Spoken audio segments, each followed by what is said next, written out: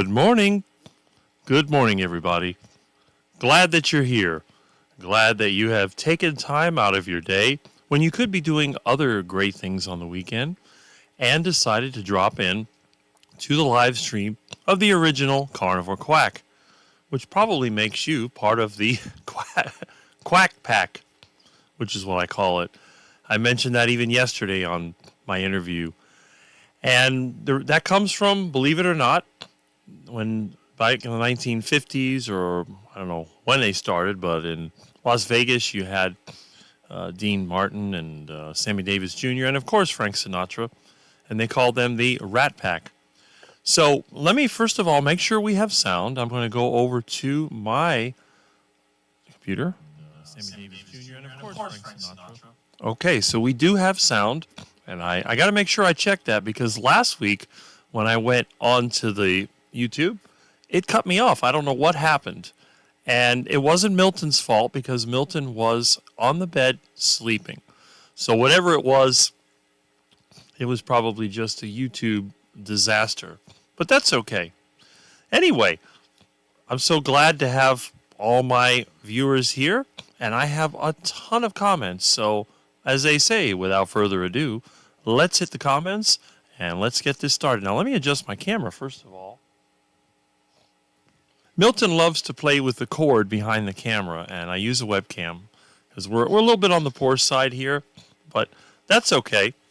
And I know some of you that are on YouTube, you use virtual backgrounds and you run into problems. Well, my virtual background never has a problem because it is an Amish-style background, which means it uses no electricity, and it's the real deal. So I can grab my virtual background, I can pull it out, and I can show it to you. So that makes me unique in the world of YouTube because I know a lot of YouTubers use these library-type backgrounds, but they can't do this.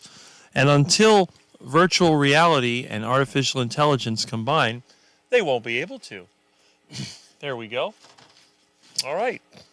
And unlike all the other YouTubers, I also have this little thing that makes my YouTube live the most unique.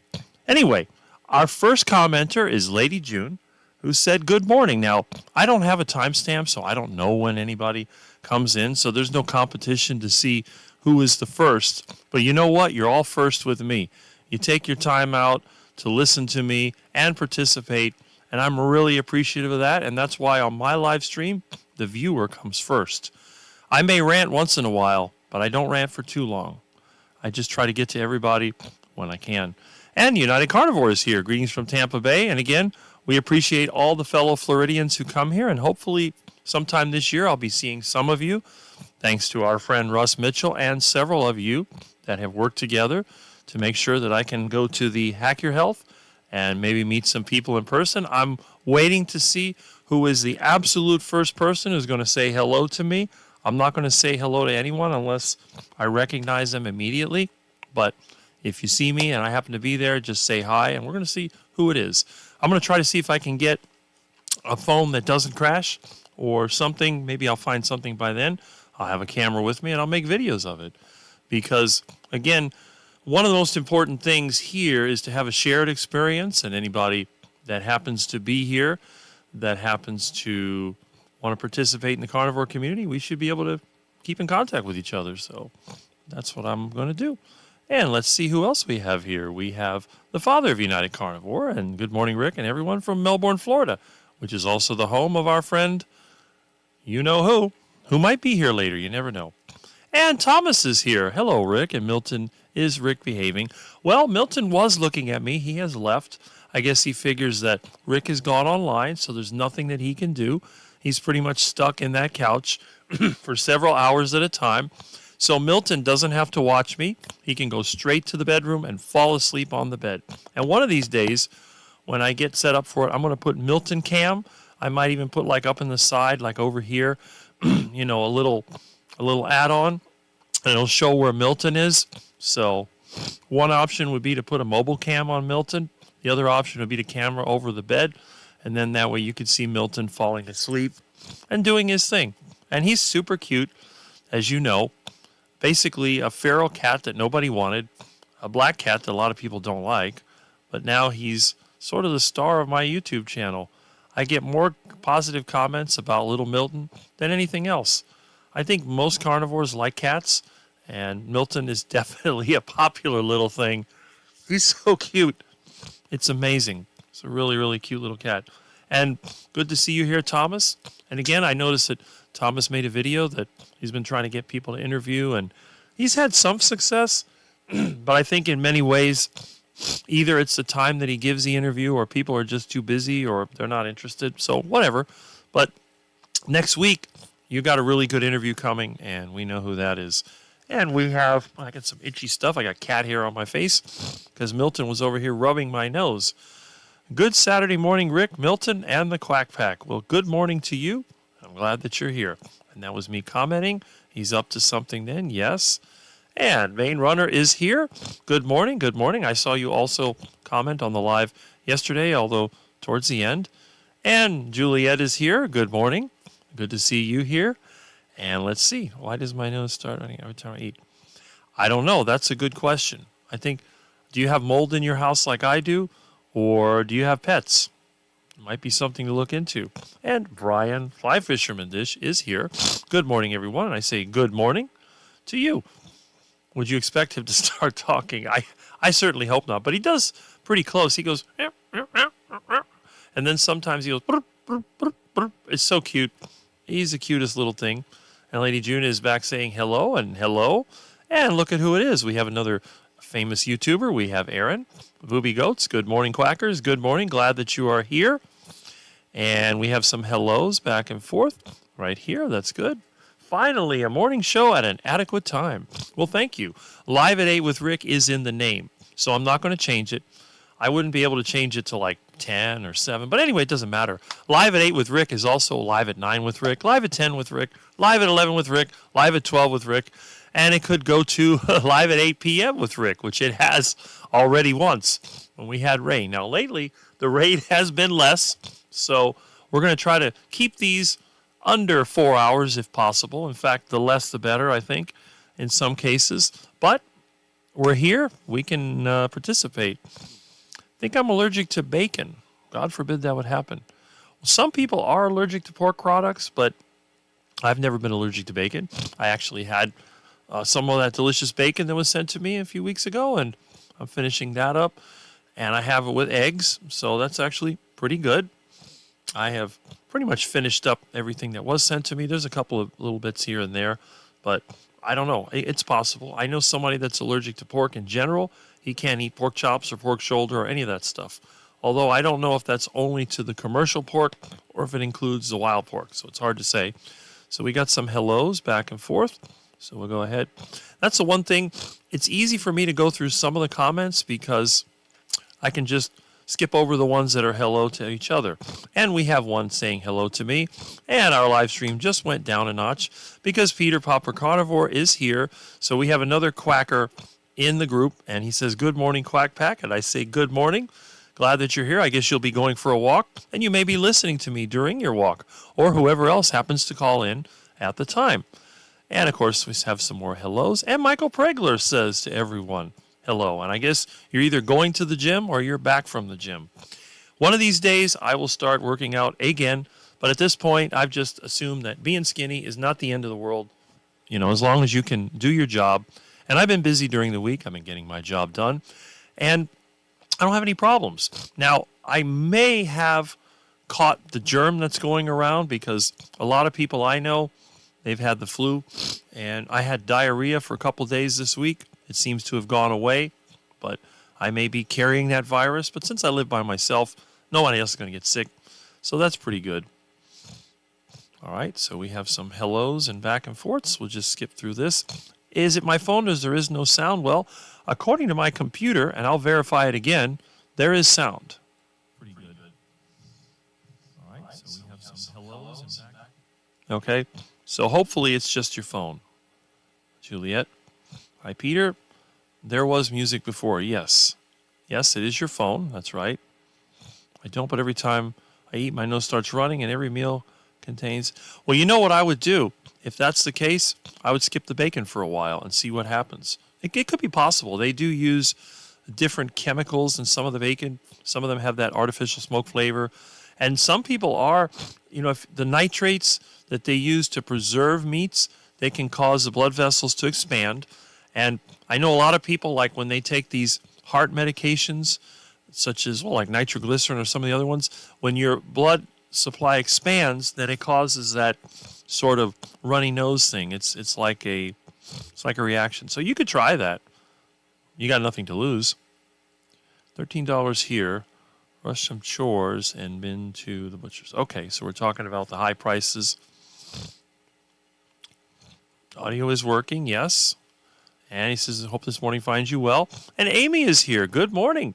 Good morning, Amy. And I appreciate been emailing me.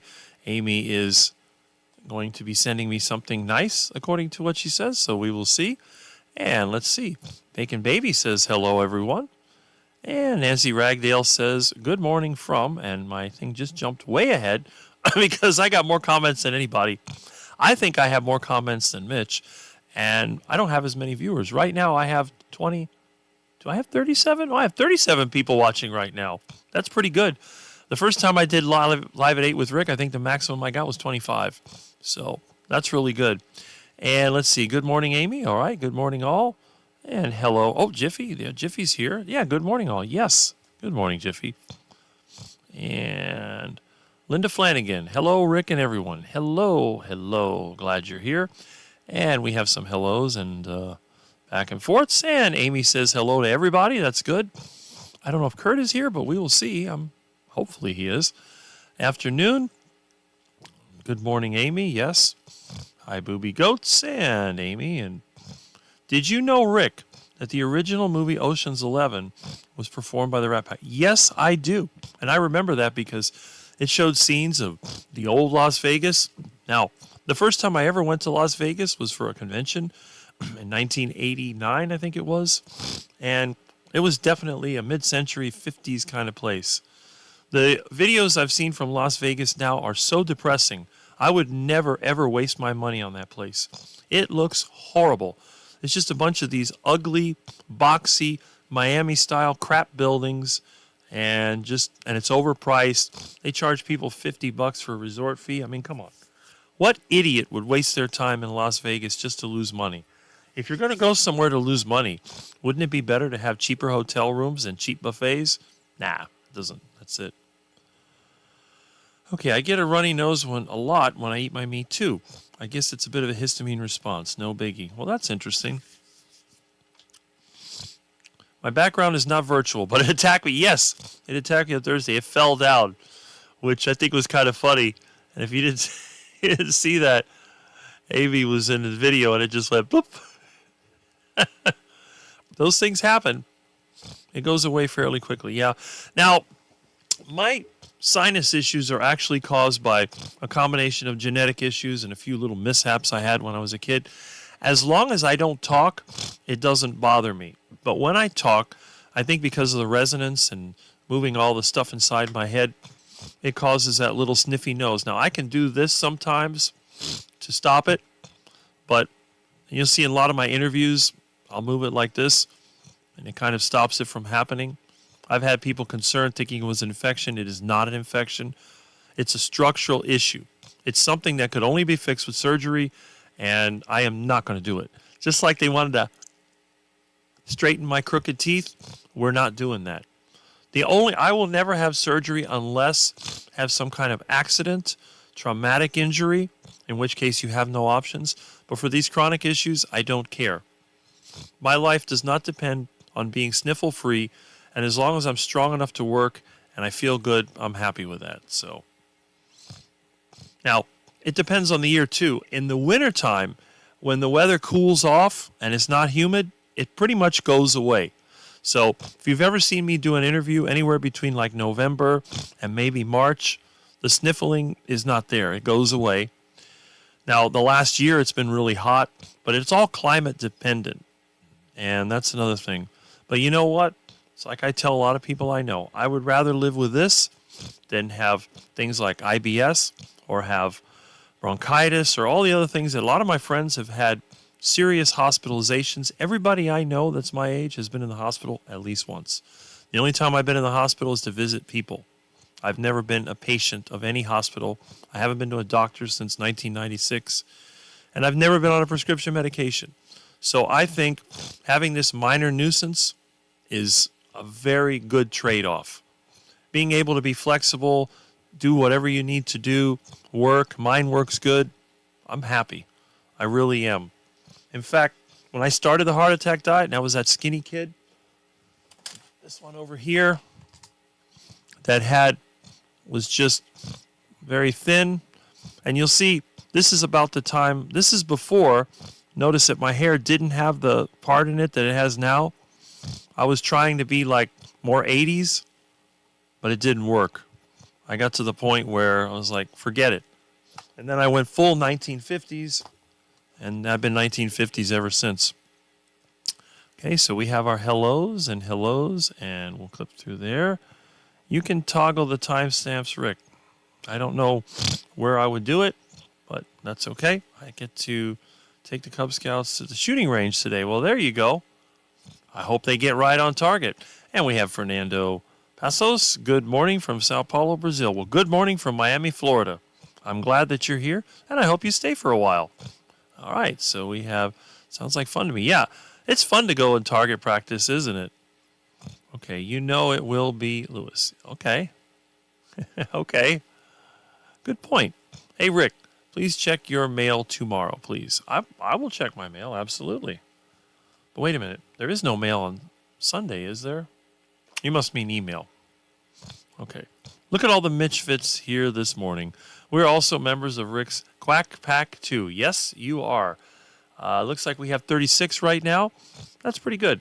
And Annabella says, hi, Rick and Milton. Well, hello. And Milton is asleep, but I'm sure he'll come in eventually to torture me, and he'll say hello. I was second, not first. Okay. I think it was Firo Grandma before me. Well, I can't believe that's amazing that YouTube would delete the comments because I only put it up, it was like maybe this time yesterday. So, YouTube is a weird thing. I told you Milton can't live stream. Yes, well, it's coming. That's the plan. Hi, everyone. Yeah, for a little while, then I wouldn't worry about it. That might be just your system clearing itself. It might be a good thing in the long run. I love black cats and all cats. Well, good. I love cats, too. I just love my kitty cats. I've had several. I love all my cats. Okay. And Bacon Baby. And let's see. I'm working a 12 to 9 day. 12 to 9 day. Okay. So I'll eat before I go to work and still have some leftover pork spare ribs for dinner. Yes, you got a deal on those ribs. And as you said, they were quite delicious.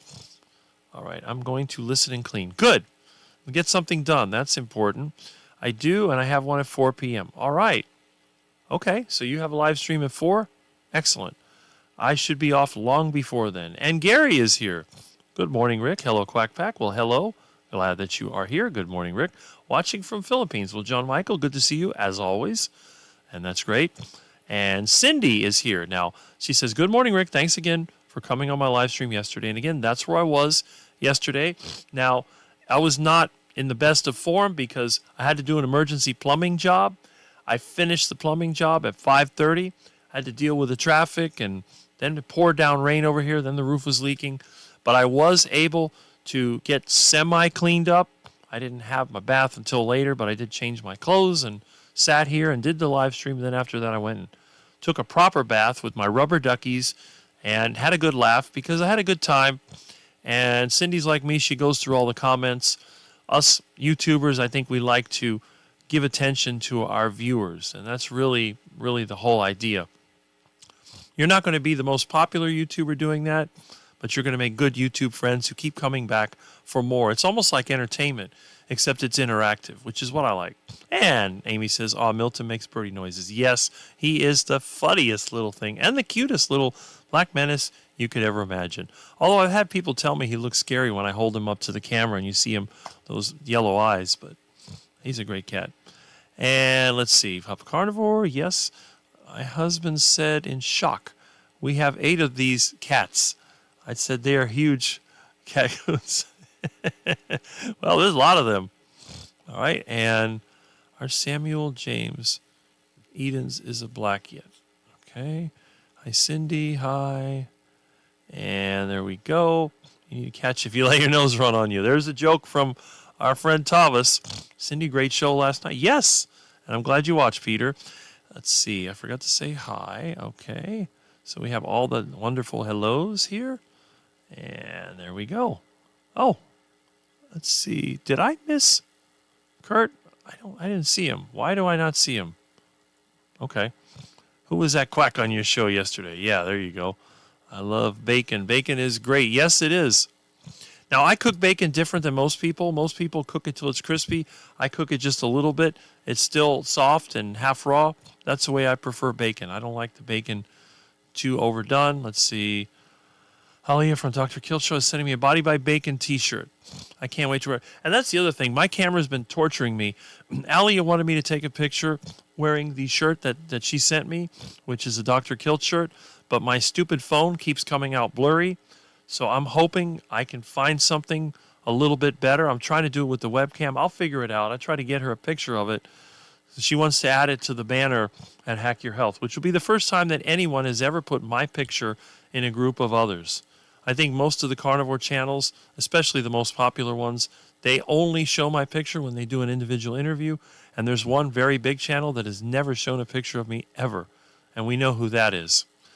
Let's see. No pets, and it does not matter where I'm eating. Okay. All right. Mine does the same. Okay. Listening, but working. So not reading chat for now. Well, Juliet, that's fine. Just listen in. And that's fine. I have a bacon t-shirt from Emma Man. Is that good? Well, Thomas, you seem to have pretty good rapport with the Carrie Man family because you're getting his wife on there for an interview and they keep in contact with you. They don't contact me much. I think they're afraid of me. I think they're like the person that goes to the Addams family and they don't want to push the doorbell button because it goes, and then when Lurch opens the door and says, "You rang," they run away. So that's kind of what I think about Carrie Mann's family. They're nice people, but when they see Lurch or Gomez Adams, they run away. And to me, I think that's what I am. I'm the Adams family. I could be the Munsters. I could be Herman Munster, maybe. He did have a cool car, so I guess that is possible. And I think Fred Gwynn was also tall and skinny like me. Okay, don't need to get to the bottom of that. It's the worst of myself. Okay, good. Any shirt that talks about bacon is great. Well, I think we all like bacon. And Amy was mentioning this before. I got Linux Ubuntu installed on my old computer that was crashing with Windows 11. Not one crash yet. I'm struggling to get RDP set up. I'm a little rusty on Linux commands, but I'll keep work. Well, with Ubuntu, most of it is sort of automatic. But yeah, getting to the command line can be a little bit of a challenge, and some of them don't even have root access. You have to use a sudo, but you'll get it. You're a smart lady. You'll figure it out. Good. All right.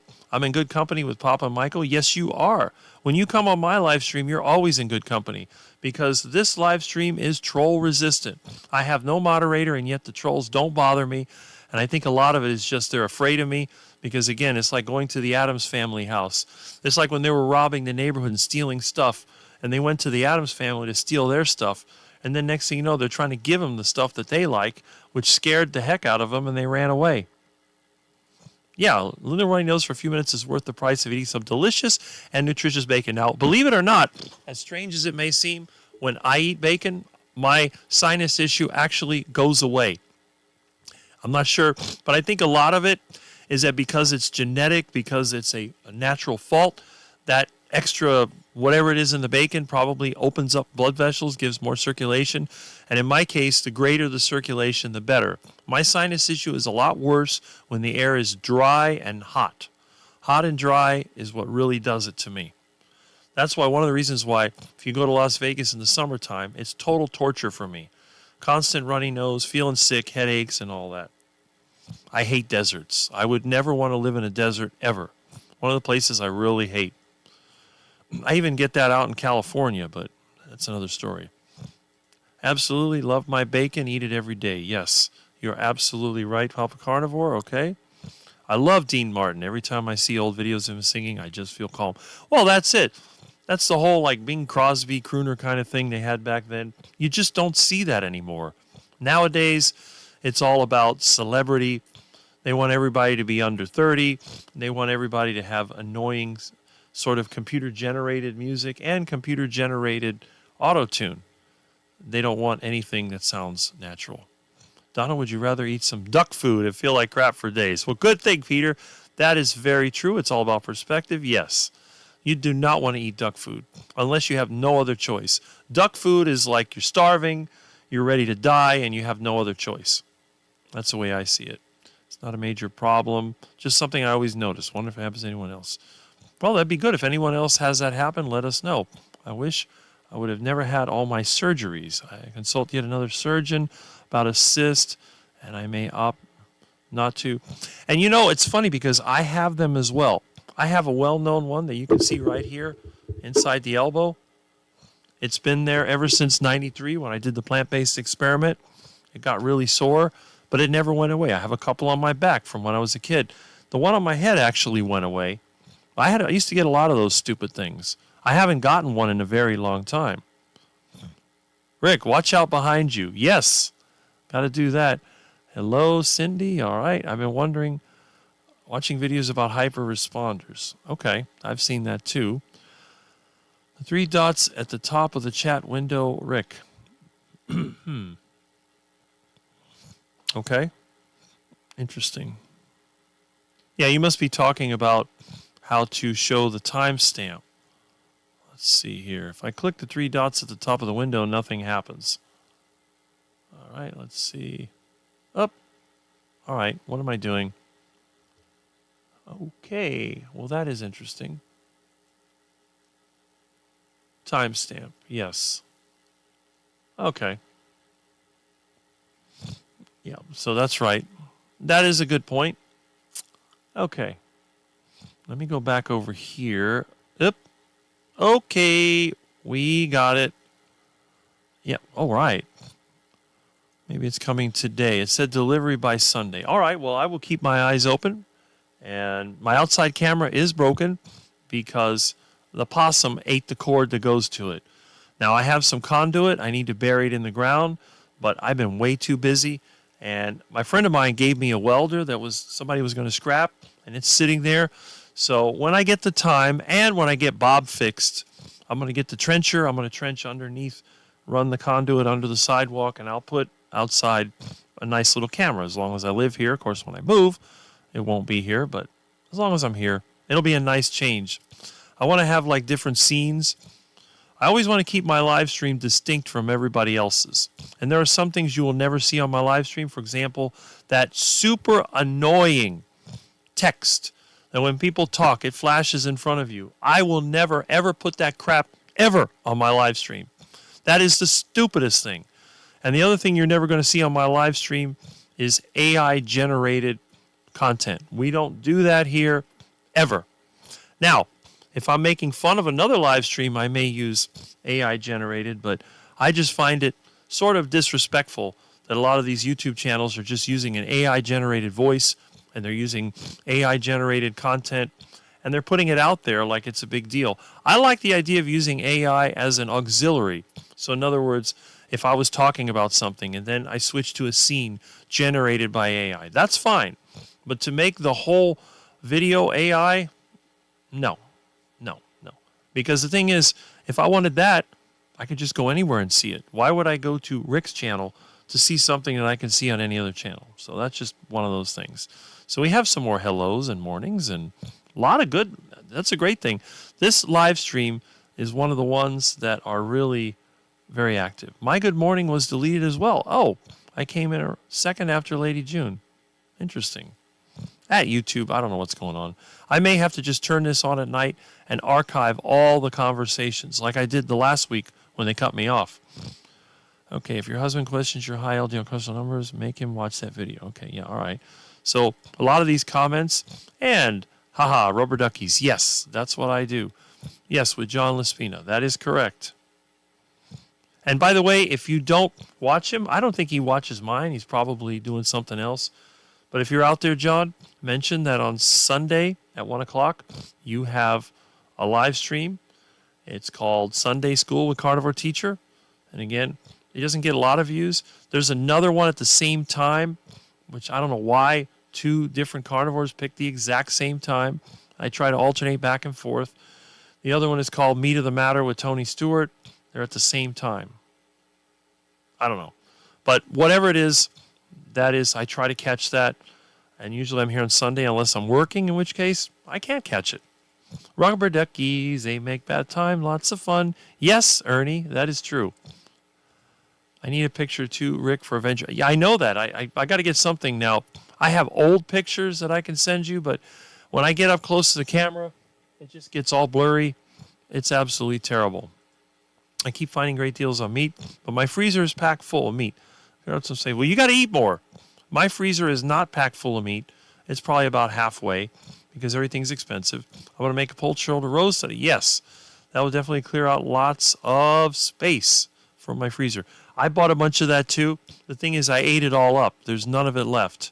With my appetite, it doesn't do it. I don't know, Rick.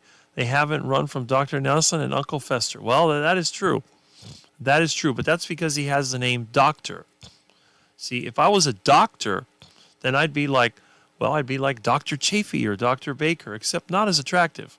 But I'm sure there's some people that like skinny guys too. As long as it's not other guys that like skinny guys, you're good.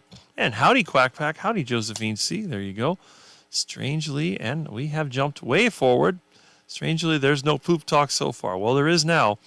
I have two moderators for my channel to help me with questions. Yes. Well, look at Michael Bublé. He tried to recreate that 50 style. Yes, he actually did. That is a good point. I remember that. I wonder whatever happened to him. I think he did pretty well. Am I a moderator on your channel yet? All right. Well, I know you're on Mitch's channel. You have been. I thought you forgot. Okay. I'm a moderator on a couple channels, like Dr. JV's channel and a couple of other non-carnivore channels. I finished my dishes. Yes, you and Lewis. Lewis, okay. Trolls avoid your channel because they are deathly afraid of you. Yes, I think that's what it is. I had a cat named Possum. She was the cutest tortoiseshell kitty. Well, cats are awesome, although sometimes they can be vicious. If you saw Milton when he was vicious, you'd run away from him because he's like a little black panther. Yes, AI sucks. I don't like it. With him being so tall, they think he is one of them. Right? That's true. What about Bob? That's a good question. What about Bob? Which Bob are you talking about? Are you talking about Bob at Carnivore Talk? Or are you talking about semi-retired Bob? Those are two well-known Bobs. And for some reason, YouTube stopped sending me semi-retired Bob's videos. And I have to go and look for them. I have to actually look for his videos because YouTube stopped promoting him. And I've seen this a lot. YouTube starts pushing some of these larger channels. I'm thinking, how many Homestead Hal videos do I want to watch? I've already watched all of them. I'd rather watch some of my, the people that I contact with. Now, semi-retired Bob has invited me to his birthdays a couple of times. We've had some good interviews, and he's a friend of the other very popular one, which is Dave or Dave Mack, that has done all the interviews, who started with me. So there's like a few of us that are really connected. And then it seems like the bigger channels, they just they do their own thing. Like the Dr. Berry channel. I never watched Dr. Berry. I haven't watched his video. I think I may have watched one or two this year. I don't have the interest. I don't feel like spending my time watching a video that is just saying the same thing that I've heard over and over and over and over again. I have reached carnivore burnout, like Mitch was talking about. How many of these carnivore videos can you watch and not get bored? And who cares? Take the day off and eat meat. That's all you need. Just eat meat. It's simple. Why does it have to be so complicated? Why do we have all these people now doing carnivore coaching? And it's like even Mitch said, we're going to have more coaches than players pretty soon. Way too much competition, way too much going on. And this is one person that will never be a carnivore coach ever. Now, I can teach you different things. I could be one of the carnivore teachers, but I will not be a carnivore coach because the only coach that I follow is the roach coach to get some duck food. When they empty out the roach coach over there in Hialeah, I get a bucket, get a bunch of that stuff that's left over, head over to the canal, and throw it to the ducks. So that's my only coach. I'll leave that to everybody else. You can do that because you're not going to get competition from me. And even though I do a YouTube channel, I don't consider myself a YouTuber because I make zero money off of this. And I will show you how much money I don't make. I am very open about my YouTube experience.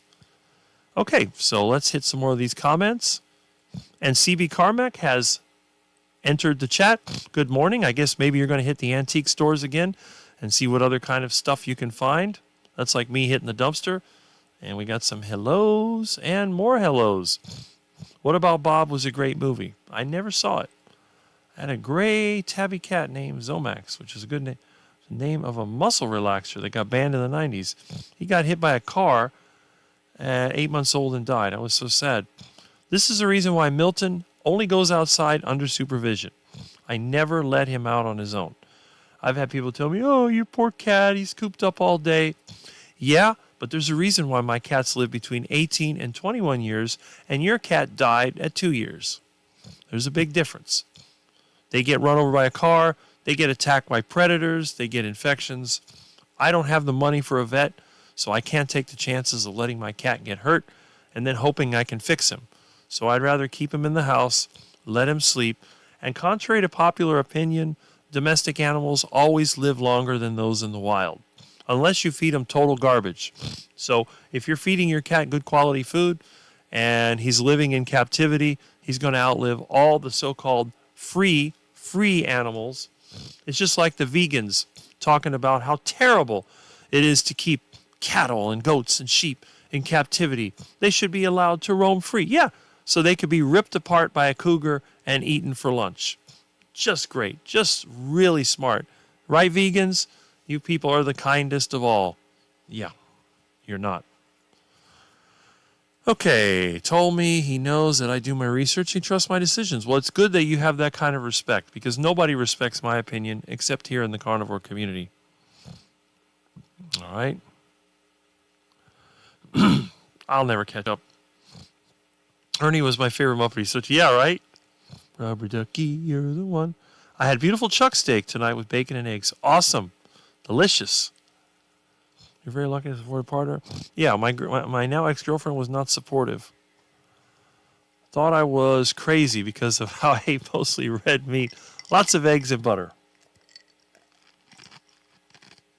Kitchen Witch 1885. Stopping in to say hi. Still helping my mom move to the country today.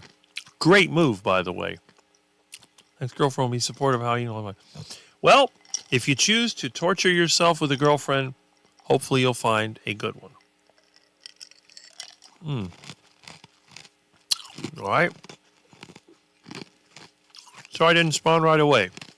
I was on my way home from breakfast, and I accidentally went to Rick's body from yesterday until I realized it was the wrong place. Okay. You must mean the live. Nobody wants to see my body. How I live my life, rather. Peter, if they're not supportive to the curb, they go. Yes. Yes, for sure. Bye-bye. You should paint for trolls on your machete. It's around here somewhere. But don't worry, I have something better than that. I have a poisonwood tree and a manchineel tree. So if you're a tree hugger, I tell them, well, go hug those true trees over there and see how much you enjoy it. If my next girlfriend buys me meat, bacon, and eggs, I might fall in love with her. Well, I hate to say it at this point. If I shouldn't say this, but I always said my ideal girlfriend would be somebody built like Sean Baker with a blonde wig. If somebody like that came over and had me bacon and eggs and meat, I'd be like, that's my new girlfriend. Yes. She may be bigger than me, and she may be able to bench press me, but that's still my girlfriend. CB Carmack, hi. There we go. He has seen all the good results he has had. Oh, that's great. Give the gift of health and meat. Yes. Don't give him cheap duck food. Give him delicious meats. Yes. I love the scientific. I love getting casual. Gives me something to do besides hunting. That's right. And you know, when you're a carnivore, your mind works a lot better than the average person who's not. So you kind of get this need for knowledge. I have that too. That's why I live in a disaster area. And a massive chuck steak with bacon and eggs. Awesome. All right. How's the pain? Okay. What about Bob, Rick? It's a great comedy. If I had the time, I don't have the time to watch any movies. I'm always so busy. Let's see. And CB Carmack says, I am not going to be a carnivore coach. I have a wide range of spectrum of dietary knowledge. It's not about carnivore. And it's about sick, lost people getting healthy. It's health coach. Okay? Cat died from a snake bite. That's the problem when they're outside. You never know. Carnivore coach? Nope. Nope. Making pork ribs on Monday to celebrate my race on Sunday. Oh, okay. Nice. Vertical. Hope I fish a vertical position swallow face. Well, that's right. Hopefully you don't fall over. Excuse me. I'm not going to pay to be carnivore or keto health coach. Yes, I've been as knowledgeable as any of them, and I provide my coaching free to anyone who wants my help. Yes, you do. You're always commenting in the different live streams. Some people get aggravated, but you feel free to do it here anytime you want. The pain is bearable. Okay, so let's see. I've got me a boyfriend now. He's thinking about carnivore. Well, good for you. Good for you. I hope that he is a real man and not a duck, waddling and quacking, eating duck food. Content or coaching business, I don't want the word carnivore anywhere in my title. Well, the other thing, too, you could be like one of these motivational speakers where you basically just give people ideas on what to do, and you just include the carnivore lifestyle in it. But that's it. That's what they used to call life coach or whatever, but hey, there's a lot of people out there that have a lot of problems. And see, I do that for free. My friends call me up. It's like yesterday, I had a friend call me up with a car problem. And I told him what to do, and I was right. He had a weird noise. He said it sounded like one of those spaceships from that movie, War of the Worlds. I said, it's your belt. But I just changed the belt last year. I said, your serpentine belt is going bad. Change it. And sure enough, the belt was bad. It was frayed at the end. And thankfully for him, since he bought it at AutoZone, it had a 1-year warranty. And it was 3 days away from being a year old. And when he looked it up, he went to AutoZone and said, hey, it's under warranty. Here's a new one. Put the new belt in there, and guess what? No more War of the Worlds. No more alien sound. If he wouldn't have replaced it, it probably would have broke when they went on a road trip, and then it would have been a family disaster. I like the term meat-based best. That is right. Okay. Well, there you go. Some people appreciate it. Unfortunately, I needed an endoscopy because of some bleeding issues. Well, you got to get done what you got to get done.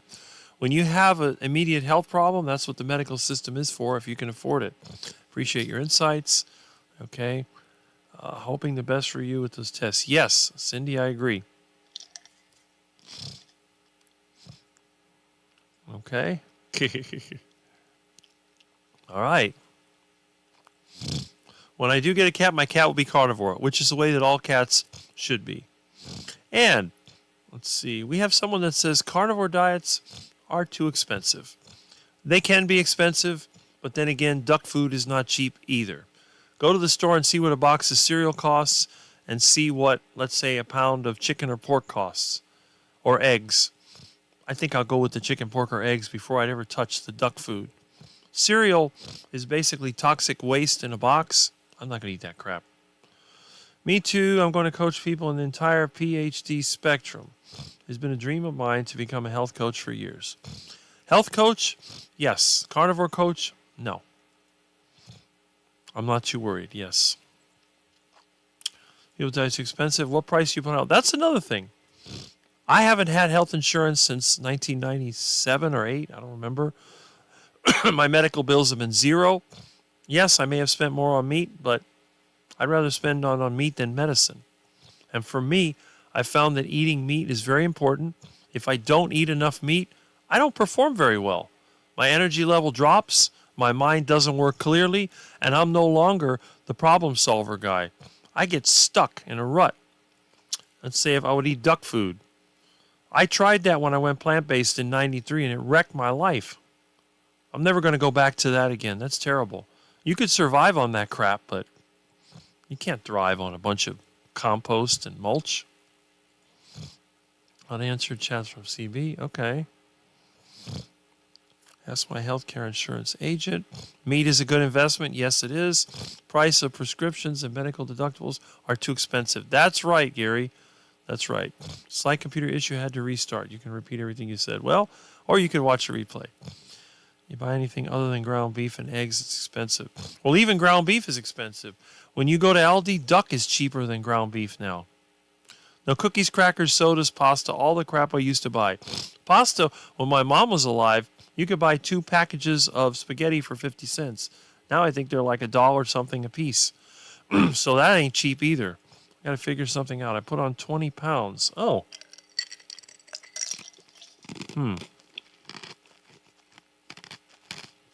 I don't think high fat works for everyone. I think I need to track and watch macros. Well, you got to remember something, Amy. There's a big difference between someone who's been skinny his whole life and has tried to gain weight, stuff himself with as much fatty meat as possible, and didn't gain any weight. But you know what? I did add body fat and some weight when I was stressed out taking care of my mom. And I ate the exact same food. I cannot find those pictures, but when I do, I will show you. I ended up with a little bit of a gut and a fatter face. And I ate the exact same diet. So you're going to have to tailor your diet to your lifestyle.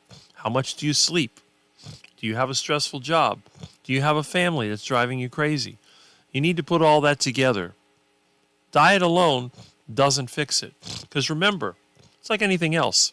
It's like you could have a person that's industrious and you give them a bunch of building materials and they're going to add on to their house, they're going to build a shop or whatever. You have a person that's lazy, you dump the building materials in their yard, and guess what? They're going to sit there until they rot into the ground. And that's the way it is with your body. Food is both energy and building materials. And the way your body uses them depends on how you've trained it and what you're working with. So if you have to track and watch macros, that's good. And again, if you're going to be a health coach, you might want to do that because you can use your personal experience as a way to guide other people. And there's no better thing than that, because you could read a lot of studies, but if it doesn't work in real life, what good is it? And you can make sure you take pictures and keep a record. So when somebody else faces the same problem, they'll be able to take your solution. Don't think of it as a setback. Think of it as an opportunity. This is your opportunity to test the theories that you have. If you're like me and you have all these theories about weight gain and weight loss, and no matter what you do, you stay the same weight, that's not a really good way to verify it. But on the other hand, let's say that for some reason you were a person that was overweight or underweight and you were able to fix that. Now you have the real world experience. This is one of the reasons why some of the people that you see that are very popular in the carnivore space, they're not doctors, they're not experts, but because they were overweight. Now, for example, what's the guy up in North Florida? Dante Ferrigno. A lot of people talk about him. He's not a doctor. Why do they talk about him? Because he was overweight and unhealthy. And through the carnivore diet, he pushes that lion diet, he was able to get healthy, get a good physique, and gain a following. So you can do the same, and you will. Just don't let it get you down. Don't let the weight gain get you down. Think about it as an opportunity. This is your chance to make progress. And you will, Amy. You will. I guarantee it. I know the type of person you are. It doesn't have to be expensive. You can do carnivore, hot dogs and ground beef, chicken, pork. Yeah, although hot dogs are kind of expensive.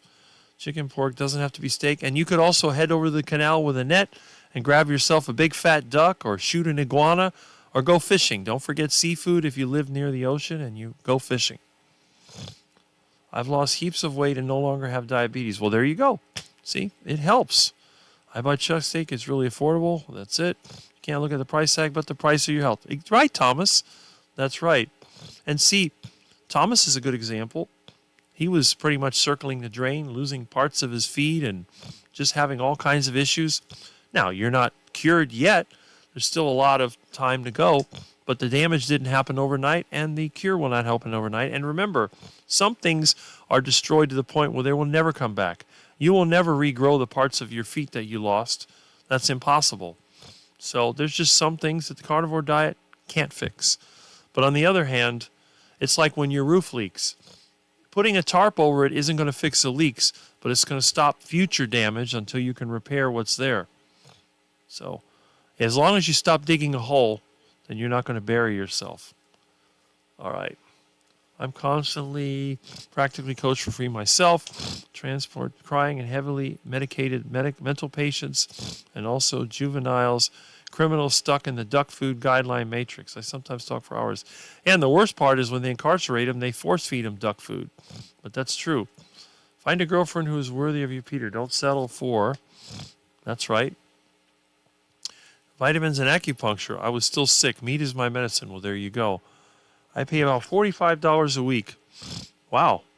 I used to, $140 a week and save additional $150 on copays. This carnivore reversed type 2 diabetes, high blood pressure, IBS, etc. See, Juliet, that's the thing.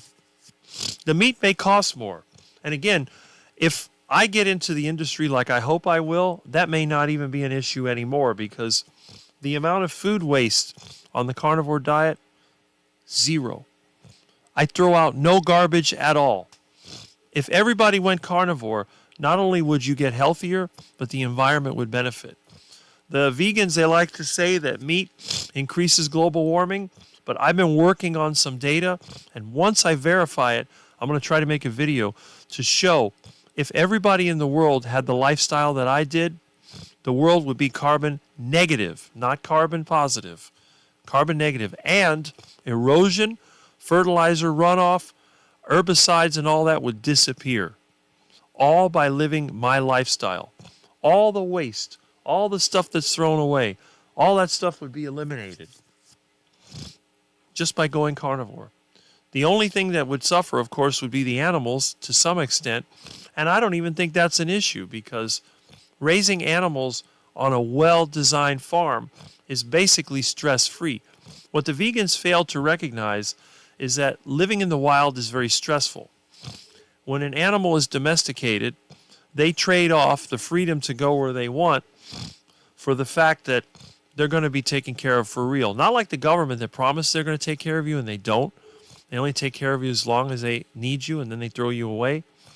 But when it comes to raising animals, now with our pets, we don't eat our pets, so we try to feed them. But people take it to the extreme, and this is what also bothers me. I know somebody, she's got a 15-year-old dog. The thing looks like it's been through a wood chipper. It's losing its eyesight. It's falling apart. And she's going to spend $1,500 to have the eye surgery on a dog, on a stupid dog. And again, I'm not saying it's wrong to have a pet. I love my pets. But I ain't spending no $1,500 to fix my animal. Because in the wild, when they get old like that, they would have long been turned into food. That's the reason why wild animals don't have that problem. What I prefer to do is to feed them a meat-based diet so they stay healthy their whole life. And when they do get old, the decline is rapid. Or like Garfield, my orange cat, he never got old looking. This cat lived to 21 years old. He never got sarcopenia. He was strong. He was still lively and playful. In fact, a week before he died, he was attacking my shoe because my shoelaces got loose and grabbed onto it and was pulling me. And the cat, at one time, he weighed 20 pounds. He was a big cat, and he wasn't fat. When he died, he was like 16, 17 pounds. He did lose some weight, but he was still strong. And he just died in the kitchen next to his food dish. Just, boop, that was it. So, but eventually, they all end up dead. And if you're going to raise animals, you raise them on a farm. And basically, they're either going to get old and die, be eaten by a predator, or be taken out by the farmer or slaughterhouse or whatever. One way or the other, they're all going to turn into compost. So rather than having them rot on the ground and be eaten by scavengers or be ripped apart by predators, I would rather cook them myself and enjoy many delicious meals off of an animal that lived a relatively good life. Because if you think about it, cattle especially are valuable assets. No rancher or farmer is going to allow their cattle to be sick and diseased and suffer because that's just money you lose. But It takes a long time for the vegans to figure that out. Okay. No more meds. Yes, and I've never been on meds. I'm not doing super high-fat carnivore now. Okay, good. For some people, it could put on weight. That is true. For me, I like it because I work all the time. It is 128. Okay, that must be your blood sugar. All right. Tapered off. Yes. That is true. All for a long time to avoid side effects. Very important. I gained weight when my dad was. I see it again. Same thing happened to me with my mom. I nearly fainted. Blood pressure medicine. The doctor told me to stop taking my medicine. Yeah, because it was too low. All right, let's see. Cindy says, off blood pressure meds after 50 years on them. Also no longer pre-diabetic. I didn't start keto till I was 62, exactly 5 years ago. And see, Cindy's not even carnivore. She's keto and still got benefits.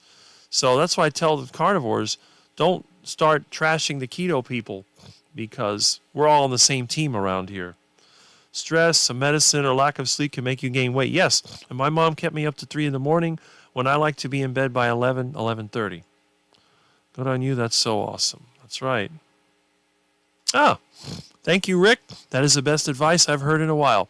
Well, I'm glad, Amy, because the thing is, I know what you can do, and I have a pretty good idea of what you will do. So I'm just telling the truth. It is something I never dreamed I would write. On zero meds, yes, or hope for. Crazy. I eat BBBE and BAM. That's right. Bam. You did it. It's not that hard. It doesn't require any advanced medicine. Very simple. I thought I had more knowledge than I did until I joined Kiltz's health coaching course. Also had some concept of coaching until I joined both academies. Coaching is a totally different approach. Cleaning out closet and donating clothing that is too large today. Well, there you go. Chuck roast is $9.99. Love it so much. Yeah, they're expensive. Are you kidding me? I was clogging the drain. Yeah, well, you were circling the drain, but it's a good thing it was clogged because you didn't go down. I wish I had time for Kiltz's course. Yep. Coaching class opened my eyes. The coaching is not about telling people what to do. I think it's more about motivational speaker.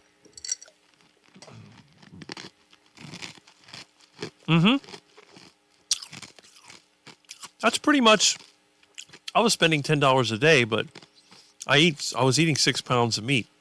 So I'm the exception. I eat a lot more. I eat double what the normal person eats. Yes, practicing vision course, just eat meat is excruciating, right? People who tell people what to do are not coaches. No, they're politicians and dictators. You have so much less rubbish on carnivore. That is correct. Best way to get rid of clothes that remind you of the old you. There you go. Incarcerated, I think one can negotiate. Okay. Persistent or maybe what it takes. Trade cigarettes for eggs and meat.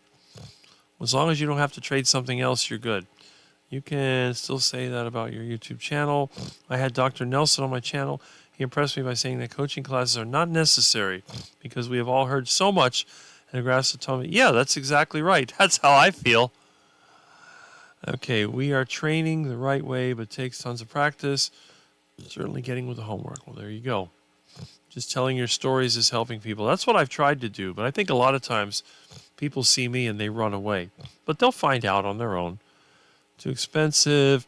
I save tons of money. Yeah. Leptin is high and ghrelin is low. You don't eat nearly as frequently. Yes. Now, I eat 3 times a day, but I'm the exception. Some people get by on 1 meal a day. I can't do that. I need room for new stuff, especially when the seasons change. I agree with that, Cindy. Cats love shoes. Yes, they do. Sometimes they get stepped on by accident, but they do love to attack your shoes. I want to do myself makeover when I get a bit smaller. Well, there you go.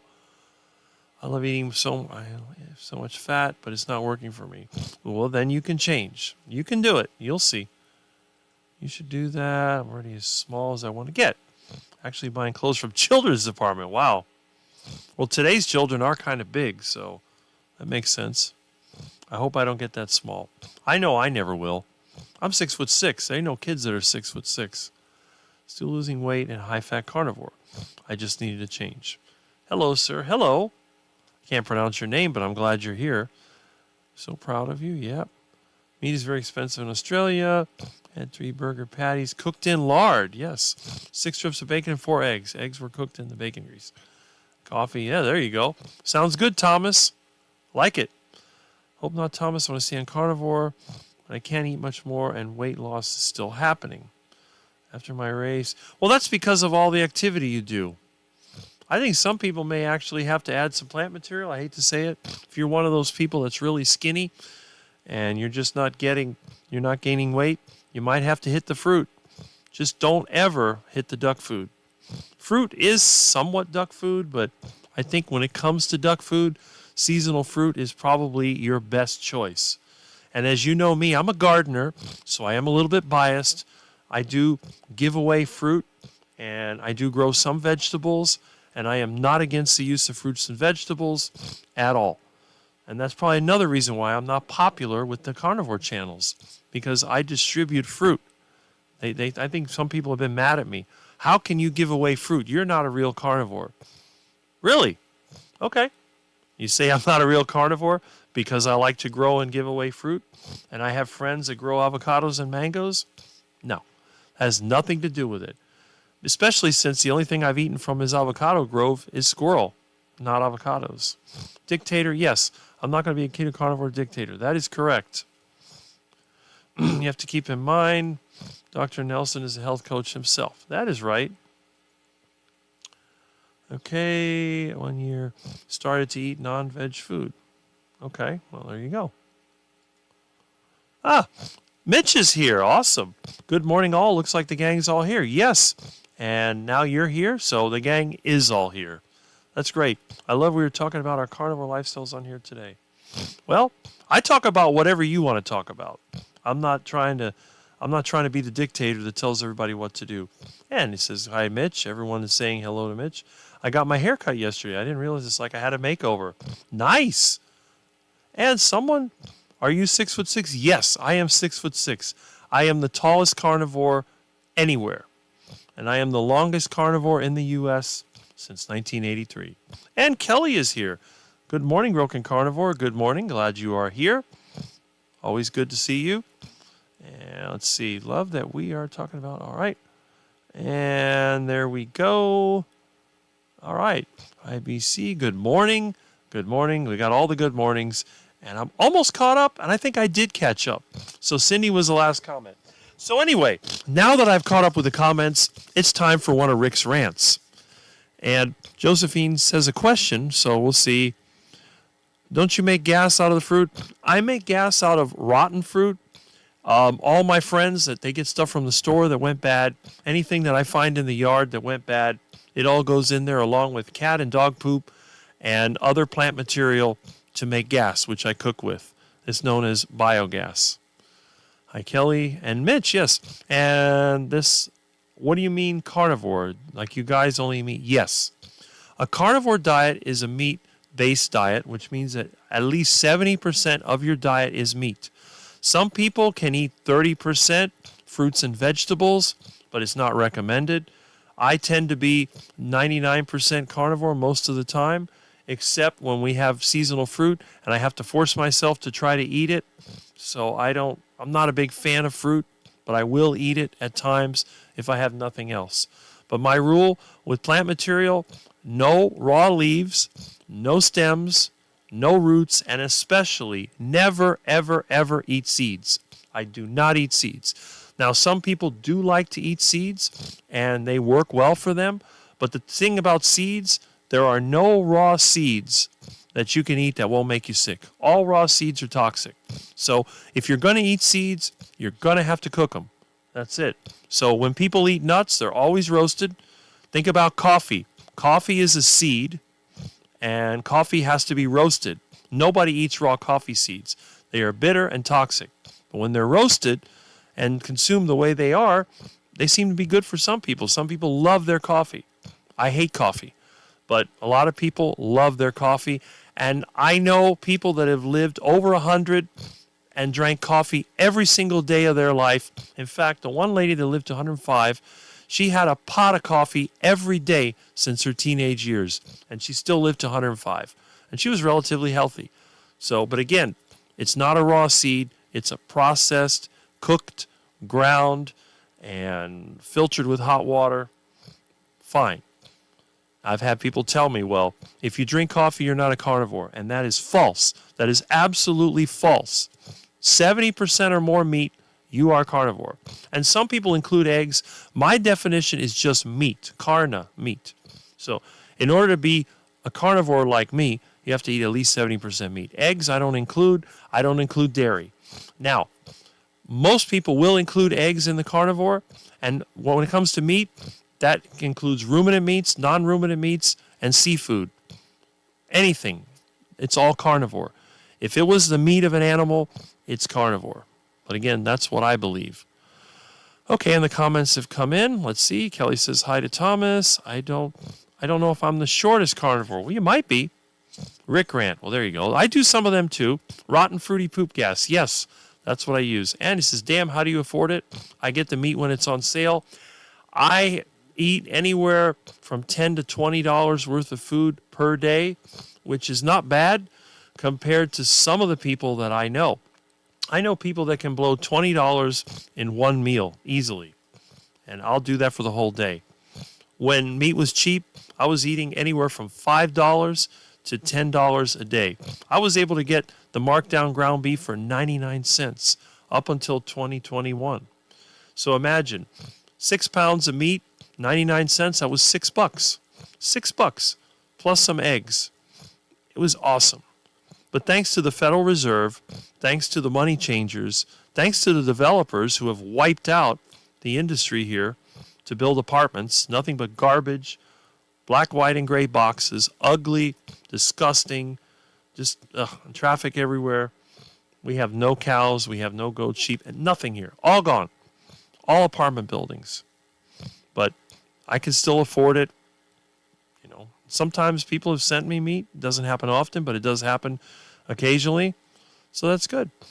All right, so Amy, meat is pretty expensive. It is now, but again, you go to the store, and they actually sometimes give away meat at the food drive at the church, especially lately, because the most overpriced store down here is called Publix. They sell the meat for way too much money. They end up throwing out half of it, and they give it to the food drive, and then sometimes you can get ground beef from there. And what they'll do, you know, in the old days, they used to mark it down, but a lot of stores now don't mark it down because people wait, like I do, until they mark it down, and then they run and buy all of it. So what they do, they'd rather throw it away and just sell the expensive stuff. But to get a tax write-off, they give it to the food church, and then that way they can write off the expense. So that's kind of how that works. He charges about $300 an hour, but sometimes goes 2 hours with a client. $300 an hour. Okay. Anybody that would pay that much has got to be rich. My last fruit was on Christmas. There you go. Yep. Maybe not spelled right. About beauty on imperfection. Well, I think the reason when he explained that is because of his faith, that you have to be broken to receive the faith, and I believe that's what it was. But Kelly can mention that if he likes. I eat cheese, but only as a garnish or maybe as a dessert. Cheese can set a lot of people back. I eat cheese almost every day. Doesn't bother me. I know people that have got constipated from it. It is impossible for me to get constipated. Absolutely impossible. No matter what I eat. I've tried. One time I ate 3 pounds of cheese during the day. Didn't get constipated. It is impossible. My body cannot get constipated no matter what I eat. However, at the drop of a hat, I can get diarrhea. If I eat the wrong food, if I eat any duck food, diarrhea is coming. So we're all different. But if cheese bothers you, you really need to avoid it.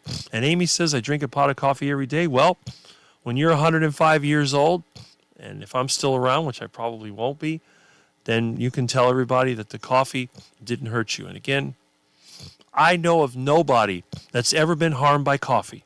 So if you're a coffee lover, as Mitch always says, drink it if you got it, because it's not going to kill you. Coffee is not dangerous. It can cause problems to some people. I know other people that got heartburn from coffee. They quit the coffee, the heartburn went away. But if you're able to drink that stuff and it doesn't bother you, don't feel guilty about it. There's a lot worse things you could do. I work for a guy that drank about 10 to 15, 24 ounces. Yeah, right? The thing I would be concerned about is why somebody would have to drink that much coffee. If you have no energy and you have to drink that much coffee, you got some serious health issues you might want to look into. But again, it's your choice. No one should be telling anybody else what to eat unless they ask. Someone says, what can I do to lose weight? Or what can I do to feel better? Or what can I do for this? And you tell them. But really, it's their choice. It's your free will. Do you want to do it or do you not want to do it? Would you rather be waddling and quacking or would you rather be stronger and maybe a little healthier? Who knows? Dr. Nelson told us what he charges. Maybe he said that, Cindy, to keep out the competition. Well, there you go. I hear that thousands of times, but no. Box of cereal half full of air and toxic material, weigh a pound of cereal. Yeah, compare to ground beef, compare the price. That's right. And I made a video on that. Actually, I made a couple of videos on that. Look at the price of duck food versus meat. The meat is actually cheaper. And the thing about meat, once we can stop these stupid developers from turning cow pastures into apartments, we have way too many apartments. I think the secret to fixing the problem would be to get rid of the Federal Reserve, get rid of the central bank, that eliminate that cheap source of funding that lets them build this crap that nobody can afford and nobody wants. And then a lot of these apartment complexes are going to be abandoned. Nobody can afford them the way they are. So they have a choice. Lower the rent so that the younger people and older people, which is their market, can live there, or just let it go and abandon and tear it down, and let's get back to a cow pasture. One condominium complex wiped out could be 40, 50 acres of cow pasture. And instead of two-legged cattle that produce nothing, you can have four-legged cattle, and you not only can you produce meat, but you can produce milk and cheese and all the dairy-related items, and you can produce leather. These are all valuable commodities that we can use. And instead of having runoff from parking lots and sewers and septic tanks, you can have cow manure, which can be composted on spot, turned back into grass, and turned into meat. Contrary to popular belief, cow pastures do not put runoff into the water supply.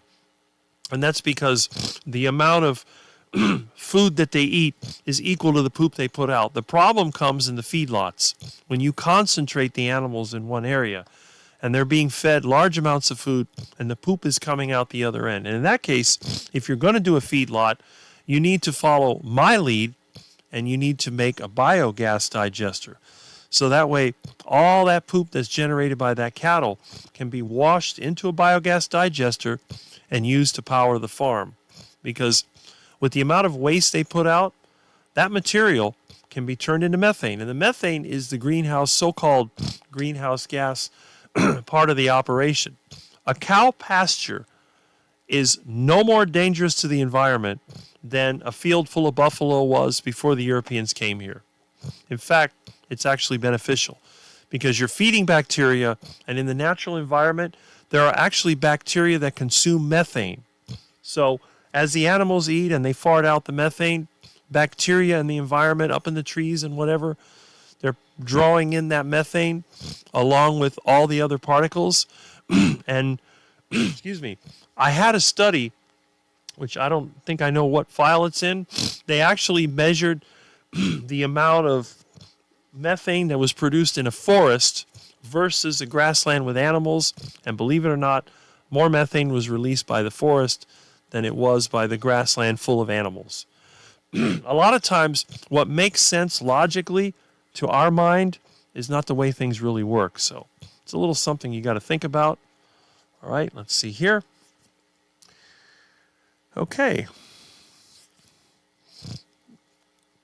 So much for me helping Doug move furniture. He got annoyed. I'm still chatting, so I went out for breakfast. Well, there you go. I read my comment about leptin and ghrelin eating less frequent on meat eggs. Yes, that's right. It's not that expensive. I'm sure Dr. Harry's kids are shorter. Yeah, right? I have a feeling they're going to be quite tall, but you're right. I can be bribed with bacon, so you'll be fine. Well, there we are. All right. It's amazing how many comments come in here. Okay. Accidentally pressed enter. No problem. Keep trying. You'll get it. I was thinking of adding something to help me gain. There's nothing I want to add non-carnivore. Yes, my burger looked like soup. Let me see. What the heck? Oh. With all the butter. I had to eat it in a bowl. Yes.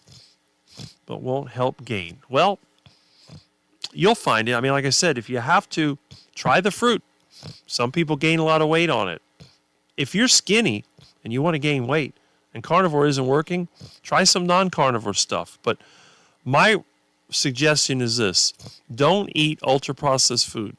If it's something you don't recognize from the wild, don't eat it. Now, I agree, modern fruit is not wild fruit, but at least you know what it is. You know what an apple looks like. You know what an orange looks like. Does anybody know what sodium phosphate looks like? I mean, I do, but not everybody does. If you read the ingredients on a box and you don't know what that ingredient looks like, don't even think of eating it. Maybe don't even feed it to the ducks. You might poison them. I'm fine with cheese. I'm not addicted. And again, if you're one of those people that can't gain weight on carnivore, try more dairy. Some people seem to gain a lot of weight on dairy. Yogurt, cheese, whatever. Give it a shot. If you're not allergic to it, try it out. Try and go without the cheese and milk for a month and see what happens. Well, there you go. Now, Thomas, you're the kind of person that tends to gain weight. So you can do it a little differently. But if you're one of us that doesn't gain weight, then cheese and milk, that's a great thing. I mean, think about it. What is milk designed to do? It's designed to make cattle grow big.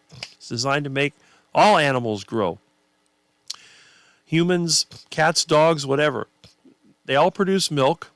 And for the first year or so, or whatever months, they'll grow rapidly. You'll grow more rapidly from the time you're born to the time you're a few years old as a human than you do the rest of your life, until you go through your next growth spurt. Eating meat and eggs curbs your appetite, but eating high-carb plants with meals causes you to snack all day on that super expensive, ultra-processed food like Cheez-Its. What is a Cheez-It? Duck foods like Cheez-It. Cheez-It. Are those little square crackers that people eat? It comes in a red box. I think that's what it is. Some things are disgusting. They smell like vomit. I can't believe people even eat them. It's like them stupid goldfish or this other garbage dessert they call Swedish fish. I thought, oh, fish. You open it like, duck food? Really? Okay. I had a friend get very sick from coffee. She was drinking a huge amount after her husband passed away. And again, some people are allergic to it. If you're allergic to it, don't do it. Or maybe moderate it. Coffee can help reduce some aches and pains. Even seems to slightly temporarily improve eyesight for me. Also, if I exercise by walking outside in the morning, there is an effect similar to coffee. That's good to know. Okay. Probably from activating adrenals by morning activity. It could be. And coffee might do the same thing. I drink a cup of tea maybe 2-3 days a week. I only have one cup. I think that's okay. If it doesn't bother you, go for it. What difference does it make? I try to add cheese when I remember I just never liked cheese. Oh, I only drink coffee for the heavy cream. Well, what about yogurt? You don't like yogurt either? But if you do eat yogurt, don't eat the commercial stuff with flavors in it. It's full of sweeteners and stuff. It might trip you into the duck food. Let's see. On the treadmill, but still listening. Well, again, you have to eat more. If you're going to keep moving around and expending that energy, you got to move. Bypass the meat aisle and go buy your $30 per pound Cheez-Its. Yeah, right? Or cereal. Ugh, that's duck food. Okay, I have to go. Good night, everyone. I love you lots. Well, glad you're here. Hope you sleep well, and I'll catch you next week. We have the opposite problem. I look at food and gain. See, Amy's different. We're not all the same. There is no one proper human diet. You have to figure out what works for you. That's the trick. And that comes from trial and error. But the beauty of it is you're not going to kill yourself by making the wrong decision immediately. As long as you don't eat something deadly toxic. You might eat different foods. It takes time to see the results. But just keep an open mind, keep adjusting, and you'll find what works for you. I found what works for me. And Again, I always wanted to be more muscular, but I decided skinny ain't bad. I don't mind being skinny. And there's actually, the older I get and I see all the friends that I've known, all the people I knew that were in great shape in their 20s, and now they've got the big gut that hangs out, I look at myself, I said, you know what, Rick, you're not doing too bad. You may be as skinny as a toothpick, but you still look the same as you did 30 years ago, and I think that's a win in my book. I have to taper coffee and think it's harder to drink much on low carb. It could be. It could be. Opposite, but still frustrating on both sides. Yeah, they're little orange square crackers. They have an unnatural, and like all duck food, people that eat duck food, they get color on their hands, and it's really disgusting. It's just, I can't imagine anybody who eat that crap. Fero Grandma says, good night, Annabella. Yes, I'll try that homemade dough. Yes, I would do that. And again, if you don't like plain yogurt, it's not the end of the world if you put fruit in it, okay? I'm not saying to do it, but for some people that if you like fruit, if I hate fruit, most of it, but if you like fruit, go ahead and add it, because out of all the things you can eat, at least fruit comes with some extra things. I mean, it's full of sugar, yes, but fruit often comes with minerals and antioxidants and all that stuff. Probably your best choice. And again, I don't know. You got to try it and see what happens. And okay, bye. Have a good night. We're glad that you're here, and I hope that you come back when you have time again. Sometimes the plain yogurt is actually sweet. It's like a buzzkill. It could be. And we've caught up with the comments again. Excellent. Now, let me get back to one of my little rants here. As you know, I get very frustrated at times, and it's already been about an hour and a half, which is typical for some of our really good live streamers. They usually go about an hour and a half, but I go longer. And the thing I want to talk about right now, yes, we talk about carnivore diet, and that's important. All of us are trying. We're trying our best. Let me see how many viewers I have. It looks like I have 47. Okay, so we have more than we had before. We're coming into that time when the viewership really goes up. That 10 to 11 period, that's when I get up to 60, and that's really quite good. All right, let's see. I usually eat more curd than yogurt. Now, let me go over here to my, let's see. Do you like live stream daily on this time? Yes. Every Saturday, Sunday I might pop into Mitch's live stream. Every Saturday, you'll find me at 8 o'clock to noon or sometimes after. And then Monday night, I usually join into the Carnivore Talk with Bob, which is at 8 at night. But a lot of times I'm working, so I don't get there until after 9. Every other Tuesday, this Tuesday I'll be there, is Russ Mitchell's Keto Cookout, which is at 8:30 at night.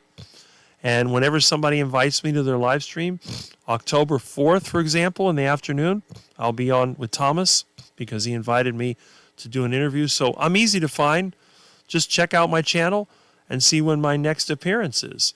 I haven't done any edited videos in a while, but I do post short videos, and I post ride and talk videos almost every day when I get on my bike and ride. All right, so let me go back to Australian time. Well, what is it, 12 hours? I'm not sure, but I'm sure you could look that up. But it's Eastern time in the United States, Eastern time. Okay, so let's see what we have. Okay, so here I am. Now, let me show you a few little things. I always like every week or so, couple weeks, I like to do a YouTube update. Okay, why is this not working? There we go. All right. Now, this is my YouTube channel. Your channel has gotten 857,710 views so far. Now, if you look at the history of my channel, you can see over here when I started. I started Thursday, July 12, 2007. Now, my channel was deleted around 2010. And you can see all the views disappeared. Around 2010, I totally quit YouTube. I made no videos. And I made no videos until right around here, 2021. I started making videos. But I didn't get a lot of views. When did the views start? They started ramping up around here. That was about the time when Dr. Anthony Chafee released his interview that he did with me. And it started going up. You can see I started posting videos 2022, 2024, and then around 2025 I started the lives. You can see the number of views has gone up. It stayed about this much. Look, I got almost 3,000 views on Friday. So my viewership, I mean, it's gone up and down. See, the most I ever got was around here. When I did that one video, 2024. So I don't get a lot of views, but I get some. And let's see, last 48 hours, not too bad. I have 3,631 subscribers. And if you look, how much money have I made in all this time? Estimated revenue of $26.41 for this entire time. So obviously, YouTube is not a source of income for me. But I just wanted to show you that. And you can see the different content, the type of audience that I have. And again, they see how this is all gone because my channel was deleted. And I guess it's too old anyway. And then they started, there was basically nothing.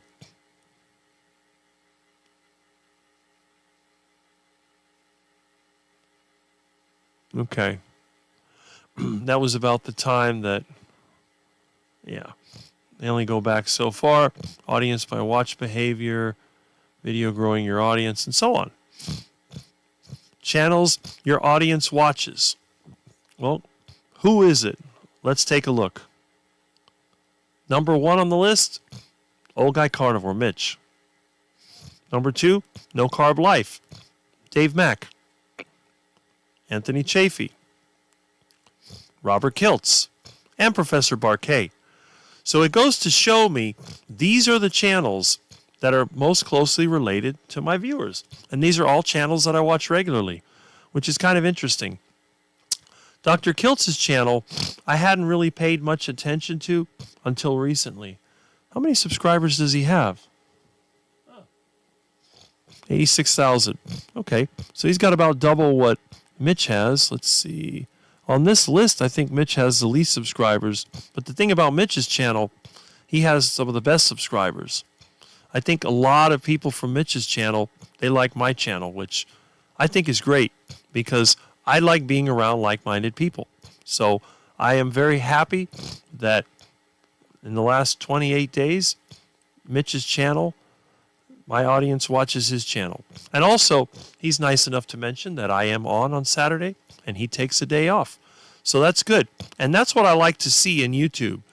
Because while people like me don't make any money, at least we can get to know people, and that's good. And my subscriber count is growing.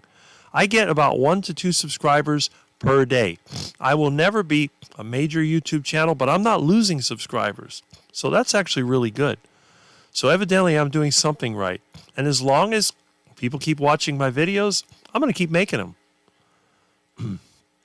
Trends. Let's see. Get ideas for next video. New videos to inspire you and so on. Okay. That's interesting. I've never seen that before. Okay. That's great. Well, anyway. As you can see, I'm not one of the big money makers. All right, so let me go back over here and let me hit. All right. Let's Let's see how many comments we have. We got a lot of them. I thought you were from Australia. Nope, I'm Miami, Florida, but that's fine. When do your clocks change? In a few weeks. I don't know the exact date. November 21. Okay, so it's that far ahead. Your YouTube channel is older than me. Well, you know what? That's fine, because I'm glad that younger people are popping in here and learning, so you can basically, you have the advantage of everybody. Do you have visible ab muscles?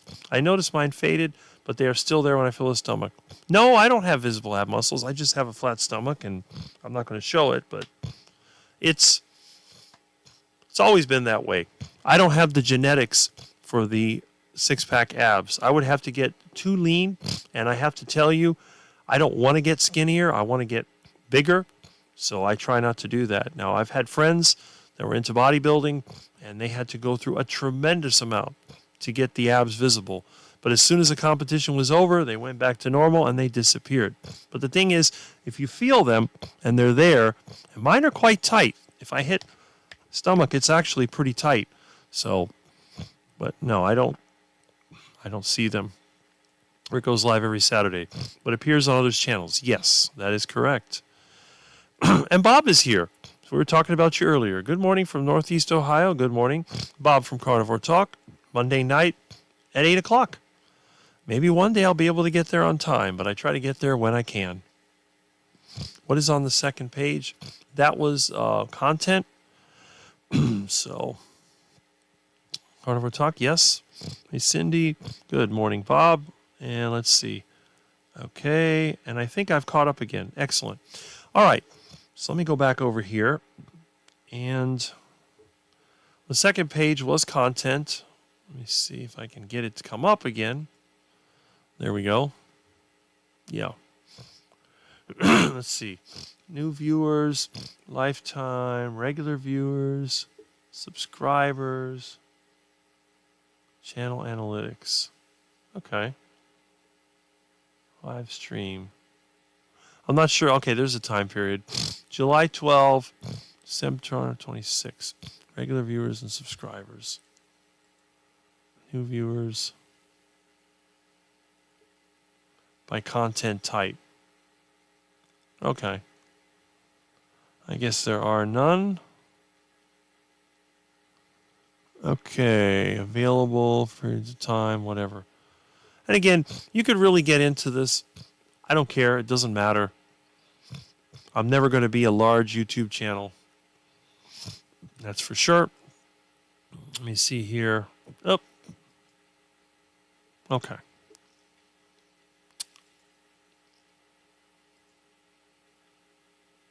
All right. There we go. And looks like we got 42 watching. That's pretty good. All right. Some of my videos, they do bring up some of the other videos. You can see most of my lives get anywhere from 200 and something to 600 and something views, which isn't bad for a live. It's actually pretty good. You can see I put my short videos in there. Some of them get a lot of views and some of them really don't. But it doesn't matter. I'm not trying to impress anybody. There's my little assistant. I'm sure you've seen him, which is good. Yeah, sleepy little monster. All right. Anyway, if you look at some of the videos that I watch, let's see. Huh, well, that's interesting. Somebody restored an excavator. So I watch a lot of different videos. They have some weird recommendations, but whatever. Okay. Subscriptions. Who do we have that's recommended? Well, there we go. We have Todd's channel. We have this here. Oh, look. Erin's recommended. And if you don't watch her channel, I don't know why you don't. Look at all those delicious birds. Got geese, ducks, all kinds of goodies out there on the farm. Oh, look. We got one from Homie How over here. Carnivore Frugal Shopping Haul. I'll have to check that out when I get a chance. Aldi's not exactly frugal. Now, Rick's shopping haul usually goes to the back of Aldi, which is where the dumpsters are. That's usually where I shop at Aldi. And I did put a video one time of dumpster meat, and so many people were so mad at me that I think it got taken down. I don't know what happened. The bubble that won't pop, that's the stock market, all that kind of stuff. So it gives you an idea. And as you know, I'm really big into looking up some of these financial flim-flams and all that. I also watch a lot of those farm channels because, again, my goal is to, to meet people. There's the old video with Mitch. So you can look through. And by the way, you know who this is, don't you? Yes. Remember him?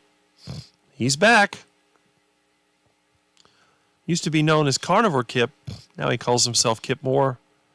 I think he's still on the carnivore diet, or at least a meat-based diet, and he's still trying. And now he's using his faith in God by reading the Bible to encourage him.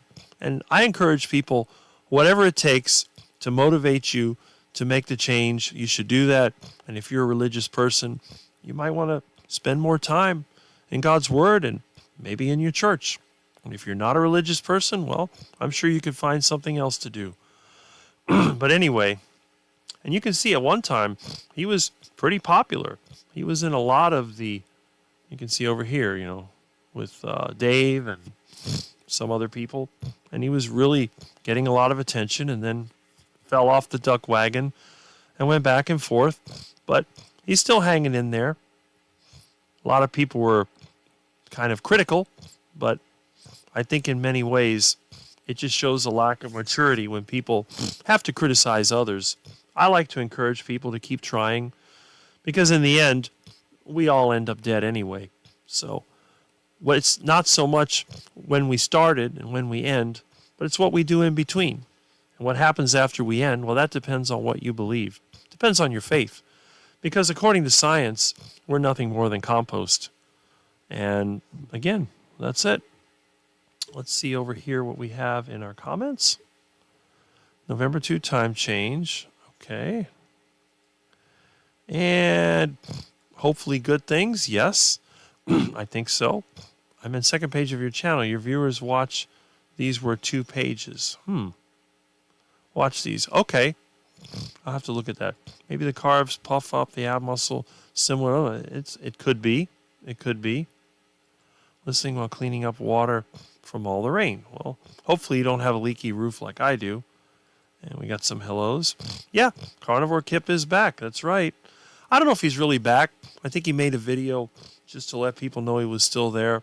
He may go away for a while, but at least he looked healthy and he looked relatively happy. So that's good.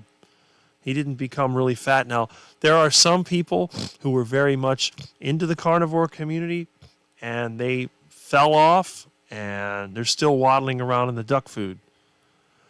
I watch also channels, nostalgia and old shows and music. Yeah, that's right. So true, Rick. Have you heard of the disease from tick bites? Yes, the so-called Rocky Mountain tick with the alpha-gal allergy. I've heard about that. Lyme disease, or they call it. I've definitely heard that. Meaning is for the lost, religion is for the damned. Interesting. Anyway, let me go back over here. And again, he's made videos. Okay, if I can get it to open, which, there it goes. Yeah, so the last one was 3 months ago. And then 14 hours ago, 3 months ago. So he was talking about the sugar diet before that. Okay. And again, you can see his videos. And by the way, if you look at, let's see if I can go back to the main page. See this one over here? That video. If you look, you'll see 4 people that are being shown. That is Carnivore coach, I forget her name. Dave Mack. Look on the upper left. Remember him? You remember his name? Sean? You remember Sean, don't you? What did he call himself? What is that noise?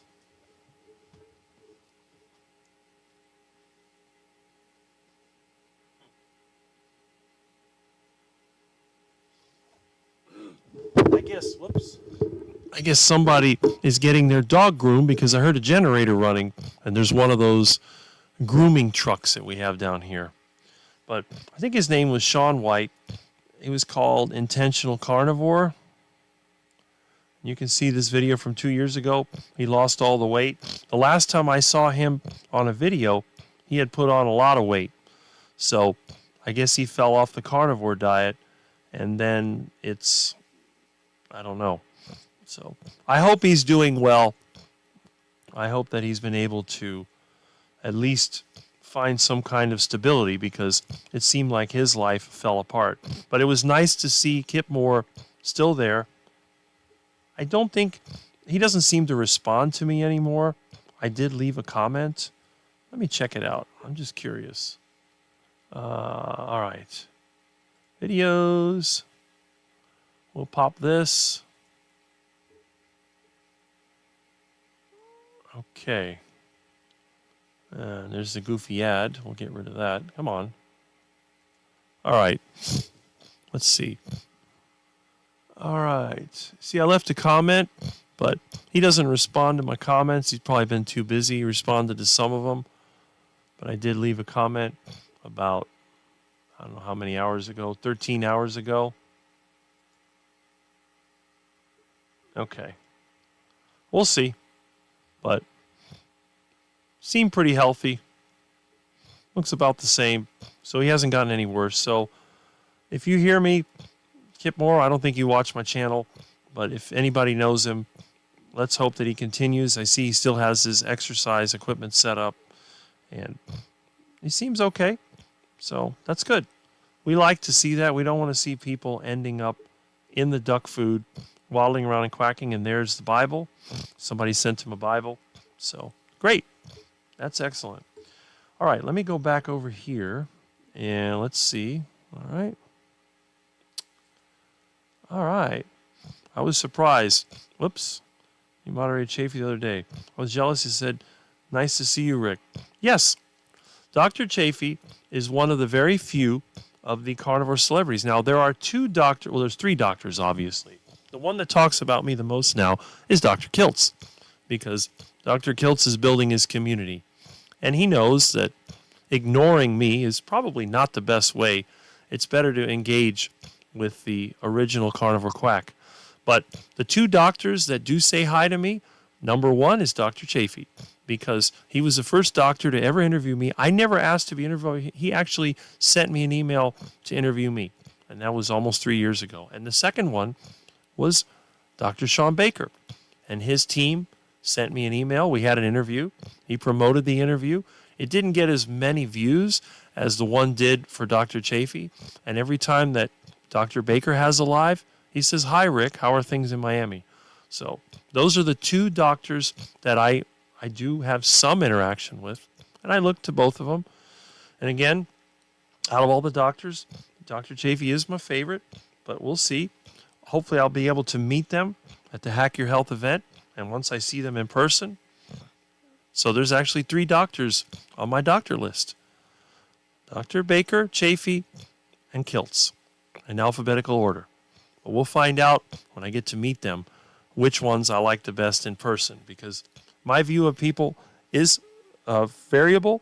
It can change. Some people can move up on my list. Some people can move down. Some can level out. It's not always the same. All right, now here's a good question. Has anyone seen Meathead Kurt lately? His YouTube channel is gone. Yes, it is. I'm not going to explain to you. He and I talk quite often because in the carnivore group, he's one of my close inner circle compared to, I think all of us are in inner circle to some extent, but we do talk quite often. And I believe that having the videos out there was more of a net negative. He wasn't really getting the reach that he was looking for. So I think in many ways he decided just to pull back. And that's a good thing, because if you're not really getting what you want out of it or what you think you're going to get or whatever, it's better to just hold back. I went away from YouTube for 10 years. So he's taken a break from YouTube, deleted the channel. He may come back later. I don't know. But the main thing is that he continues on his way, keeps making progress, and we do talk from time to time, and I think he's doing quite well. He is still recovering from the injury that he had at work. He's doing very well, and he's probably watching right now. So if you're watching, Kurt, I'm glad that you're here. And if not, if anybody else talks to him, I'm sure he will call me again, because that's how it is. You know, we're, like he says, a brother from another mother. We're pretty close in terms of connections over the internet. And we'll meet in person eventually. Like, I think I'll meet all of you eventually, hopefully in person, one of these days. But in the meantime, his channel is gone, and it was a choice that he made. YouTube didn't do it. So that's about the limit of what I'll say.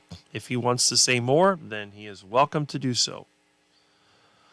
All right, and yes, Bob says, intentional carnivore Shaun White. Yes, and he just fell off the duck wagon and ended up in the duck pond. I have inside info on why Shaun is gone. Can't say it here. Okay, good. I respect people's privacy. Paul Rodriguez. What is that noise? Hold on a second. Let me see what that is.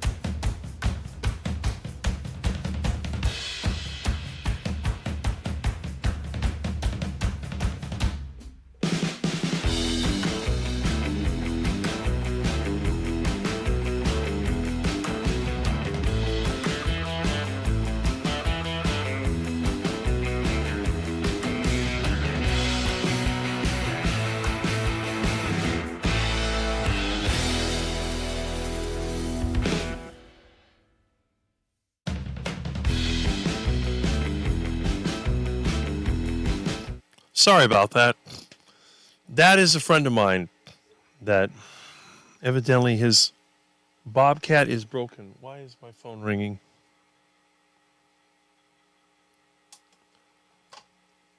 Hello? Yeah. Oh, good. Mm-hmm. Okay. Excellent, excellent. El Scrapo. Mm-hmm.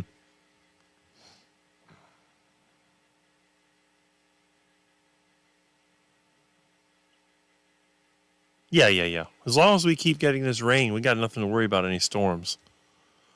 That's for sure. Yeah. Yeah, the low pressure pushes away. You only got to worry when it doesn't rain for a week. Then we're in big trouble. Like before Andrew. Yes. It's a low pressure because the high pressure rotates clockwise. So it'll catch the storm and push it right to us. And low pressure rotates counterclockwise. It'll push it away.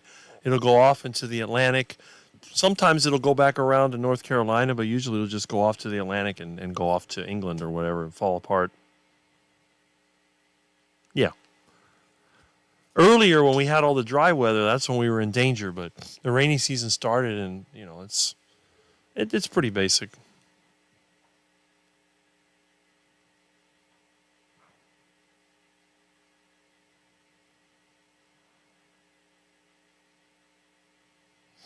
Yeah, the fuel pump, I don't know if when George is going to get that, but I need the filter housing and the fuel pump. The filter housing stripped out, and then the fuel pump failed.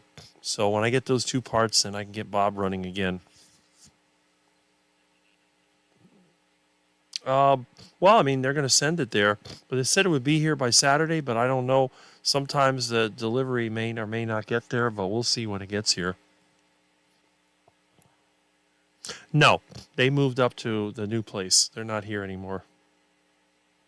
I think his son was living there. Yeah, he's living there. That's the one that has the car that's sitting out front.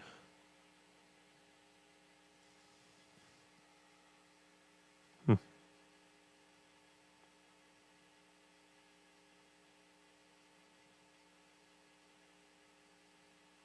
Oh yeah. It's in the works. I mean, it's in the front yard. You see the Bob's in the front yard. Hmm. Yeah, it's got a motor and a trencher, and I got to move all that. That's why I got to get Bob running. Trailer's kind of stuck. I'll get it out. Don't worry. If the weather holds up, it's been raining every day. Bob's broken, but I'll get Bob fixed. In a couple of days, I'll have that thing out of there. It'll be back to normal. Just got to do it. Oh, okay. Yeah, that's it.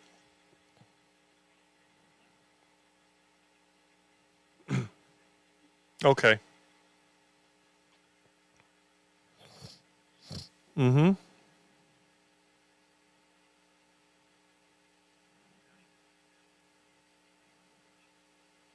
Well, that's good. Just leave it out there. I'm doing my live stream. Yes, I'm still doing it. I'll fix it as soon as I get a chance. Okay. All right, man. I'll catch you later. Sorry about that. That noise out there was my friend. He's got problems with his Bobcat. It's broken. So it's got an electrical problem. So I told him, just leave the trailer over there. His son brought it out here. I'll deal with it in the afternoon. I'll get it fixed. It's one of those newer machines. So the electrical problems. It's normal. Let's put it that way. Well, anyway, that was on the other line. I could have put it. I don't want to put my friends on the internet. Okay, why is this not working? Okay, there we go. All right, so hi, Rick. How are you doing? How's Milton? Milton's asleep on the bed, and I'm doing pretty good. Glad to see you here. Dr. Chafee is very smart, informative, and very easy on the eyes. Well, I'm sure all the gals think that Dr. Chafee is very attractive, but I don't know. I mean, he looks okay. Not my type, but definitely looks good. I hope so. I like him. Okay. I am not surprised. He is a moderator for Chafee. I am more shocked he isn't for Kilts after they made me moderator. Well, I don't know. I guess they figured that I was busy. But you have to remember, when they made me a moderator on Dr. Chafee's channel, it was still relatively new. I've been around for a really long time, although some of the more popular carnivore channels don't even know I exist. Crazy. I was thinking the same thing about Dr. Chafee. He's cute when he's mad or passionate about something. Well, there you go. Still trying to fix that windowsill from the rain. I remember that. I used the sealant, but the water still came through. Going to the store today, get some sealant and chamois. You have to take a picture of that. It's got to be something structural. Maybe it's not the window. Maybe it's just coming through the wall itself. Sometimes the roof leaks and water runs down the wall. But I like Chafee, but he isn't very easy on or in my eyes, LOL. All right, that could be it. So who's your favorite carnivore influencer? I'm curious. Haha, Thomas. Everyone, have a great day. I'm hitting the road and we'll try to listen in. Well, I'm glad you were here and enjoy your day. Go ahead and go outside and have some fun. Don't spend all the day in front of a computer. Watching Chafee. Surprised to see Rick as a moderator for Chafee. But Kiltz has Peter and you. Yes, exactly. I don't know why, but I'm smelling cigarette smoke. My roommate and myself don't smoke. Somebody else in the building must be smoking. Looks like I am late, but made it. First time seeing Charger Mopar on Alive. Well, North Dakota Carnivore, I don't know what your name is, but I'm glad that you're here, and I hope you will stay for a little bit. This live stream goes for quite a while. Generally anywhere from 4 hours up. So 4 hours seems to be about the minimum, but, what can you do? But I'm glad that you are here, and I guess you must have seen me from another live or just stumbled in here. Either way, that's great. We're glad to have you here. And John Beatty is here, another one of my great supporters. I have to admit, listening to Rick's show is much more relaxing than anyone else's. Well, I'm glad. I am really glad. And again, happy to have you here as always. Thomas, Chafee hot, but married, easy on eyes.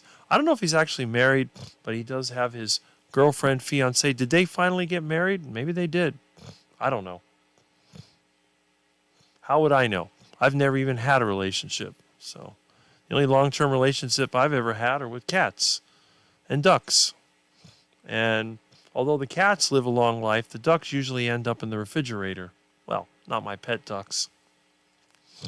Another apartment. When I lived in a townhouse with a roommate, we always smelled weed. Yeah. Around here, you can smell it driving down the road. Have to go. I want to leave this place. Have a funeral to go to today. Well, I'm sorry you have to go to a funeral, but I'm glad that you were here. And I'm glad that we got to have a live last night. So that's good. Maybe Amy. Oh, well, Thomas has good taste. Look at that. Of course, we all like Amy because Amy's fun. That's the main thing. We do not have enough women in this space. We need more. But of course, all the good women in this space are married, but that's normal. But at least they come in here and share their experience, so that's really good. Yes, Rick's channel is relaxing and easy to chat with. That's what I'm here for. I can smell cigarettes and weed when I'm driving with my windows up. I always think about the weed. Stay away from that. Dirty. See that car they were riding dirty. Okay. Exactly. Good thought on the windowsill. Yes. Something to look into. You can paint your house inside and out while you listen to Rick. Well, you can do a lot of things while you listen to Rick. In fact, when I was on Mitch's private live stream Thursday night, I rebuilt my friend's paint pump, which is over here. This is, one of these things. It went bad. They don't sell a parts kit for this, so I went ahead and I made up a bushing and I fixed it so it won't leak anymore. I assembled that while we were waiting. I see you in many streams. Kiltz, Carnivore Quest mostly. Yes, I am there.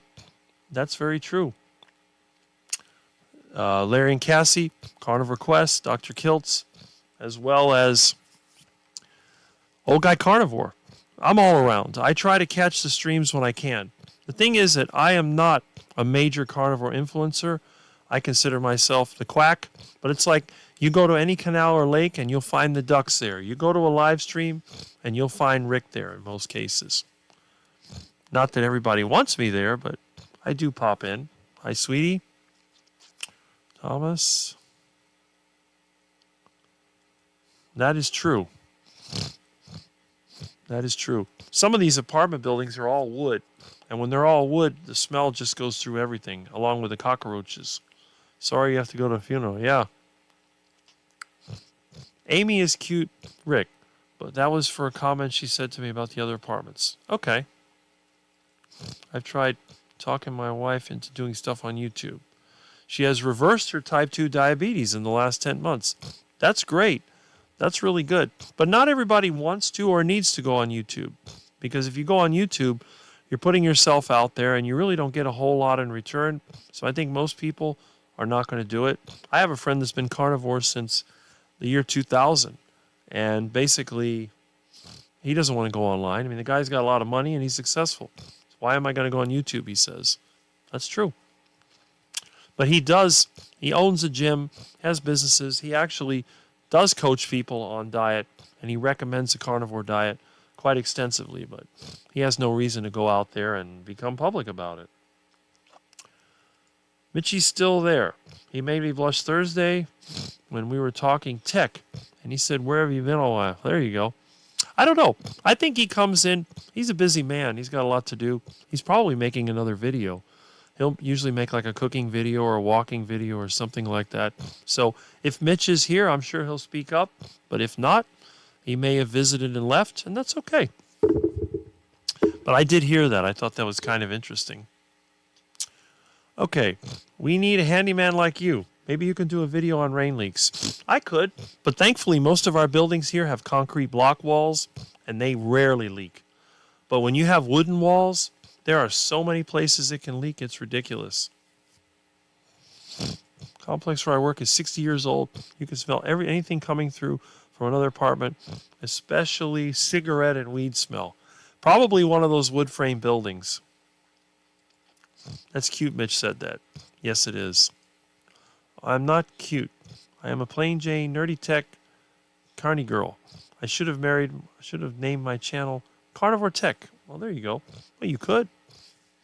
But anyway, that's all a matter of perspective now. But thank you. Well, there you go. See? We have compliments coming here. We don't get too many criticisms. I'm the one that usually takes the criticism. Everybody else, they can get the comments. Because I don't care. You make fun of me all you want. It's not going to make me upset. I've given up on that a long time ago. I don't remember a song like that. If there was one, I didn't hear it. Anyway, when it comes to leaks, I got the worst. I got a 65-year-old roof that leaks all over the place. I keep doing that. Chafee must eat a minimum of 4 pounds per day. Well, I'm sure everybody has seen Dr. Chafee's refrigerator. I would pretty much guarantee everybody's seen it. Let me see if I can pull that up. Let's see. All right.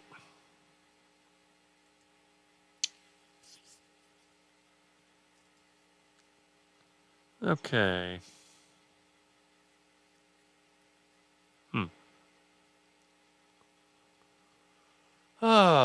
Okay.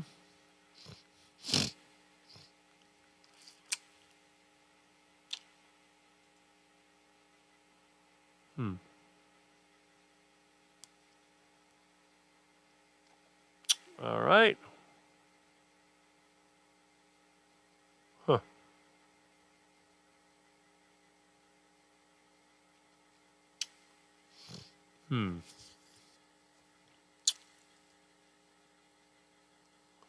Okay. I seem to be missing a menu here. There we are. Here it is. All right.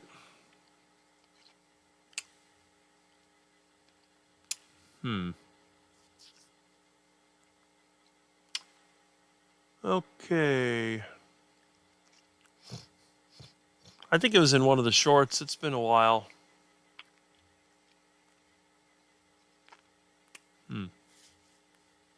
Sure everybody's seen it.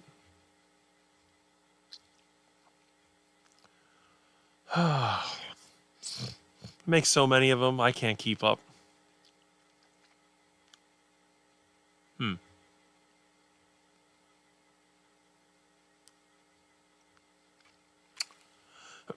Okay. I don't think I'll ever find it. Maybe if I do a search. I got some comments here.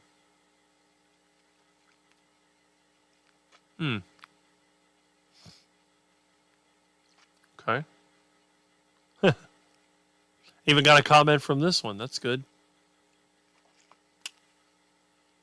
All right. Let's see.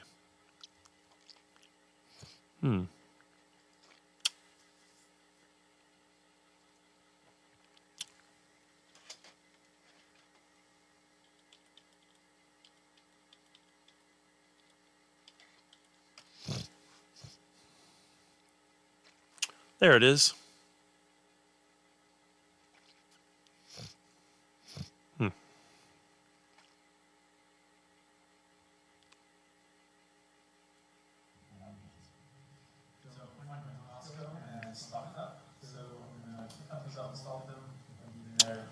Oh, yeah.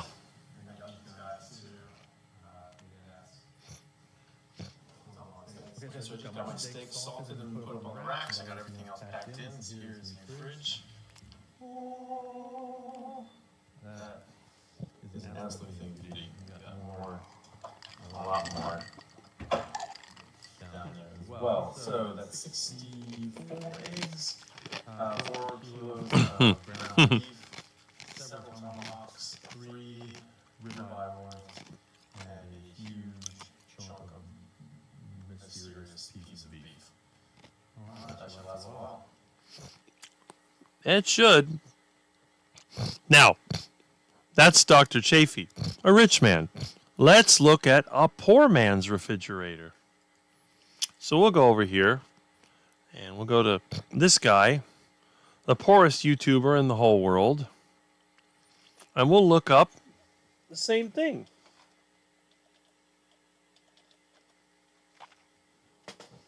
And there we go.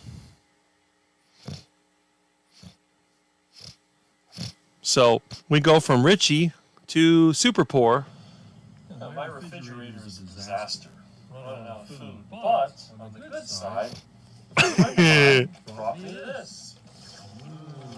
Delicious. Look at this big old iguana. That's gonna be a tasty one. So I guess I'll have to do another iguana cooking video. Something like that. See? That's a poor man. So what do you think? Obviously, everyone's going to prefer the first video and not the second one. Because while Chafee went to Costco, Rick went to Canalco. All right, let me see over here. Okay.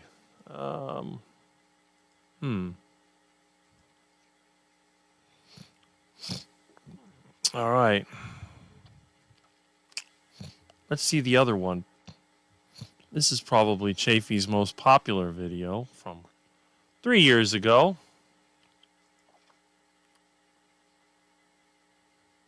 Let's see. What happened to... Oh. All right, here we go.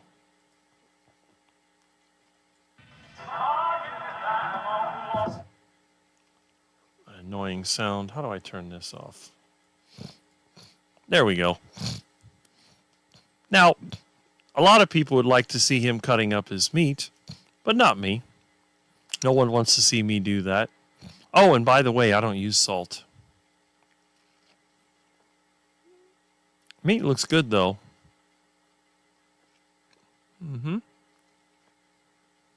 There we are.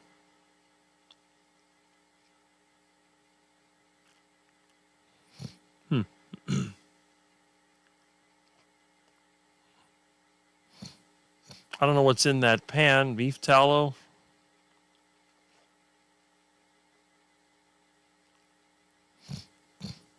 Well, if you're going to pressure cook it, why would you sear it? I don't do that. Let rest 10 minutes and eat. Well, there you go. All right. Now, everybody would like to look at that. But let's go back to the poor man's refrigerator. And we will see.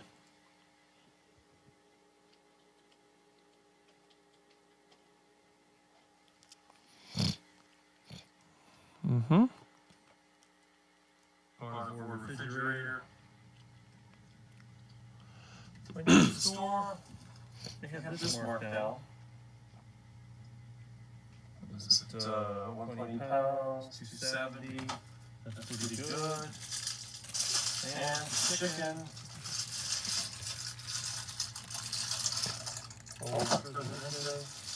And then the usual stuff.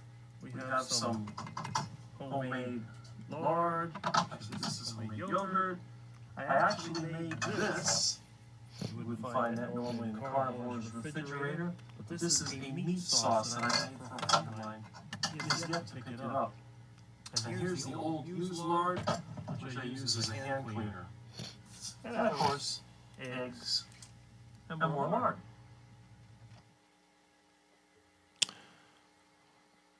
All right. Oh no, back to the blurry camera again. Come on. This stupid thing. All right, let me reset this ridiculous piece of crap.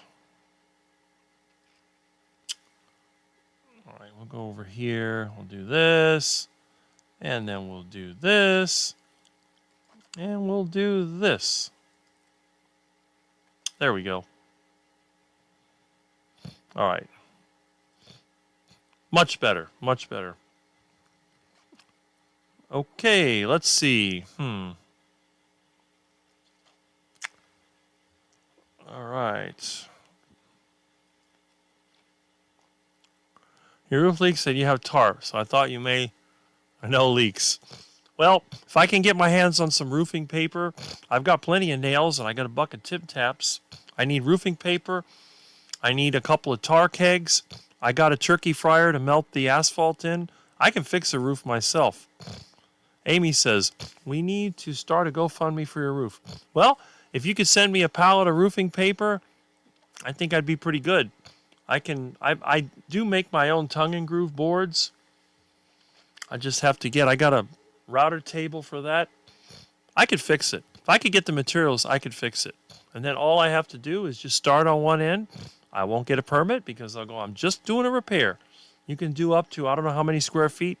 One repair, then another repair, then another repair.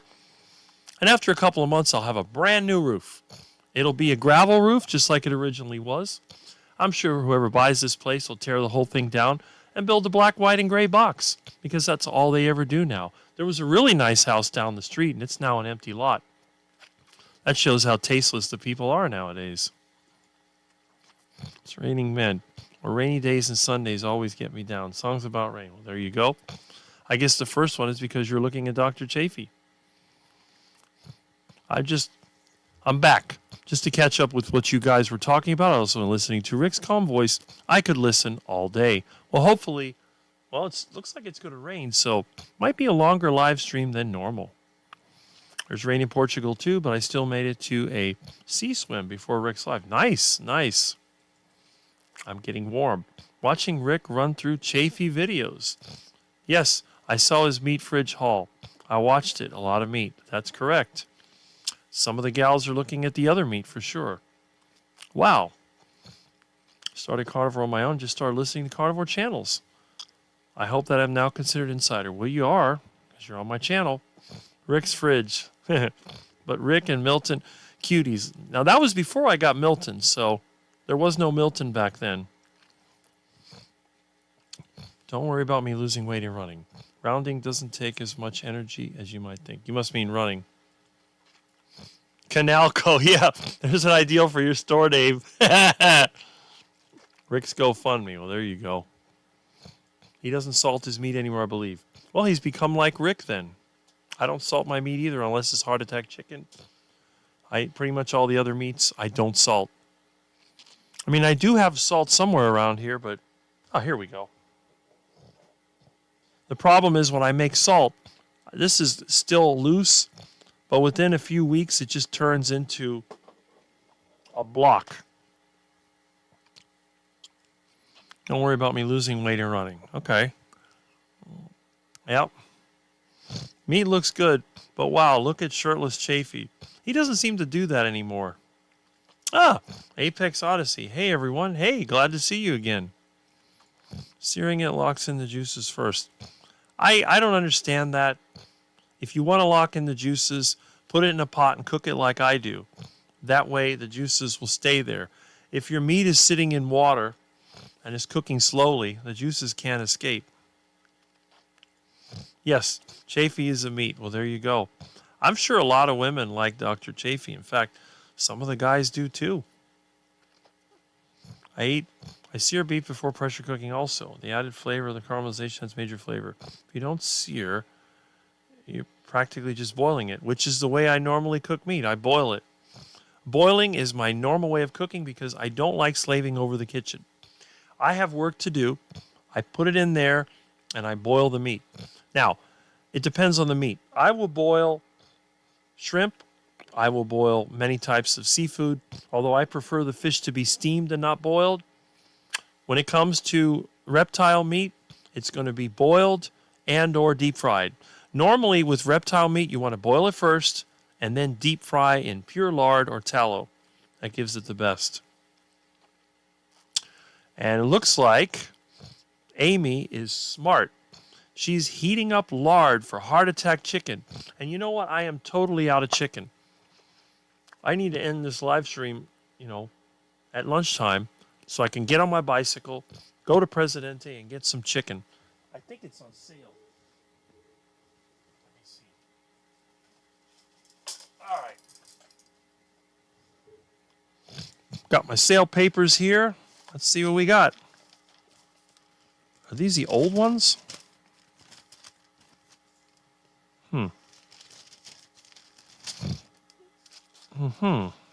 Oh, Winn-Dixie weekend sale. I think this might be old. Hold on a second. Let me get some light on the situation. The lighting in here is terrible. All right, let's see. 23rd. These are old. Esco Imas. This is old. These are all old. Where are the new ones? Must be here. Okay. There we go.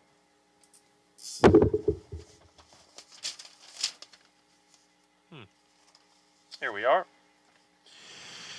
We have here, let's see, chicken drumsticks. Check out our weekend sale today. Weekend sale. Oh, here we go.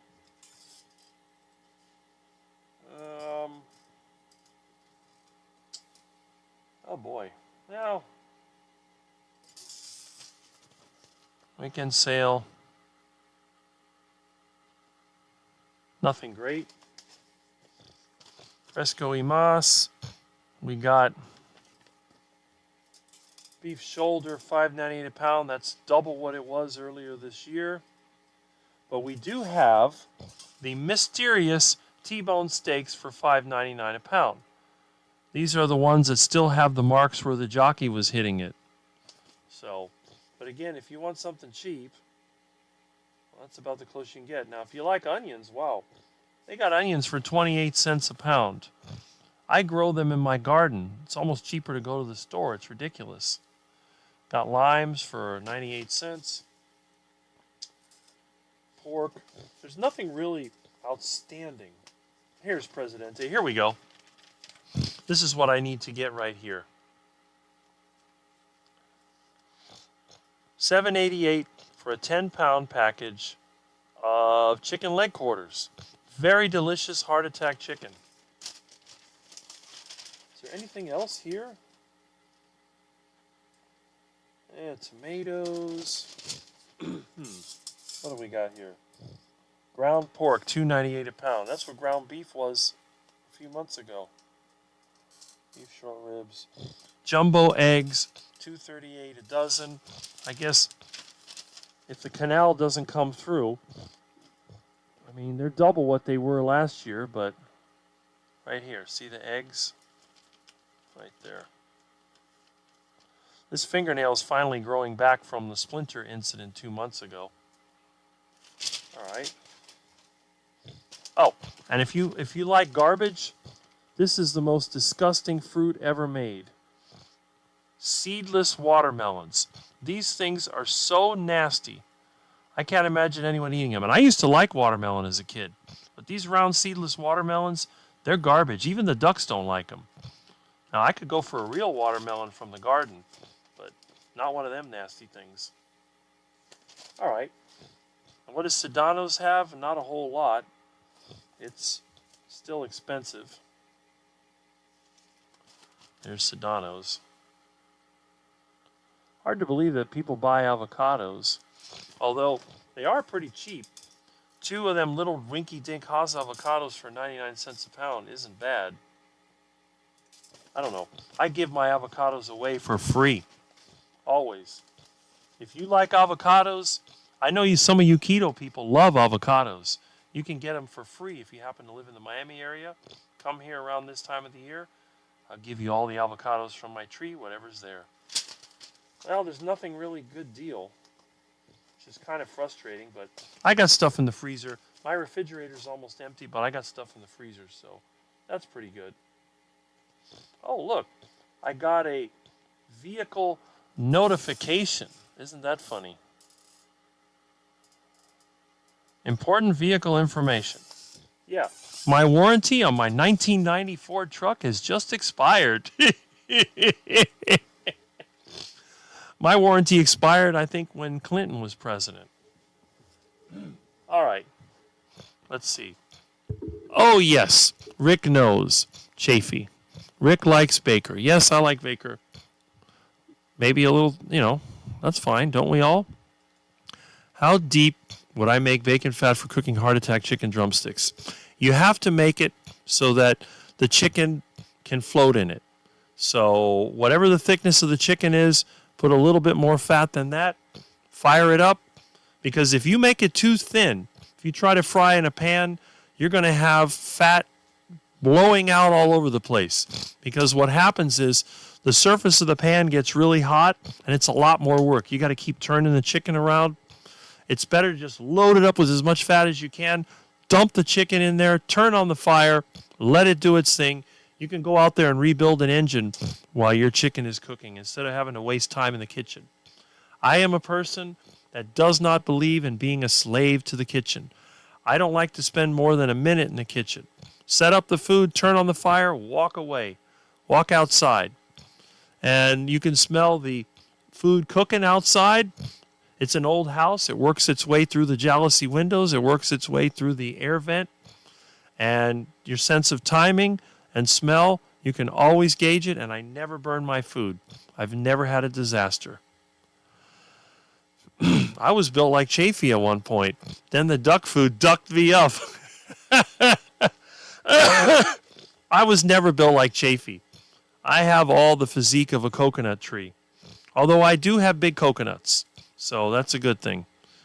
All right, let's see. When I saw the Hollywood Home Invasions, and they searched Jeremy Renner's fridge, I was surprised to see almond milk.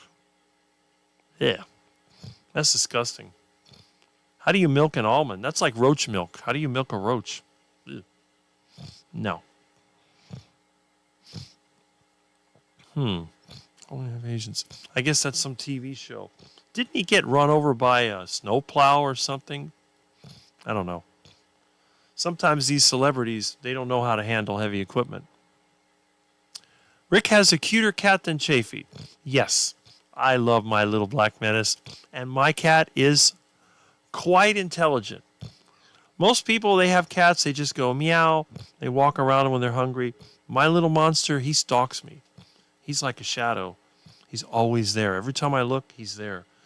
But he knows that when I'm online, I can't do anything. So he goes straight to my bed to fall asleep, and he's out of it. He's like, completely out of it.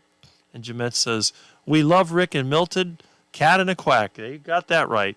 And I have had pet ducks in the past. I had Donald Duck. I had Daisy Duck. You could see Daisy Duck was an outside. Well, she was an inside and outside duck. She ended up getting killed. But Donald Duck was mostly an inside duck. I used to take him on a leash. He lived to 14 years. I think he lived 14 years before he died of a heart attack. And he did die of a heart attack because you could see the symptoms. I didn't dissect him, though. Now, I've had other ducks that I gave a heart attack from overfeeding them. But The last duck that died of a heart attack, I cut him open and basically confirmed that he had a heart attack. He had a liver like foie gras, which was delicious, and his heart, not only was it covered in fat, but also one of the arteries was totally blocked, and he died of a heart attack. Just fell over. He was about 15 pounds maybe. He was heavy. I was fattening. He was eating like crazy. I guess he probably figured that maybe he realized he could die of a heart attack or end up in the duck guillotine. Probably thought a heart attack would be better. But let me tell you something. That was some delicious duck meat. If you like ribeye steak, his meat was better than any ribeye. And he was an aggressive duck. He was a duckling killing, female stripping, duck stud. And he ended up duck dinner. It was not gamey at all. Very flavorful, very fatty, and very delicious. He ate a ton of tropical fruit because when I prepared him, it was mango season, and the squirrels were ruining all the mangoes. And by the way, I ate the squirrels too. They were also delicious. It's like the whole thing I said about mango chicken. If you feed the chickens mangoes, it makes them more delicious. There is nothing, and I mean nothing, better than tropical fruit to feed your animals to get a fatty, flavorful, succulent meat. Tasty. Absolutely tasty. I'm getting hungry, actually. Oh. Now I got more duck cravings. Well, it's a good thing I broke my net. Otherwise, I'd be out there at the canal. But you know what? Oh, excuse me. It's getting closer. As soon as I get my bobcat fixed, I'm going to move the rest of that stuff and get my trailer out. I'll have the duck fattening area ready to go. I have the duck pond in storage. I'll go ahead and set that up. I'll put the pump out there with the waterfall. I'll have the little perch. It'll be all set up. It's going to be a delicious duck executive suite. And then I'll just have to start collecting some ducks. I'll have to get some females. There's a couple of ducks over there nesting by the canal. They keep failing with their nests. You've probably seen them in the video. They're an easy catch. I'll go there after dark with a net. I'll grab both of them. I'll stuff them into the duck fattening area and try to get them used to my yard. Once I got them where they eat duck food regularly, they won't leave. And then when I find a suitable male, I'll bring them there and I'll put them all inside the duck fattening area and I'll let them mate and do their thing. And then I'll move Mrs. Ducky to the other part of the yard where they can lay their eggs, and I'll start a new duck flock. But eventually, Mr. Ducky, well, he'll end up in the kitchen. But that's okay. I'm sure they'll appreciate that. But that'll be next year, because there's no tropical fruit right now. And somebody dropped something heavy. Hopefully it wasn't in my yard. All right, so let's see. What do we have here?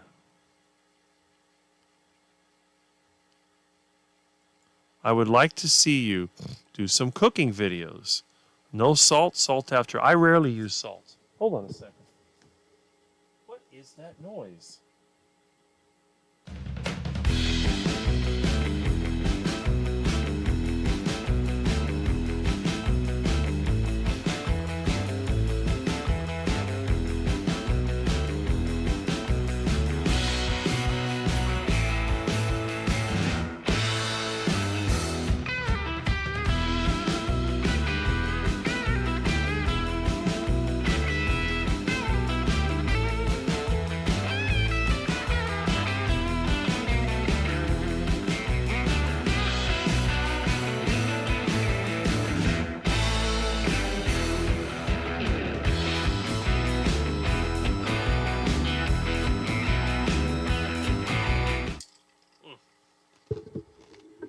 Looks like the neighbor across the street trying to change the tire on his truck. But he's got the truck jacked up, dropped the wheel on the ground, and it rolled back towards the house. So, oh well. I have some cooking videos on my channel where I'm cooking iguana. And I don't have a duck cooking video, but I'll make one of these days. I reverse seal true, but more to make it look pretty before I carve it. Looks pretty good itself, even when it's raw. Went to my grocery store and chuck roast was on sale for $8.99. Right? Beef is shot up just like I predicted it would last year. Yep.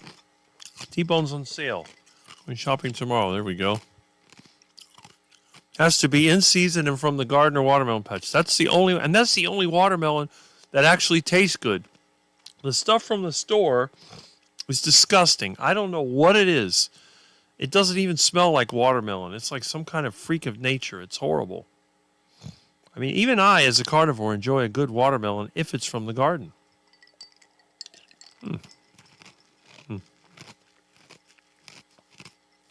All right. We got a lot of comments.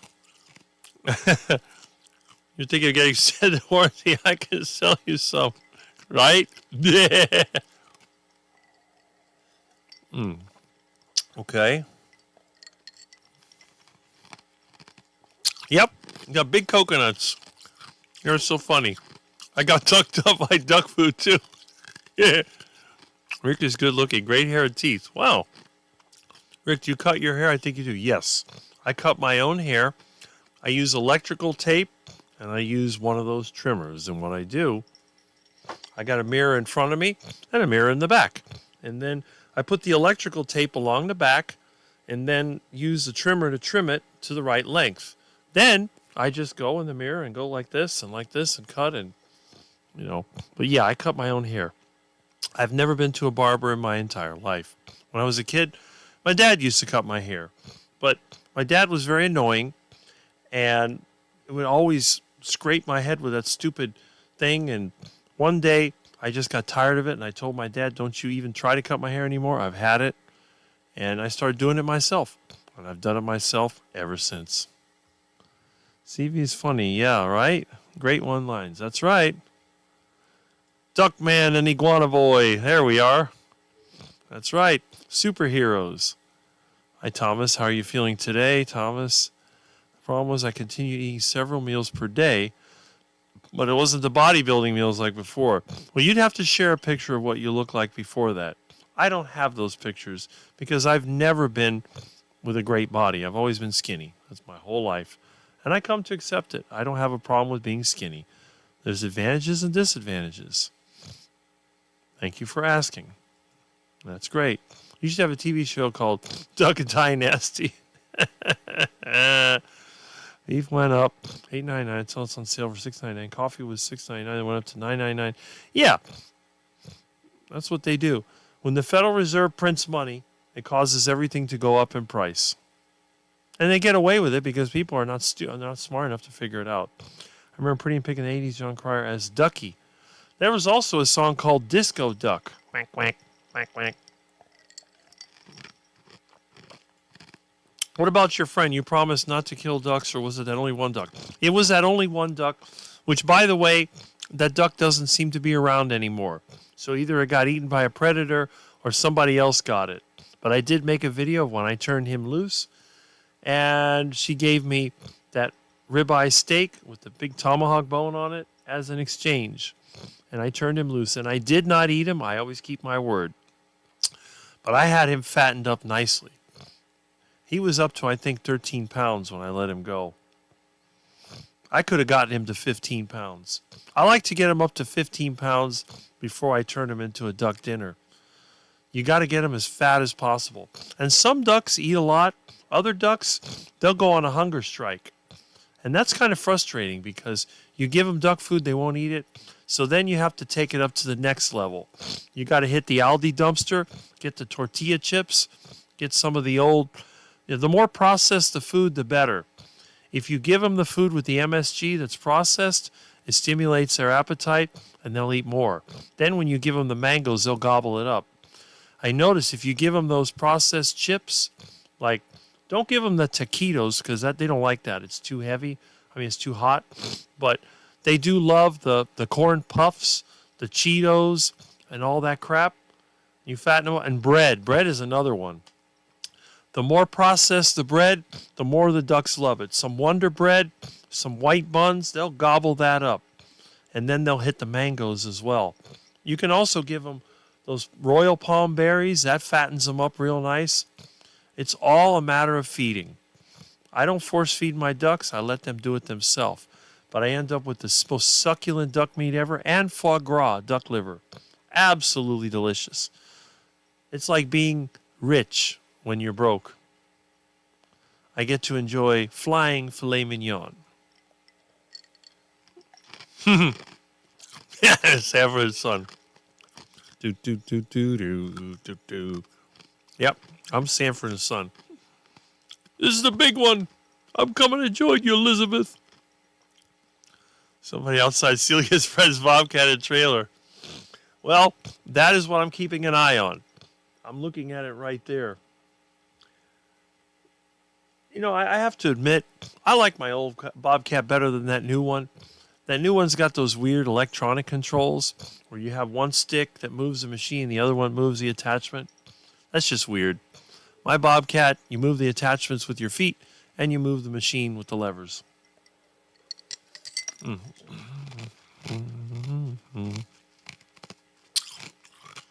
Yeah, ski cat accident trying to maneuver it quickly. Well, there you go. That's what happened. The Caveman and Duckman show. I don't cut my hair. I cut all 10 at the same time. And Peter has returned. I'm back. I guess you'll be getting ready for work soon. So my property has grown the best watermelon ever. My grandfather grew about a 50-pound watermelon. Wow. It was freaking huge. Wish I would have saved the seeds. Probably rare genetics. You got that right. Sounds more like a pumpkin. You do a good job at cutting your hair and no grays. Yes. I don't have gray hair. Not yet.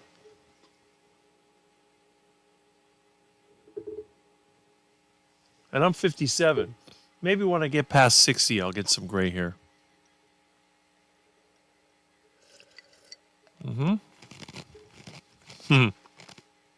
There was also Howard the Duck. Yes, Howard the Duck.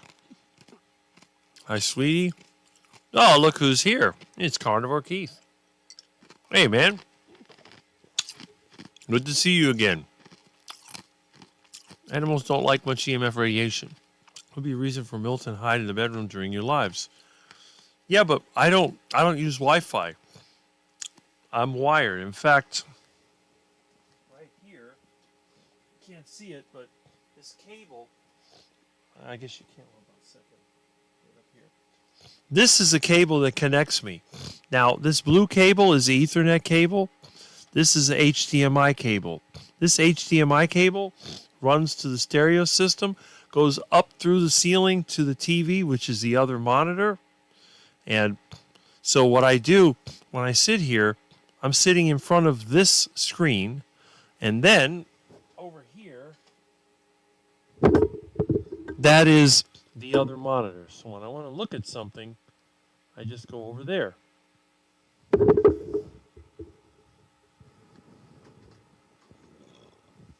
Okay.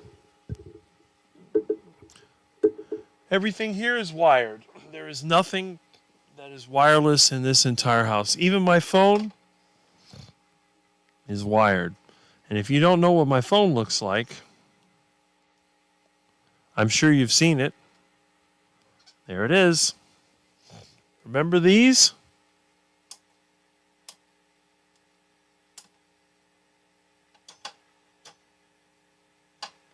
You can put people on hold.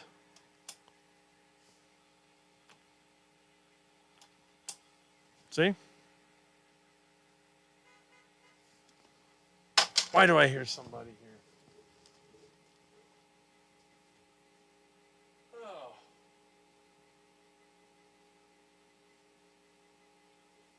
I'll be back. Unbelievable. Never.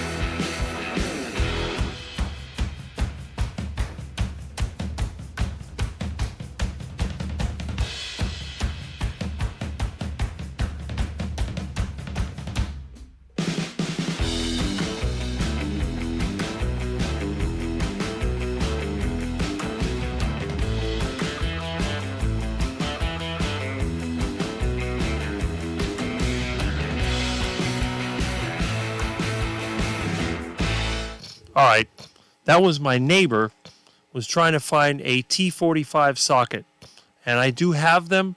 I told him, give me a little time. It's amazing. The one good thing about being the neighborhood quack is you're never alone. I always get at least one visit and one phone call every single day of my life. I've never in my life been all alone. It's just always either somebody needs something or they just want to say hi. So that's good. So anyway, let's check it out. Okay, but I think a lot of it is just Milton knows that I'm going to be sitting here. He likes to follow me, which I think is kind of really interesting. Okay, DuckDuckGo, was that a game? I heard of it. Yes, it's actually a search engine, but yes, DuckDuckGoose. DuckDuckGoose was a game. They even had a TV show called DuckDuckGoose, I remember as a kid. My husband was also called Sam for somebody. He had a 40-year career at a scrap metal junkyard. Right? Do, do, do, do, do, do, do. I remember the old foot boom backhoes. I know somebody that still has one. Still sitting there, rotting away. Yep. So I guess you must have had equipment yourself. All right. Oh, good. You're still here. I went back to sleep the first time around. Well, there you go. My dad had no gray hair until he was 57. Had a major heart attack and turned gray after that. All right. Well, I'm 57, so let's see if I have my heart attack before next turn 58. Hi, Sandy. I think DuckDuckGo is a safe search unlike Google. I don't know if there is any safe search. I used to work in an office where I used phones like that back in the 80s. Well, that is definitely something you don't see much. So I think this call is still on hold. So we will go ahead and take that call off of hold. There we go. And this is rotary. So we'll get that. All right. Okay.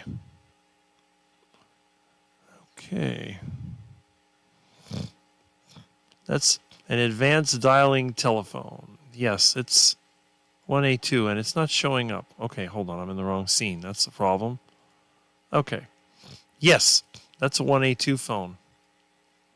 Okay. Someone is really stealing the Bobcat now.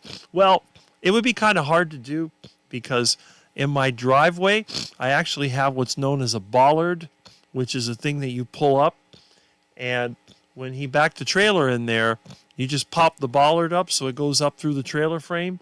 If somebody was to try to tow it away, they would end up pulling the bumper off of their truck or ripping the hitch out. And besides, I'm watching, and I have a little piece of hardware which I can use in Florida because we're stand your ground. If they try to take the Bobcat, well, guess what? They'll be getting free lead instead. Okay, it's when we go to the beach and dance. Okay. Hi, Wendy. Miami Thugs. Oh, they already stole it and Rick noticed it gone.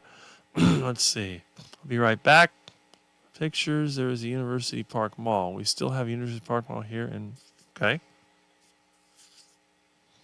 One of my dad's heart blew to bits. 80% gone. Lived another 20 years. Stopped eating meat. Died in 4 weeks. It's what happens. That's the problem. Good that you have it all wired. Yes, wireless messes around with humans more than... That's true. I don't have Wi-Fi either. Everything is wired. People visit you because you're... Yeah, exactly. They do. I'm the guy that helps everybody out. Hi, Amy. Amy, that is a reason. Yes. Rick, only thing you're missing with that phone is a cigarette between your fingers. Yeah, right? That is true. I remember that in all the offices. That was funny. But let me see. I'll tell you what. Give me a minute here. I'm going to see if I can find that tool so I don't forget, and I'll be right back.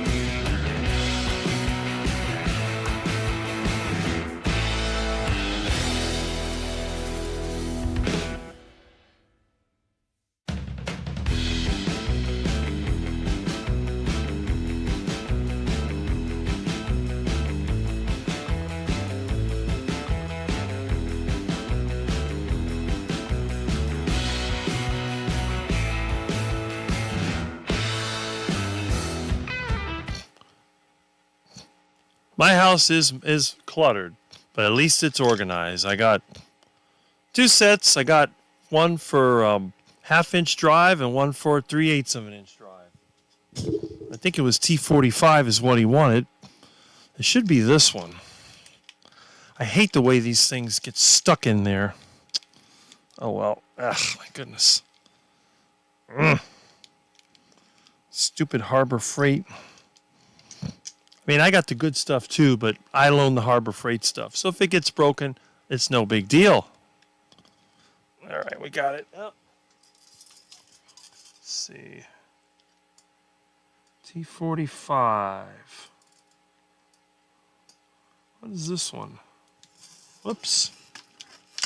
There we go. T50. Okay. I'll just give him the whole thing. It's cheap at Harbor Freight. Oh my goodness. What is this? Anyway, that'll be the one. Okay. All right. Okay. You called it a piece of hardware. Is that also an antique? I think everything around here is an antique, including me. That's how I picture those offices back in the 70s and 80s. You're right. Should have been told your neighbor no, but Lowe's or Ace Hardware has a lot of them. Mike Rick's music. Hope he does that 50s and 60s diner setup soon. Will be fun. Like Happy Days. Yes, when I move, that's the way it'll be. House is wired. No Wi-Fi. I don't understand. You have the best sound and pictures. How do you record without Wi-Fi? Well, I have a webcam that Kurt gave me. I have a microphone, which I got from a yard sale decades ago. I have a little mixer over here, which I got from the dump and fixed. There's a mixer that I use. And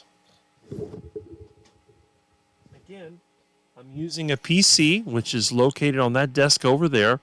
All the computers around here are old, as you can see there. Everything in this room is old. But yes, house is wired. How do you record on Wi-Fi? And what I do when I'm out and about, I use the phone, which I have over there, and it has a cable that is plugged into.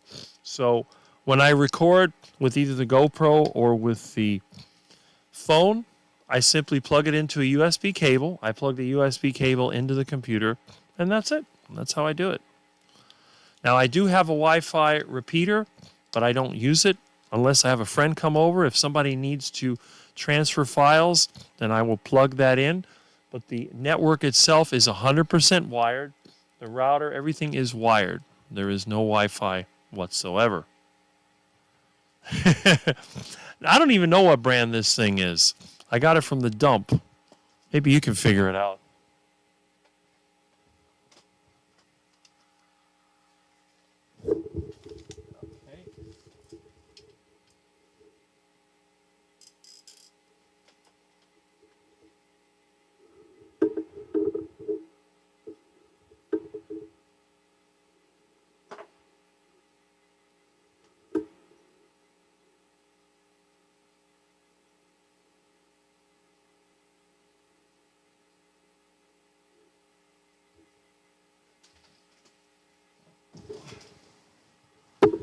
No idea what it is, but hey, I got it. I fixed it, changed a couple of capacitors in. I got another one that I found in a trash pile recently. It's a Yamaha, but it had some water damage. I'm going to fix it when I get a chance, but that's fine. And look, Ellen is here. Good morning, Rick. Good morning, Ellen. Harbor Freight hand tools are just as good as the others. Yeah, it's my favorite store to go to. Plenty of Harbor Freight tools. And look who else is here talking about celebrities. We have Alia Wells. Good morning. And again, I cannot get my camera to work, but I haven't forgotten about you. I have, as you can see, it's here somewhere. I will get the picture that you want. I just can't. Everything is blurry, as you can see in my camera, but I do have my kilt shirt, and I will get you a picture as soon as I can. Otherwise, you have to use one of my other pictures, which there's a lot of them there, but that's all right. So let's see. Let me go back over here. And this camera's blurry again. Let me restart this stupid thing. I hate when this happens. I really do. All right, let me go and do this and do this. I got to reset the silly thing. All right, that doesn't work. Okay. Let me reset it. And hopefully, there we go. Much better. All right. Every time I move, the thing goes out of focus. It's just really frustrating. Okay, let me go back here to just stopping by to say hi. Well, glad that you're here, helping my son with his homework. Excellent. All right, that's it. We could all do what Rick does back in the 80s when we had the same equipment in dial-up. I still remember that dial-up melody that played when you turned on the old Commodore 64. Yes, sounds like the modem. Not a celebrity? Well, more than me. I think I was your first interview, though, so that's good. Hello, CV Carmack. On my bucket list, go thrifting with CV. Yes, that is correct. Here you can't find anything good in the thrift store. It's all garbage. You find the good stuff in the dumpster behind the thrift store. They just throw the good stuff away. They put the garbage on sale. Hello, hello, hello. And I am wearing that same shirt right now. Well, obviously, because you are definitely a main part of Dr. Kiltz's group. One of the reasons why his channel has grown so much and has so many viewers. You usually get, for something that's at 6 in the morning, 100, 120, average. You're doing better than me. I think right now I may have, 40, 50? I haven't even checked. Let me see how many people I have in my live stream. So we'll go over here. And let's see. Where's my carnivore fridge? This is my yogurt. I actually made this. You wouldn't find that normally. Okay. We have 35 watching. So we don't have as many as we used to. I think we'll just wrap this up by 12 because I'm not getting that many people anymore. I think people have gotten tired of me. So we'll limit this. We're not going to make it super long. But on the other hand, it's doing good so far. So let me hit these comments again and see. All right. So we have some good mornings. Yes. It's good enough. Yes, it is. Yep. I hope you are getting your water cleaned up. Where do you have water? Basement? Okay. I'll have to run in a second. Well, I'm glad that you're here. Looks like an American vocal mixer. Okay, so I've been trying to figure out what that is. American vocal mixer. Well, all I know is it came from the dump. Nope, it's nicer than a realistic. Well, it seems to work pretty well. After I changed the capacitors, it's hard to believe they threw the thing away. Yeah, let's see. I got to get me a Kiltz t-shirt. Well, you just need to either win one or contact Ellie. I'm sure she could hook you up. Take more time than to run Ellie on second will get you far. Okay. Yes the first. Yes, of course. I've been the first on a lot of great channels. I think one of the reasons why people ask me to be interviewed is because, number one, I'm kind of a nobody, but at the same time, everybody knows who I am. Second of all, I talk more than anybody else. So you don't have to worry about putting me on the channel and then getting stuck with nothing to say. Because some people, they have all the personality of a doorknob, and you try to interview them. If you don't keep prodding them, they'll fall asleep on you. But with Rick, you just tell Rick to start talking, and he keeps on talking. And 4 hours later, he's still talking. And 12 hours later, he's still talking. And it's like, okay, YouTube time limit, and that's the end of it. So that's actually probably what happened. But that's great. I mean, that's great. Ellen, there we go. Good to see you here. Yes.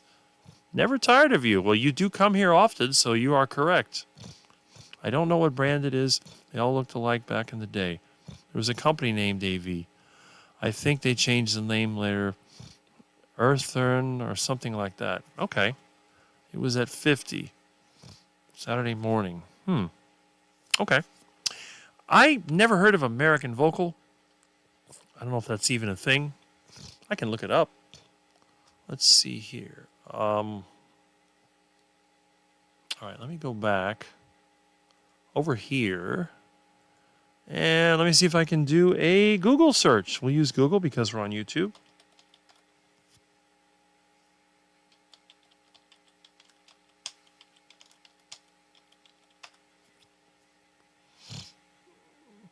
I don't see a company called American Vocal, so I guess American Audio DJ Mixer. No.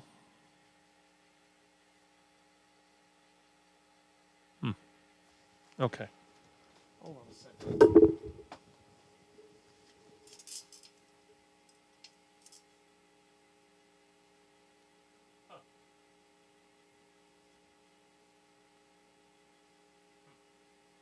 Where are my shoes?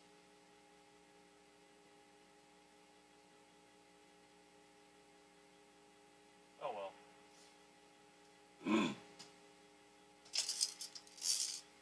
Anyway. I tell everybody not to bother me on Saturday, but oh well. Let's see. Okay. American Vocal. Okay.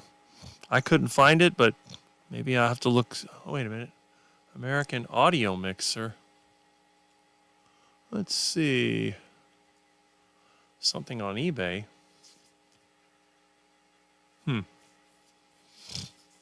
Whatever it is. Hard to say. Let's see.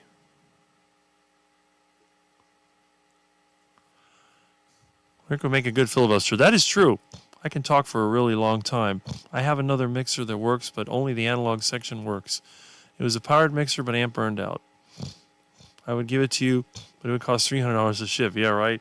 I have that powered mixer. That was the Yamaha that I picked up, which I took apart. I have the parts over here, and I didn't even plug it in because it had water damage.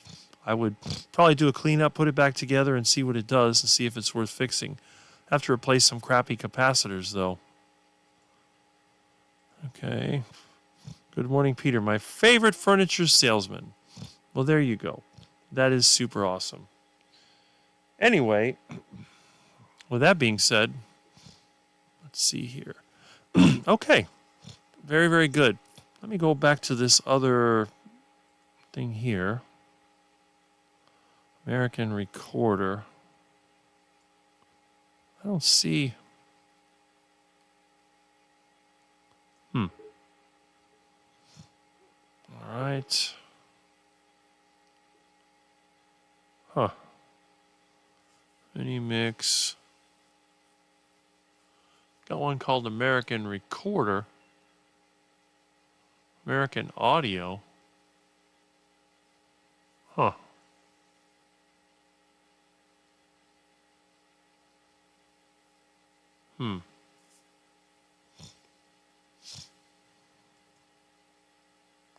It's a different one. Wait a minute.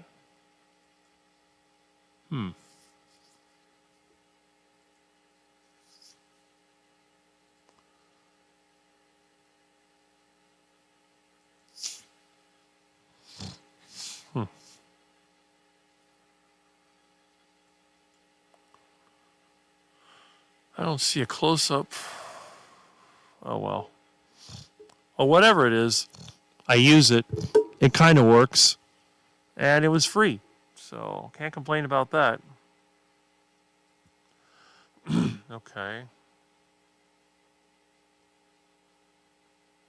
All my audio equipment came from the dump, basically. Somebody didn't want it, and they got rid of it.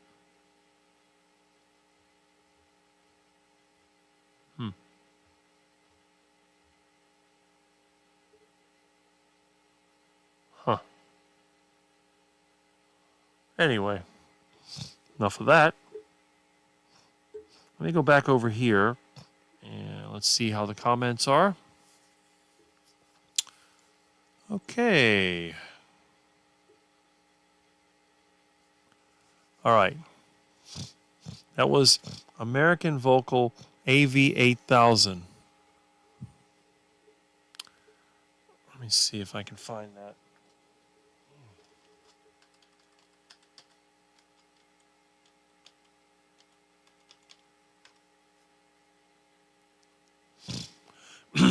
They have Audio X AV8000. That's not it. That's something different. Okay. Whatever it is, it's so obscure you can't even find it. Huh. Interesting. Anyway. What can you do? How's the new job going? I have a huge Yamaha multi-track recorder. You can see the video that I made when I picked this up out of the garbage. How are you? It's going very well. Excellent. I miss everyone. I feel so out of touch. Well, you're not out of touch now. We have some young friends picking us up 10 a.m. for a ride to check out. They want to set up their lemonade stand at this place next year. Well, hopefully code enforcement doesn't harass you like they would around here. You're at 44 now, right? Okay, good. So it's going up. Let's see. Good morning, and good morning. All right. There we go. I can catch up and say hi to everyone because Rick doesn't mind me chatting up his chat. Nope. We want activity here. Otherwise, it'll just die out. All right. There we go. Let me see here if I can... Let's see. Okay. What did I do with this? Oh, my goodness. Let's see. There I am. Okay. Up. Hold on a second. Hello. Yes. I am online right now. Why don't you check out? Why don't you watch my channel? Okay. I should be. Let me know. No, I don't have anything planned then. What are you doing? Another fence? Oh, okay. Well, if he doesn't show up, let me know. I'll be there. All right. Bye. Okay. Sorry about that. That's another friend of mine. He's doing some kind of a job, and he's worried that the one guy that works there, one of the guys that work for him actually quit because he got another job, and then I think the legal status of one of the other people was in question. So we'll have to see if the guy doesn't show up, then I'll be doing the job for him, which is basically drilling post holes and moving materials around with the Bobcat they have, which is fine. All right. So let's see here what we got. Haven't seen you for a while. Okay, that's good. Yeah. Fostex 8-track tape recorder that I delivered newspapers to save up and buy. Used to write and record music in the late 80s. Oh, nice. Now my Yamaha Motif keyboard does all that on board. So was that like an 8-track reel-to-reel, or is it one of those 8-track cassettes?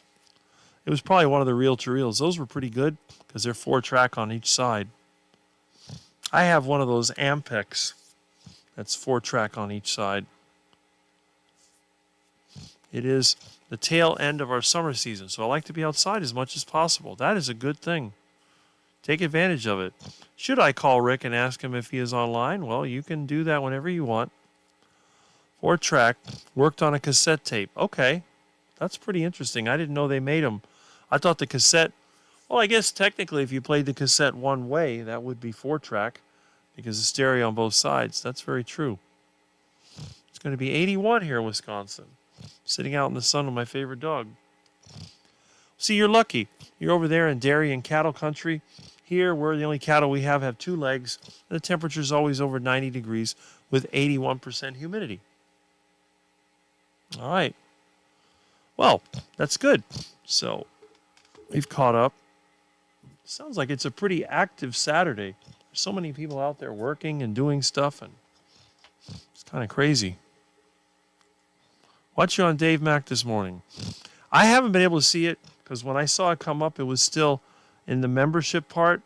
So, but I haven't had time. In fact, I'll have to check that out.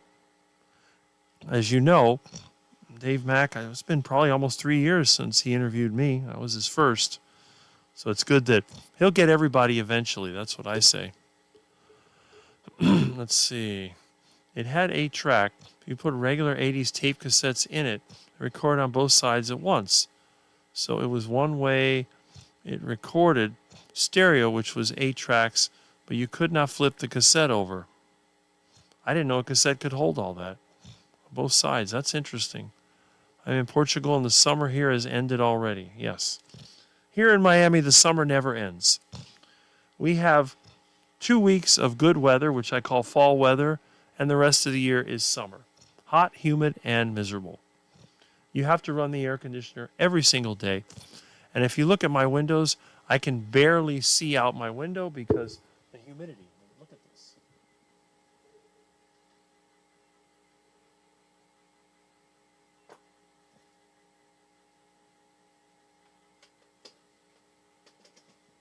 I can't even see out my windows. It's just too much humidity.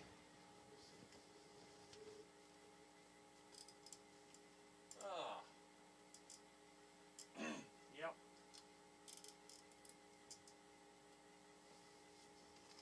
Lots of fun. Always a lot of fun. Okay, let's see. Everyone remembers their first. Yes. I always laugh when Rick says we only have 2-legged cattle in Miami. That's all we have. And they're warehoused in black, white, and gray stack and packs. So it's sort of like a concentrated, instead of CAFO, concentrated agricultural feeding operation, this is CUFO, concentrated urban feeding operation.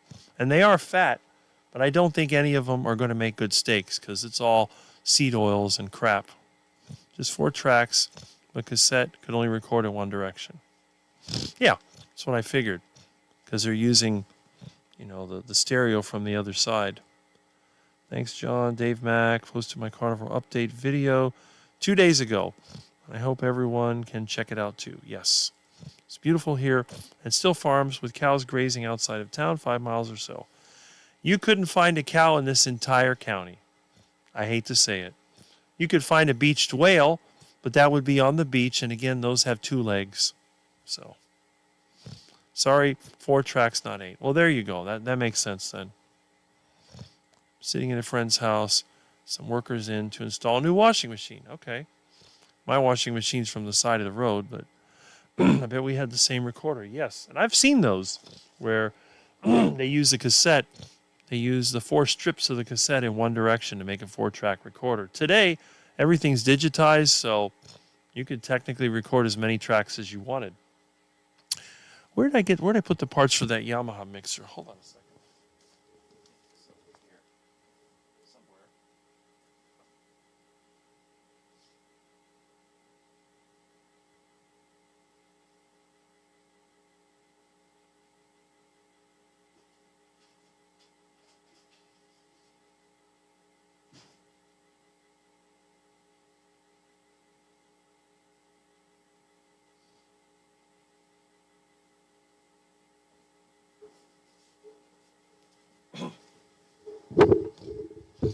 This is the one that I found in the trash pile that I stripped to try to fix it.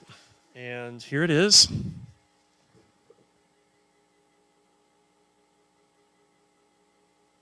Now, if you look inside of it, see all that rust? Somebody must have stored this thing in a shed, and it got rust in it. So I didn't want to power it up because it'd probably blow up.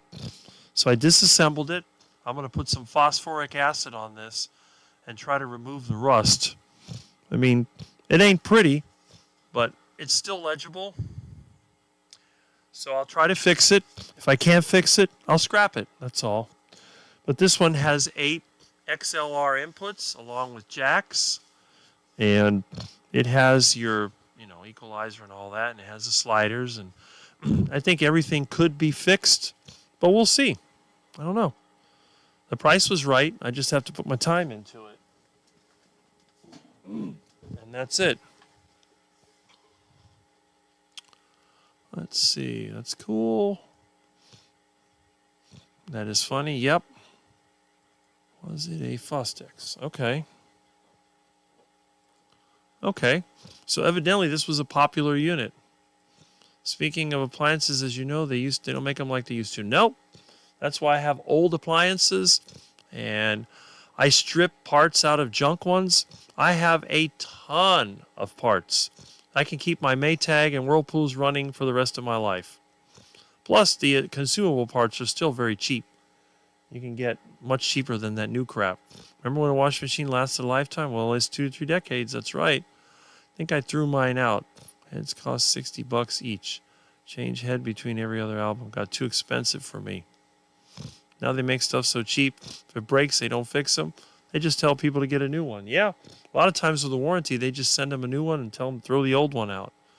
And that's it. But years ago, the electronics were hand-assembled, and they did cost more. But I have a lot of old stuff. For example, my phone system. That phone system is at least 50 years old, every single part. Some of those parts are even older. And I do have a video somewhere of how the thing worked.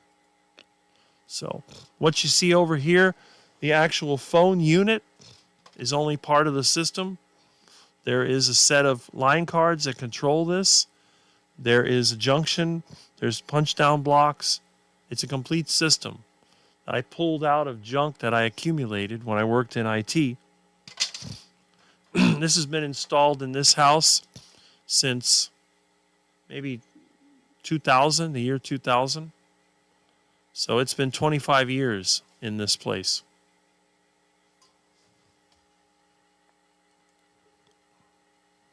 It's so great that you can do that. Yes, it is. It allows a poor person like me to have all kinds of stuff. I have all kinds of tools and equipment and everything. And it's a result of me being able to fix things myself. And if I can't fix them, I strip them for parts and scrap the rest. And that's it. My next project will be that welder my friend gave me. Well, I got to find some wheels to put on it because the thing's too heavy to move on its own. So, something else to do. And if you look at my videos, you'll probably see that I'm always posting a video on something that I do. You can see over here. You don't really see a lot about carnivore. You got your morning rides, and then you got the Bobcat, and you got, some of those issues, the welder that I picked up. And then just my channel is a lot different than the others because when you look at it, you don't see any flashy graphics. There's zero AI. I should put over here AI free. Or, maybe what we need to do, how they have like cruelty free and soy free and all that. Somebody needs to design a logo and put AI free and then put it somewhere here so you can see it. Just put over there AI free or something so people know that there is no AI used. It's very basic. I have a feeling that eventually it's going to be the real chat that people they crave because AI is just going to generate everything. People are going to get tired of it. They're going to want the real channels. So some of us with real channels, we may become popular again. I have hoarded these new induction stoves, the glass tops. I miss a good old gas stove. They're getting rid of them all. Well, I have a good old gas stove, and I'm taking it out when I move. How come you don't work in IT anymore? You could make 6 figures or more with your knowledge. Well, I got news for you. Down here in Miami, IT is a dime a dozen. We have plenty of people that can do it for next to nothing. Getting a good job down here, it all depends on who you know. Unless you know the right person, you'll never make any money. But if I move somewhere else, who knows? And besides, I got tired of dealing with people that just don't want to invest in their local network. Everybody thinks that you can do everything over the cloud, and they figure they don't have to do anything. Well, the reality is, as you know, the cloud is a bad thing. And when you're an electronics guy like I am, we don't like clouds. Because when you let the smoke out, your electronics is done. Now the multi-tracks all have PC boards with copper tracings on both sides and in the middle. Impossible to work on with the soldering iron. Can't even see some of the components. That is true. That is very true. I will always have a gas stove. You can still cook when you lose power. And the thing is, there's nothing they can really do to get rid of my gas stove. I don't have gas service. They don't even know I have a gas stove, unless you watch my videos. And the thing is, where does the gas come from? They could ban propane. I don't use propane. Unless they ban poop and plants, I will always have gas. I'm so glad your channel is like this, Rick, and why it is one of the only ones I watch anymore. And I agree. I was talking about carnivore burnout. I am sick and tired of all the overwhelming carnivore channels. I can't deal with it anymore. I can't deal with all the changing text and all the, I don't know, the celebrity personalities and the clickbait. And I did this and I did that and blah, blah, blah. It's always the same thing. I'm tired of it. I am tired of people trying to entertain me with videos that don't have a whole lot of substance, but they have a lot of attraction. I don't know. It doesn't work for me, but I definitely do not like those. I'm in IT. I'm tired of getting cussed at every day. It wears on you. And you know, the funny thing is, the jobs that I do the best are actually the ones that people don't understand. Like, for example, I had to do emergency plumbing repair yesterday. I had that interview with Cindy at 6:30. I got a call at 2 o'clock from a customer of mine that had a leak in the kitchen. Water was coming from under the wall, and they were in panic mode. And the house is old. It's got galvanized pipe. Needs to be changed. So I go over there. I cut out part of the baseboard, and I find that the water is coming from the pipe. It's rotted right where it meets the floor. So I said, okay, I'm going to do a temporary fix until you can get the plumbing replaced. And what I did, I got my Sawzall. I turned the water off. I cut the pipe off where the rusted part was. I had taken a chisel. I chiseled around the base to get it into the concrete. I went to my van, and I didn't have the parts I needed, so I had to go to Home Depot, which is right down the street. I actually didn't drive the van because the transmission's flaky. I took the bicycle out of the back of the van, rode the bike to the Home Depot, got 2 compression couplings and some PVC pipe, and then I bent the PVC pipe using a heat gun, stuffed it in the compression couplings, tightened it up, turned the water back on, and at 5:30, I had gotten paid. I left the house, drove home, got home in a giant thunderstorm, came in the house to move the buckets around to catch the roof leaks. I couldn't get to the bathroom, to clean up, so I just changed clothes, sat right here, did the interview. Then after that, I went ahead, took my shower, and ate dinner and all that. But the good thing was I got it all done, and it worked out very well. And that's because when you're a guy like me that can do a lot of different things, I charged them, what did I charge? I charged $200 for the repair, and I did a temporary patch on the wall. This will hold up fine. So I think they got a pretty good deal, and it cost me $20-something in materials. And that was it. Got it done. And the thing is, if they can't get a plumber to replace the pipes, I may end up doing a more extensive job, because normally the plumbers are going to want to cut through the floor, and usually the way I do it, I tunnel under the house. So what I'll do, when you get one of those galvanized pipes that goes bad, I'll chisel out only around where the wall is. And I've been able to do it in just where the wall is. And a 2x6, I cut that out down to the dirt. I go outside the house, dig a hole next to the house, break into the wall where the floor slab is, and they usually put sand in there in the older houses. And then I just start stuffing a pipe in there. Then I hook it up to a hose, and then I just start flushing water in there, and I try to aim it so that it goes to where the broken pipe is. It's like directional drilling, but for the poor man. And I'll just keep threading on pipes in there and sliding it in. And then eventually, when it reaches the region where the hole is, I go ahead and then I just, make it go through. All the sand that washes out from underneath, I collect it. I put it into containers. I'll run the new pipe, which is usually copper. And then after I'm done, all I do is fill in the hole outside, and I stuff as much sand as I can in and push it in with a pipe. Then I go inside the house, and I mix the sand with water. I dump it in the hole, let the sand run back in. Once the hole is completely filled with the sand that came out, then I can go ahead, plug the outside of the wall with a rock, fill it in with mortar mix, go inside, fill the floor in with concrete mix, smooth it out, and then while the concrete is drying, I start to backfill where I dug the hole. I mean, it's not a cheap job, but the thing is I don't have to cut through the floor. I can replace the plumbing, and generally the customer will be happy. Now, when you have to go across, let's say you have a bathroom on the other end, I'll have to do the same thing at another angle. So the pipe will come from the kitchen, then it'll come outside, and then right there I put the fitting and put it together. I've done several jobs like that in the last 30 years, and I've never had a callback. So what I do to prevent the copper from corroding, there's a PVC tape, a black tape, and then what you do, you just wrap it around the copper pipe before, after you do your soldering and all that, wrap it around the pipe, and when you stick it through the floor, it's going to prevent that electrolysis if the pipe ever gets wet. I've never had a problem. So it's kind of the way that I do it. I do it a little bit differently than the average person, but that's the way I do it.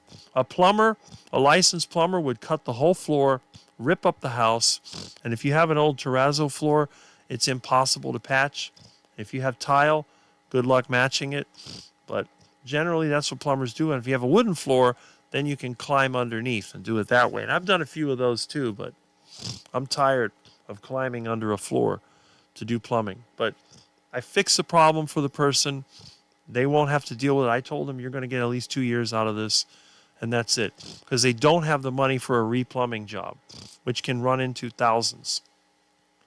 So, but I did fix the problem, so that's good. Okay. Yep. People need to lay off the grains. Yes, they do. No one should ever eat seeds. Got to get used to the AI is not going anywhere. 76, an ability to turn AI. There will be many people like that. Stay schooled. See, I can recognize AI from a mile away. I know people. I have a friend that was wasting his time on, I don't know if it's Facebook or whatever, saying I have all these girls that are interested in me.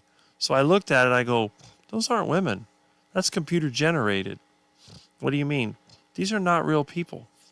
They're sending gift cards to people that don't exist. I said, there's probably some, African over there in what is that country? Nigeria. That's probably making this stuff up. It's ridiculous. The cloud just means all your data is on somebody else's storage. That is correct. The cloud means you don't own it. They go out of business like YouTube. All my old videos on YouTube disappeared when they deleted it. Now I keep backups of some of my videos. I do not back up the ride and talks, and I do not back up the shorts. They want to delete that, fine. Any edited videos that I make, I do back up. And again, all my old ones are on those little tapes, which I have no way of playing anymore. I hate it when they insert the clips and pictures in the middle of whatever they're talking about. Yes, I hate that too. I hate the cloud, won't use it. Exactly. Okay? The cloud has never set well with me, but someday we'll probably be happy to pay for some of our life. They have irreplaceable pictures like blackmail. I don't care. When I kick the bucket, no one's going to care. I guess UV here will be off. Okay. I definitely buy the AI free stamp. Yes, I think that could be a trend. Someone had suggested that to me, and I thought that was a great idea. I use Zoom, multi-track recorder several years, kept sending me free units. Oh, wow. Okay. I prefer Tascam.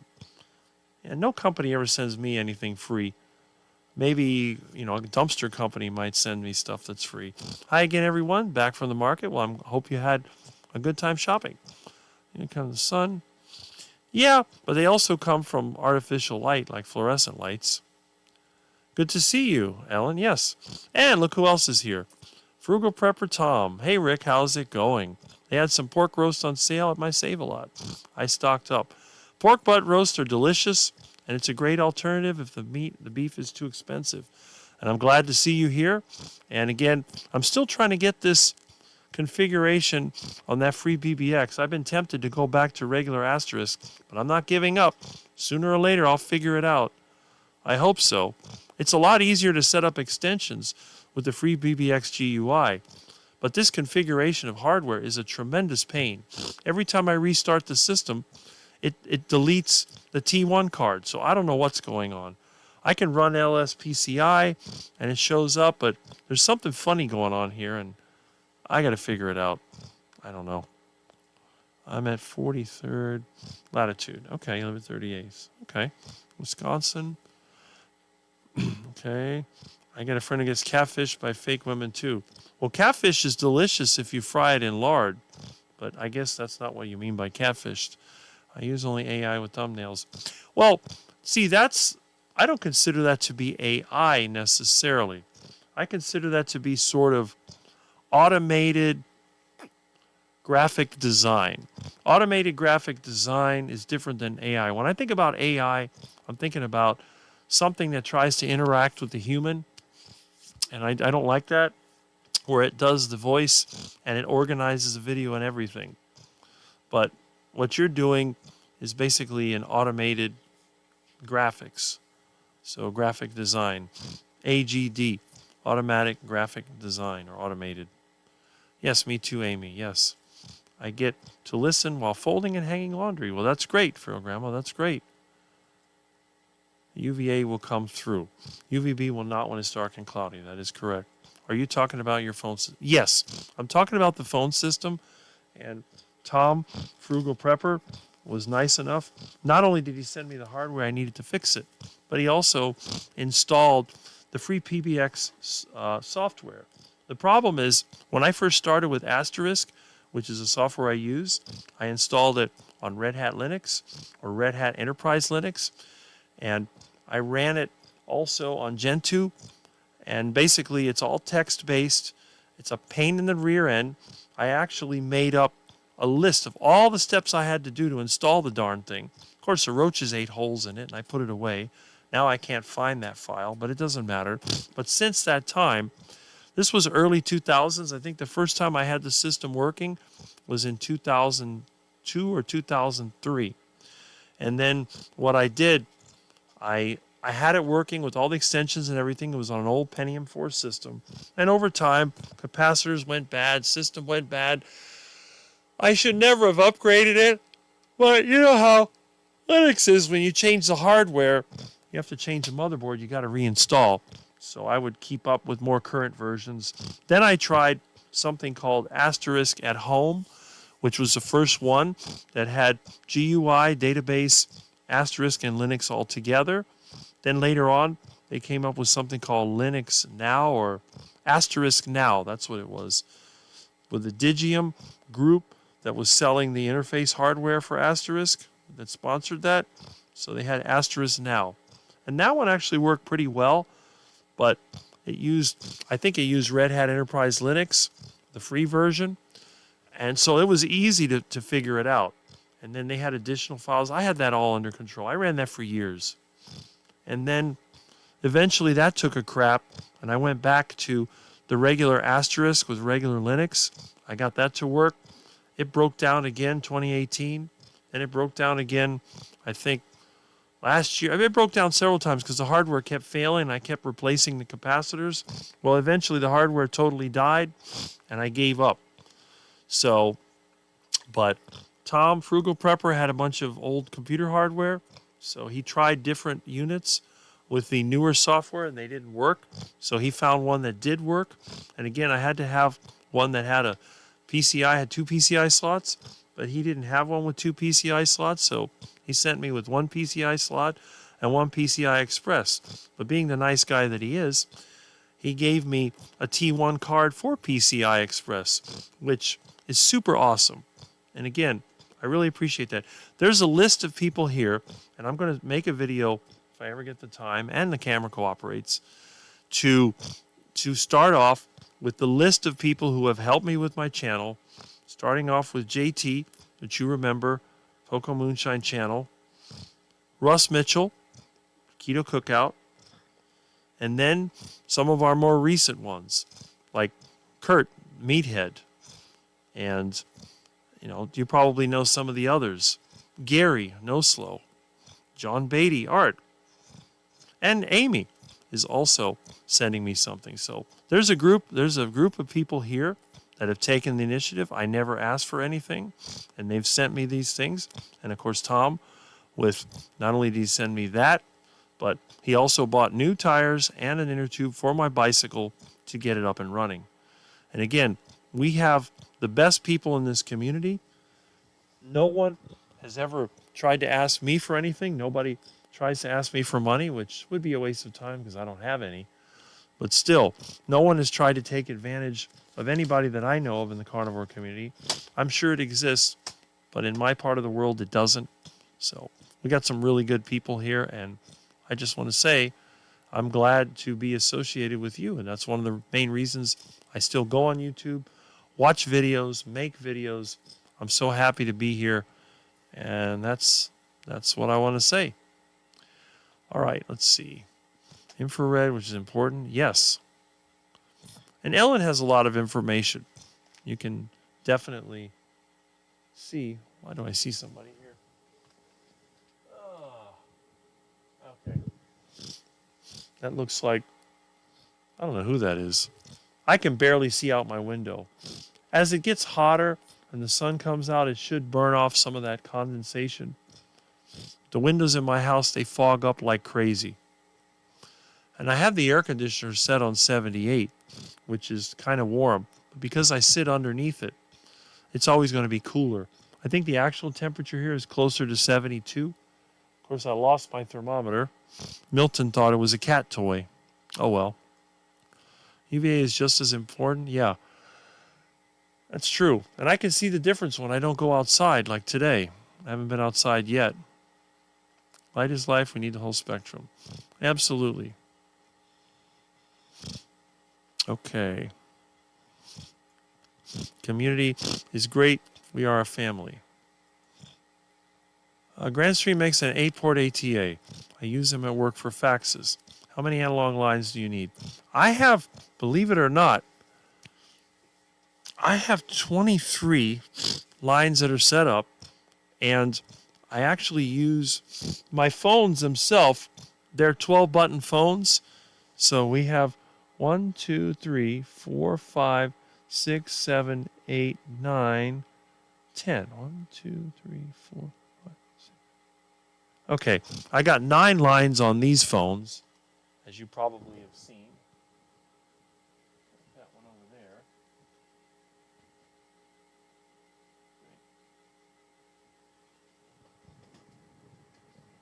there. And then I also have payphones. So I have 4 working payphones that I use. So you're going to have 9, 10, 11, 12. There's like 12 active lines that I have. And again, Channel Bank always worked great. I have no idea why it's giving me a hard time. If I can't figure out the free PBX, I may have to just go back to the regular asterisk and start it over again. I'll figure it out one way or the other. But I would like to learn the free PBX because, as you said, I had no idea that people were still using that. I didn't even know anybody had wired phone systems anymore. So that's good. But anyway, yeah. Okay, there we go. Don't forget the great duck flotilla, keeping the skies clear over your bunker. Yes, that is correct. You should look for that silver bar because silver is going up. Yeah, it is. It'll be up to $50 an ounce again. I have a scrap silver bar, and that thing is huge. It's a big one. I think it's, 20 pounds? It's a massive silver bar. Massive. Maybe it's about like this. I made it myself out of scrap for years of collecting scrap. I mean, a lot of scrap. Silver was like $2 a pound when I first started collecting, and I started melting it together. The bar is, I don't know. It's like this. I don't know how much the thing weighs. It's heavy. I know that. I would say at least, let's see, it's got to be at least 15 pounds. It's here. It's in the storage room. Exactly where? I don't know. I could do that. Okay, let me see. All right. Well, CV, there we go. Hopefully it won't take long. One thing I'm clueless about is all the tech stuff. So I'm grateful to have all these IT geniuses here. Well, there you go. Okay. Ah, okay. I'm going to show you. In fact, now that I'm here on the computer, I have the unit turned off. I'm going to turn it back on. I'm going to turn back the asterisk server on, and then I will pull up the GUI and show you what happens. It's weird. If I run the hardware and I set it up using LSPCI, it will show the T1 card is present, but the next time I reboot the system, it disappears. Very strange. Sunscreen dispensers near the playgrounds. Really? Free sunscreen well, some people can benefit from it. I just don't know what's in those chemicals. It's like I told everyone. If the stuff is supposed to protect you from the sun, what's in it? What are you putting on your skin? Now, I admit, I spend a lot of time outside. I spend a lot more time in the sun than anybody I know. And I don't think I look that bad. I mean, my skin is a bit damaged, as you can see. I got a scar over here, you know. But for a 57-year-old that works outside, I think I look pretty good. I don't know anybody else my age that has as much hair as I do. And it really is quite amazing. But you can see, I'm not that dark. That's about as dark as I can get. But I don't have a lot of skin damage. So, but I don't deliberately lay in the sun. I work in the sun. But a lot of times I'll cover myself up to try to get out of the sun. But I'll never use sunscreen. In fact, I don't understand. People go to the beach, they lay in the sun, and then they have to put sunscreen on. Wouldn't it be easier to just go under a tree and don't go on the sand? That's what I would do. You want to go to the beach, find a coconut tree and sit under there. Wear a shirt, wear a hat. What did they used to do back in the old days, in the 1920s in Miami?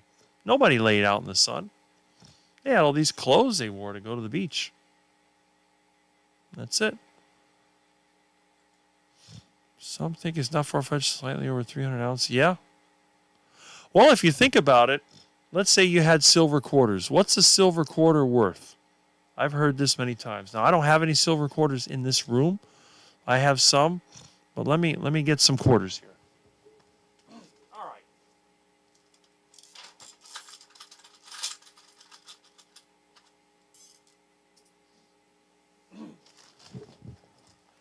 These are your regular quarters you have now. They're not silver. But let's just say, what was minimum wage in 1960? What was minimum wage? $1 an hour?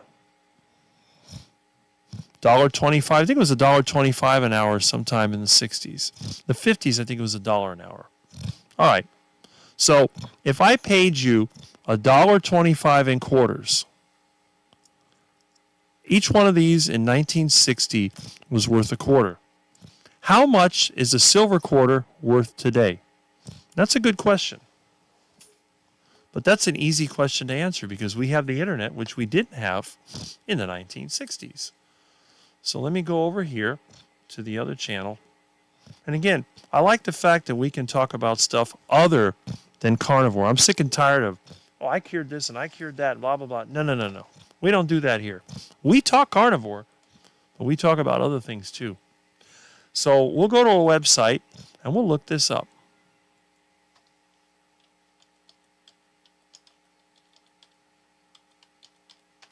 Okay? All right. Now, let's see. Silver coin values.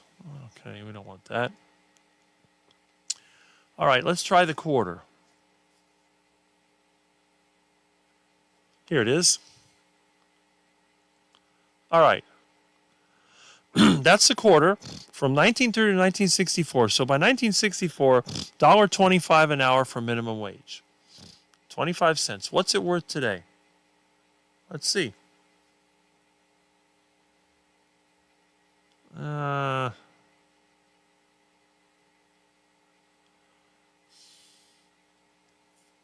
Silver weight in grams. There's copper and silver. Okay. Contains copper, add silver, and there it is. So it is $8. Let's say $8.34. So we're going to copy this. And what the heck happened? Oh, well. $8.34. Well, that's not going to cooperate. But anyway, where's the calculator in this silly computer? All right, let me see.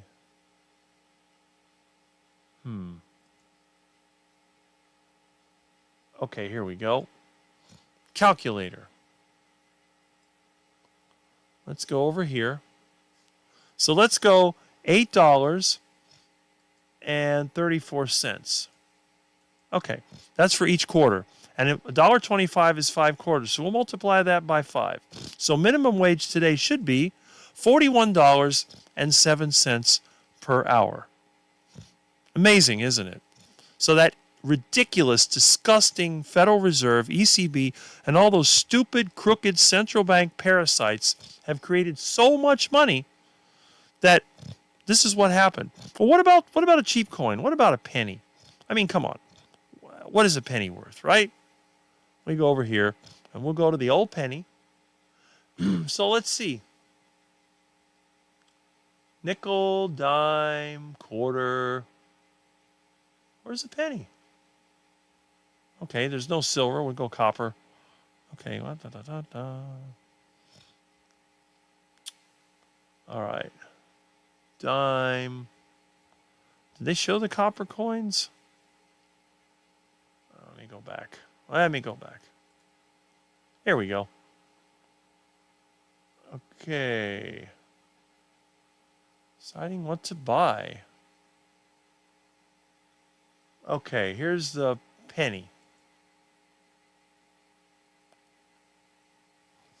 All right. So let's say you were paid in pennies. A penny before the 1980s is worth how much? It is worth 3 cents. All right. So 3 cents, that would be 3 times as much. So that'd be about what? $3? Now, what penny is this? This is copper price. Okay, there we go. Yep. So even the penny, the worthless penny, which was worth a lot less than 1 cent when they made it, is now worth more than its value. In fact, it's so bad, thanks to the Federal Reserve, that they're going to get rid of the penny because they lose money making pennies.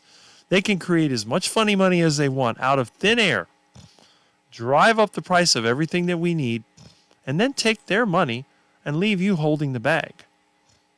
So that's what they did to us.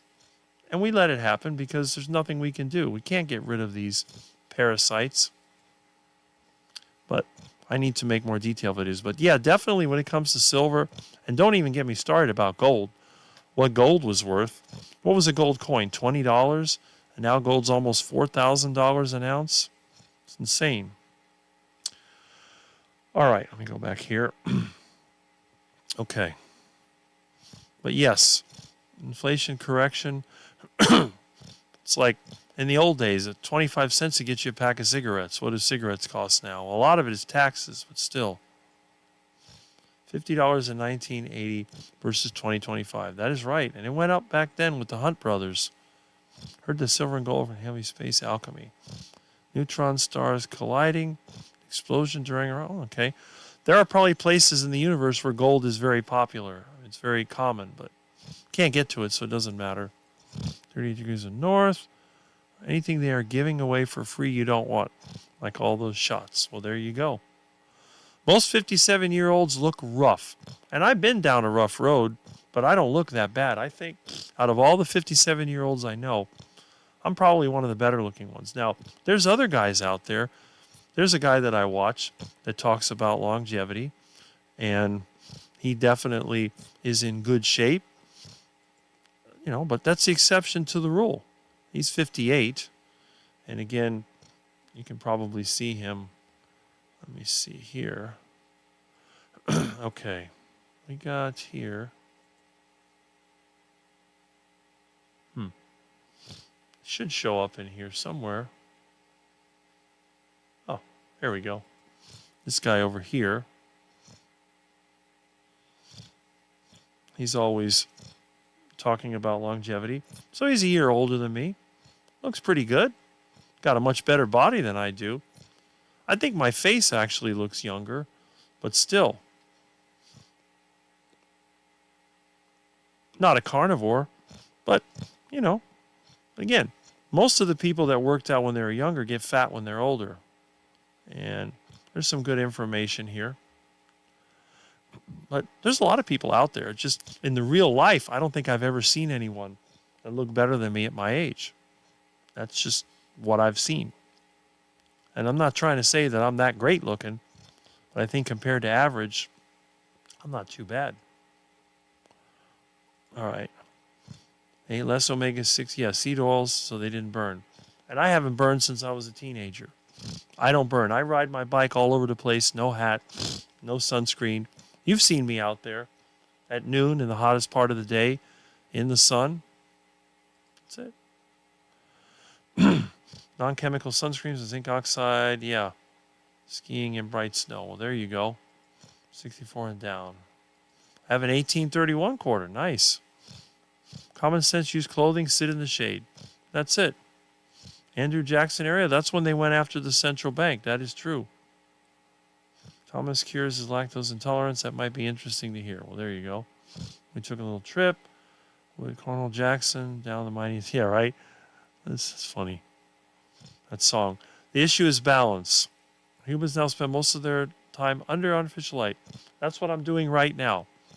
I didn't realize that light is also a nutrient. Well, guess what?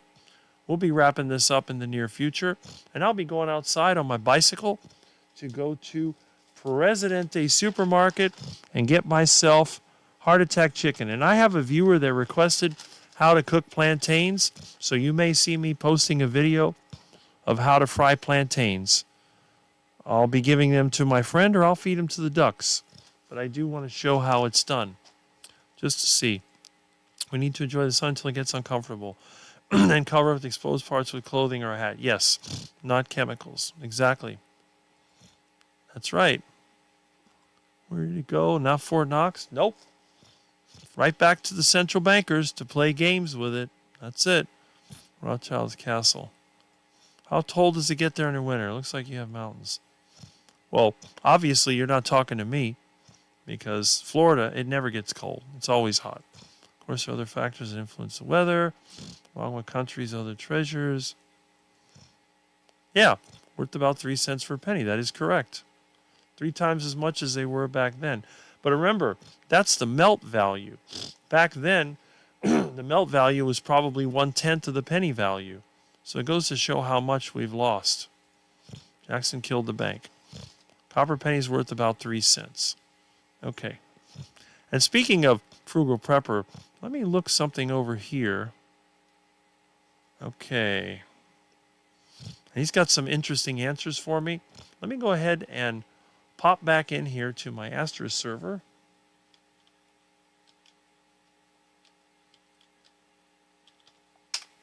All right. And there we go. We're in.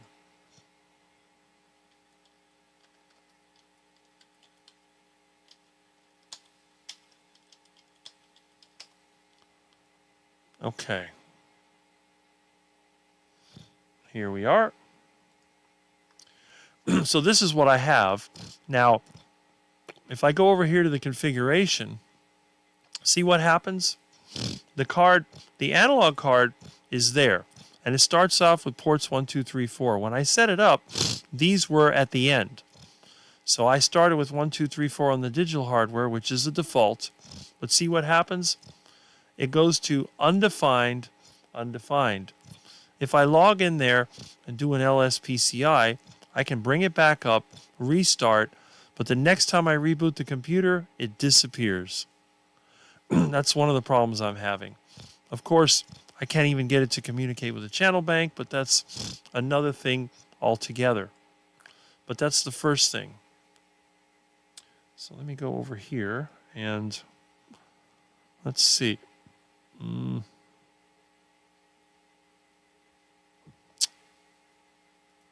All right. Be moving south sometime. Maybe latitude 37 is empowered by the sun. It's a good idea. Ancient Rome coinage. Yeah. Slowly they started plating their coins. They devalued the metal. That's what happened here in the U.S. with the penny. They went from copper pennies to copper-plated zinc, and now they just get rid of it. Whoops, I mean the Olympic. Oh, a Titanic and Olympic. That was a thing back then.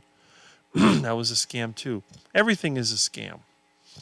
Everything. Inflation happened in ancient Rome, so did counterfeiting. That's true. But see, today, they don't even need real things. They can just create the money out of debt, out of thin air. I think eventually, when the system does fail, they're either going to start World War III to cover it up, or people are just going to start using gold and silver and meat and whatever else. I do barter even now. I do work. Sometimes people will give me something. It's like my friend that did the fence work. One time, I needed a chainsaw. My chainsaw was worn out. So he says, I got a good used chainsaw. I'll trade you the chainsaw for, some of the work, doing a day's worth of work. And it's a nice chainsaw. It's what the heck is that thing? It's not a Stihl. It's not Husqvarna. It's that other one. I forget. But anyway, and this was years ago. This was back in the 90s. And they used to pay that. They started, it was like $10 a day was the average. So for 8 hours of work, I got a chainsaw. And I still have that chainsaw. If I would have been paid $80 or even $100, and I had that $100 bill, it wouldn't buy me anything near what it bought me back then. The chainsaw that I got made me money. I ended up making hundreds of dollars with that thing, and I still have it, and it still works. So I think eventually people will get away from debt. They'll stop buying things that require debt, and they'll just start trading. Barter. You could even trade eggs, meat, anything, any real thing is a great way to work against the system. The only problem I have is property tax.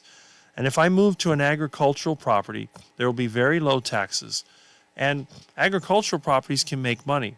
So I could be in the carnivore business, or if I was in a warm climate, I would probably grow mangoes and avocados and bananas and sell those. Avocados are a great crop. I got a couple of friends that grow avocados. I got another friend that grows dragon fruit, which is a type of cactus fruit. And again, if you have an agricultural property, even if you produce vegetables, it's an asset. If you own a home, it's a liability. The only way it becomes an asset is when you sell it, or if you find a sucker dumb enough to pay rent more than your expenses. It's a losing game.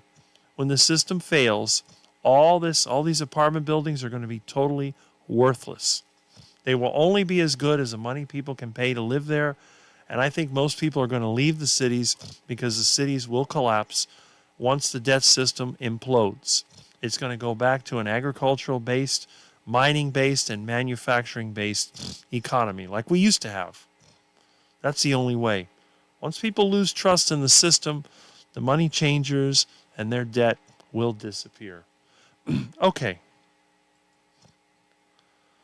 All right, I'm quite fair. Sit in the full sun. Yeah. Sun all the time. Never sunglasses. No burn, and I'm tan. See, Ellen? It does work. Okay. Fear-mongering was a thing. Yes. Knowing about carnivore changed my thinking about the intentions.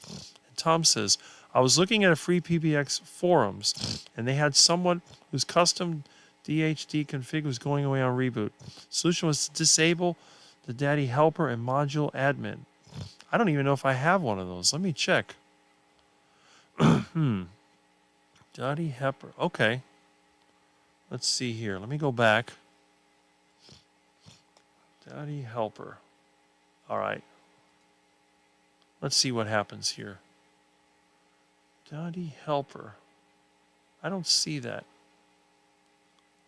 Any configuration.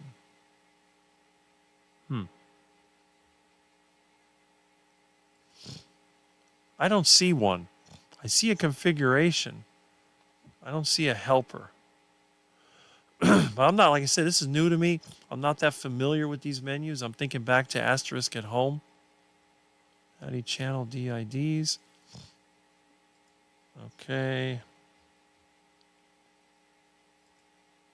Interesting. Oh well. I'll figure it out eventually. Just have to keep playing with it. One of these days I'll get it. Let's see.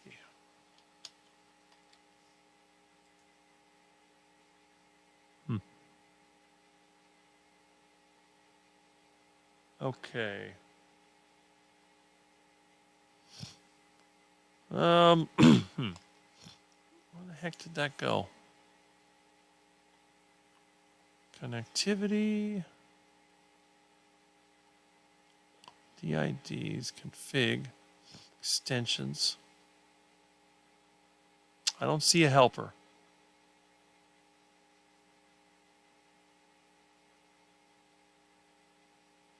Huh. Module admin, maybe? Okay. Problem is finding everything in these menus. It's crazy. Module admin. I don't see it.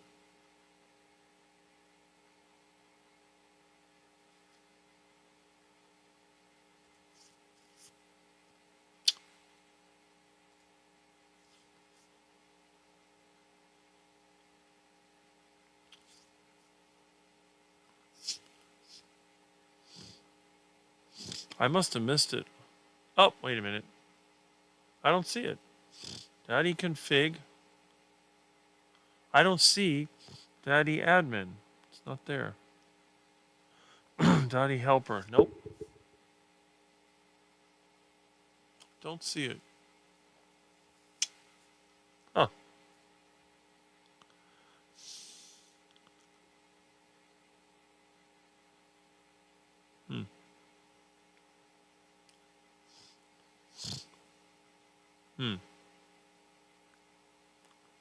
Okay.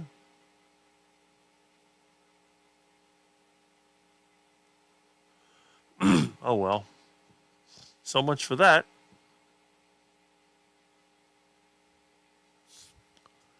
Okay.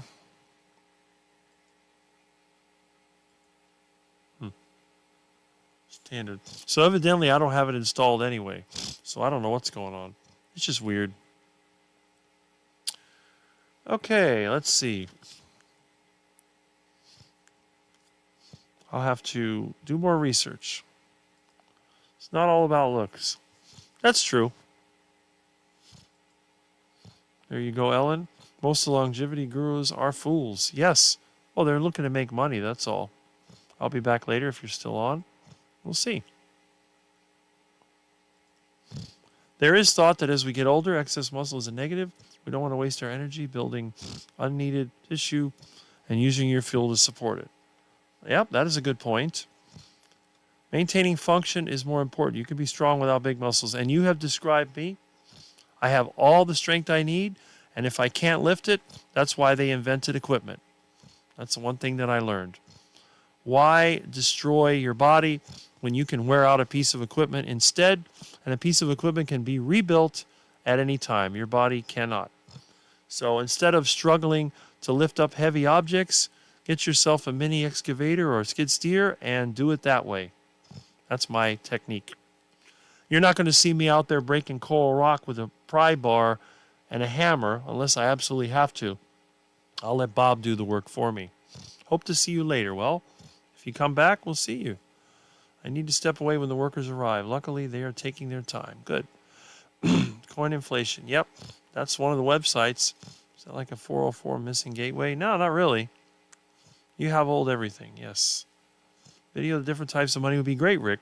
I thought it was interesting on your live a couple weeks ago. Yes, that's one of the things I do like to talk about. How we're being scammed, because a lot of people never used to believe me. Now, with the internet, I'm seeing more and more people agree. No one calls me crazy anymore when I talk about what they're going to do, because all my long-term predictions are correct. It's like I was telling a friend of mine a few months ago, they want to turn this aquarium into condos. And sure enough, they've mentioned now they want to get rid of it and develop it. It's like anything else. Miami is a very easy place to figure out. We have no natural resources. We have nothing of value here. The only thing that we have is space, and the space is filling up. So all they have to do is figure out ways to take whatever is there, get rid of it, and cram more crap into the same space. So the idea of Miami, stack and pack, cram, that's how you make the money. Everyone's living standards goes down a little bit as you pack more people in here. It's basically debt harvesting. That's it. And you got to find people stupid enough to want to live here that think that this is a great place. And that's easy to find. There's plenty of desperate people all over the world. You got people that live in even worse places like New York City and Los Angeles. This is like their next step in the toilet bowl. You have people from other countries that are basically struggling to survive. You bring them here, and they can pile up and live in a bunch of crappy apartments. So that's what it is. So Miami is basically the result of diminishing returns. And it's a shame because it used to be kind of a nice area. Now all the nice areas have been replaced by garbage. Ellen, even I am getting old. We're all getting old. I think you're aging in reverse, so there you go. They outlawed the parasite class. It lasted 1,300 years. Wow, with great success. That's amazing. It's hard to believe you can outlaw the people that run your system. Yeah, Financial Channel friend has been here this fall. There you go. You should. Keep having these eye allergies. I keep rubbing them like I do. I'll be wrinkled up like crazy. Well, there you go. I don't know if you really get wrinkles from that. We are working to abolish property tax on November 2026 ballot. They'll never let it happen. The politicians will never let it happen. I think you're going to have to do it in a more forward way. Let's put it that way. Property taxes are ridiculous. They need to go away. As long as you have to pay a property tax, you don't own your home. That's why I let my home deteriorate, because I don't care. I don't own it. It's owned by the government. The only time I fix it up is when I'm ready to move. The dumpier it is, the less it's worth, the less rent I pay. That's why I tell people, don't waste your money. Don't go putting in new windows, driveway, whatever. Just patch it. Change the roof so it doesn't collapse. Let everything be run down. Just don't let them condemn it, and you're fine. You will either have to own or rent. We all rent. Ownership is illegal in the U.S. Every weekday morning, nobody special finance. That is the one. Frugal Preppers Garage and Garden. Yes. We don't really own. Yeah, exactly. It's exactly. We don't own anything. So since I don't own it, I'm not going to try to fix it up. Just going to patch it up, hold it together. Let somebody else deal with it. That is my goal for the fall. I wish I would have. Whoops. Collectibles, comic books. I could have paid my house and truck off. Yep. I'm surprised people even collect that stuff. It has no purpose. I'll let allergies from my eyes. It can trigger eczema and swollen. Oh, okay. Yep. On Keach Amy, gain weight on carnivore. All right. Yeah. Get in contact with each other. Can you still sell them? I'm back. Just kicked the breaker on and got a rack of ribs. Awesome. I can sell them. Huh. Wow. Yeah, people don't have the money for that useless crap anymore. You'll have to wait till the next go round of the bubble. The next time when the Fed puts 20 trillion out there next year, then you might be able to sell it. Unless we have a revolution. In that case, the Fed will have to just step back and let the whole thing collapse. Let's see. Athleticism in general is what is valuable. Yeah. Well, it really comes down to the way you look. Some people do feel better when they look muscular like that, and I always used to think that's the ideal. But as I've gotten older, I don't care. I live by myself. It's not like I'm trying to attract the women. And anyway, in today's world, the muscles don't attract the women. It's the wallet that attracts them. So if you're relatively lean and healthy and you have money, you can get any woman you want. You don't have to be one of the bodybuilder guys because they're usually broke anyway. But they don't understand that that lifestyle is very demanding. And I've known people. In fact, a lot of the guys that I knew that were in really good shape and they met their woman, they were fantastically built. But taking care of women and doing those things, you can't go to the gym all the time. You don't have the ability, you're stressed out, you have kids and all that, and you go from bodybuilder to what they call dad bod. It just happens. That's one of the things that you have to do. If you see a guy in his 50s that's in really good shape, he's probably single or he might be gay. So that's one thing. That's what the women say. All the good shape older guys, they're all gay anyway. So why bother? But yes, once you get to that age, you can't maintain. And it's a really difficult thing. It's not easy. You don't get a body like that by being lazy. You got to work hard. You got to keep pushing. But once you get a marriage, relationship, or whatever, it's all over. Unless maybe your wife or boyfriend or whatever it is has the same interests, and then you can work out together. But usually with those people, they end up fighting with each other because they're trying to see who's got the best body. So it's kind of a lose-lose no matter what you do. Excess tissue on top of what is a burden. When we get older, we need to be more efficient. That's true. I don't know why I keep getting this crap. I hope it's not mold exposure. My house is loaded with mold. Plenty of these beefcakes can't even wipe their own ass. They're so tough as fuck. Well, that's one good thing about being skinny.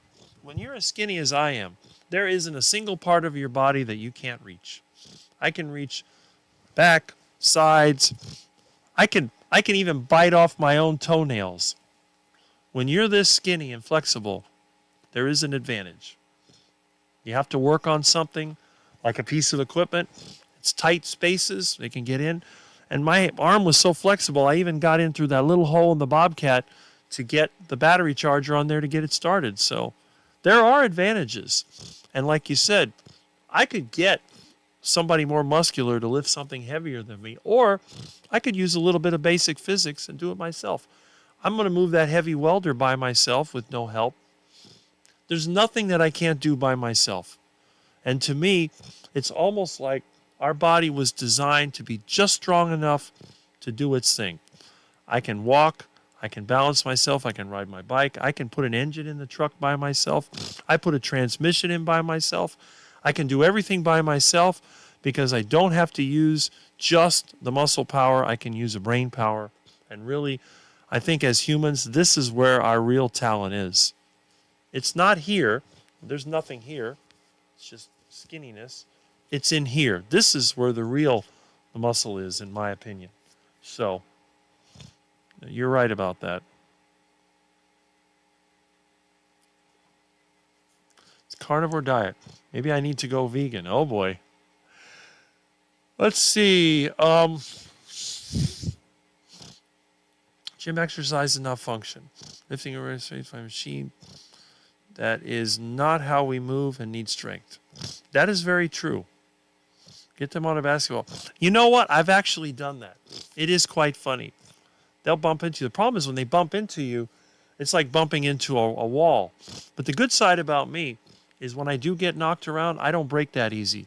So I may be skinny. And you know, it's always funny. I had a friend of mine wanted to move this particle board furniture to the trash pile. I'll help you. I grabbed the thing and I picked it up. I leaned back and I carried it. So he comes back to help me. He's like, "What are you doing?" I said, "I took it out. I was going to help you." "I can't believe it. You're going to hurt your back." I'm like, I've never hurt my back. In the years I've been alive, I've been working for over 40 years, and I've never hurt my back. So, but again, they worry about me. I've had women that I know that I do work for. "Oh, you need help." I don't need help. I can handle it. You're going to hurt yourself. My body tells me when I can't handle it, and I will let it go. And the thing is, I can look at an object and know if it's too heavy. I go, okay, let me get my cart. Let me get the pry bar. Let me get the Bobcat. I always find a way to do it. There's nothing that I can't do. So yes, I don't look like Dr. Chafee, and I don't look like Dr. Baker, and I will never look like either one of those. I don't even look like my bodybuilder friend that's up in Minnesota that, he looks better than anybody. I don't look like that. I never will. So I said, look, if I want big muscles like that, I'll just date a bodybuilder. That's it. That's all that I'll do. But I have technology. I have my brain. I can do whatever I need to. As long as I'm able to walk around fast and don't fall over, I can stand up without having to hold on to anything. That's all that I need. That's it. And really, when it comes to longevity, that's all that really matters. That other stuff is extra. If you want to build a great body and you have the dedication and you have the resources, then by all means do it. And I encourage that. It's like my friend was into bodybuilding. There's nothing wrong with that. If you have to use performance enhancing drugs, use them. It's your body. You have a limited life. Enjoy it while you can. There's nothing wrong with that. But I choose not to because I don't see an advantage to it. But for some people, it is an advantage. And I encourage them to do that.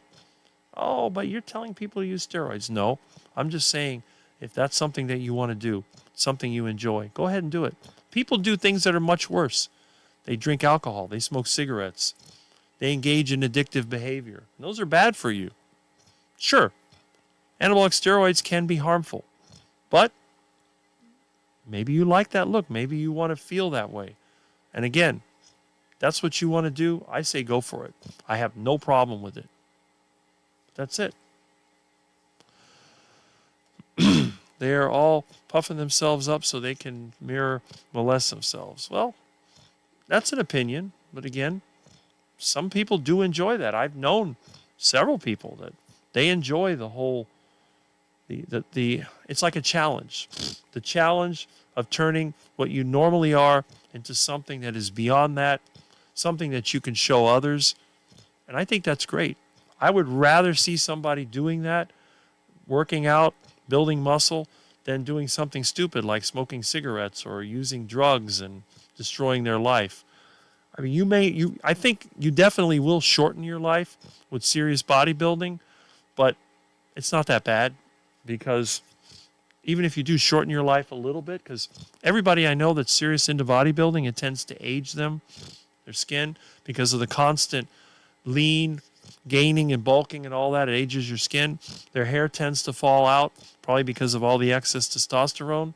But again, they like the way they look. They feel good. I say great. Now, if it's destroying you, if you're feeling terrible because of it, then you might want to make adjustments. But if you're otherwise doing well, it's your body. You do whatever you want. I don't have a problem with it. In fact, it's like if I had kids, which I never will, and my kids wanted to get into bodybuilding and they were using steroids, I'd be like, go for it, buddy. I don't care. It's your body. I'd rather have a kid using steroids than a kid who's obese doing nothing. I mean, seriously. They may both be unhealthy, but at least the one using steroids is building a body and he's dedicated. The one that's obese is sitting in front of a computer all day or playing with his phone all day. But again, that's just my opinion. For what it's worth, which is probably nothing. So value has gone down. Okay. If you can get some saline spray, all right, that's one thing. That may help with the allergies. I like collectible art. But no way it's about things like gold. That's the thing. Gold is a forever material, and gold will never be worthless. There will never come a time of day when gold is worthless. A piece of art is subjective, and that's it. You don't want that newer window glass? They make it so it blocks out more and more natural light. Yeah, I have the old window glass. It's clear. And I know that because if you put anything near the window, it fades out. Any cloths, plastic especially, any plastic will fade out quickly. If you put it on the inside of the house where there's no sunlight, it doesn't fade as fast. I'll give you an example. These X10 remotes, these are supposed to be more white. When you open them up, you can kind of see the difference. But with the sunlight, this one over here is not so bad. See how this one on the inside is only a little bit lighter than the outside? This has always been in the non-sunny part of the house. The one that was in the sunny part by the windowsill, I don't have it anymore because it actually broke. This one, still pretty solid. You can twist it. The other one, it shattered in my hand because the UV light destroyed it. And remember, our bodies are constantly being destroyed, but at the same time, they're rebuilding. If you can keep the destruction down below the level of rebuilding, I think it might actually make you stronger. That's the whole idea of bodybuilding. pushing your body to the point where it begins to fail, and then giving it enough time to rebuild correctly. If you work out constantly, you're not going to have enough time to rebuild, unless you inject growth hormone, but that's a different story. But anyway, I suspect that is a sign of the failing economy. Yes, it is. It is. Okay. Rick has a point. Even Jesus was violently anti-money changer. That's right. I am against the money changers. I really despise them because they're nothing but parasites. They produce absolutely nothing of value. If they were eliminated right now, everybody's lifestyle would go up, not down. They are nothing but trash. All money changers need to be eliminated. Now, I'm not saying eliminate them physically. I'm saying eliminate the money changer profession. So in other words, take away the fiat money, make the money on real things. So to be a money changer now, you have to go out there and get the money. Well, where are you going to get the money from? Well, if everybody has real money, they don't need debt, do they? So you're going to have to go out there. You're going to have to get people to invest in you, and then you can loan that money out. But the system we have now, the banks can create all the money they want for nothing and lend it out, and then that inflates the money supply, which reduces its value. But yes, even Jesus was very mad because they were using the money in the temple area and cheating the people to sell them the animals for sacrifice, the temple coin for the tax, the whole thing. It's just arbitrage. That's what it is. You insert yourself between the product and the need. And I really hate that type of person. But again, I would never advocate executing them because that doesn't solve the problem. See, if you were to execute them, all you're doing is eliminating them. And now you've opened up a void because people would say, well, the economy's a mess. Maybe we want the money changers back.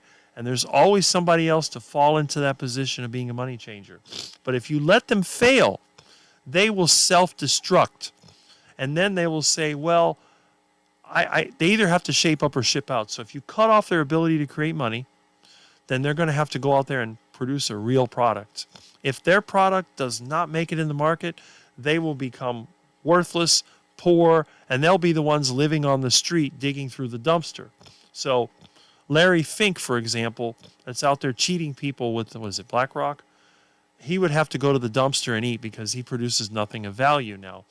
Some of the people like, Elon Musk is not a money changer, but he has a lot of money. If they cut off his financing, he would lose his companies, but he'll never be poor because he knows how to kind of talk to people. He could get investors. He might have to be selling Amish buggies, but the guy's smart, so he would be able to survive. Then you have the old parasites like Warren Buffett. He's already retired. If Berkshire Hathaway goes away, he'd probably be dead by then, but still, he'd find a way. A lot of these really savvy people that manipulate the market, they'll do fine. But a lot of the younger ones that have been in this constant money-changing cycle, they will burn out. And they may have to go back to agriculture. You might see a lot of people end up like this. This will be the future. Sailboats, little houses, that may be the future.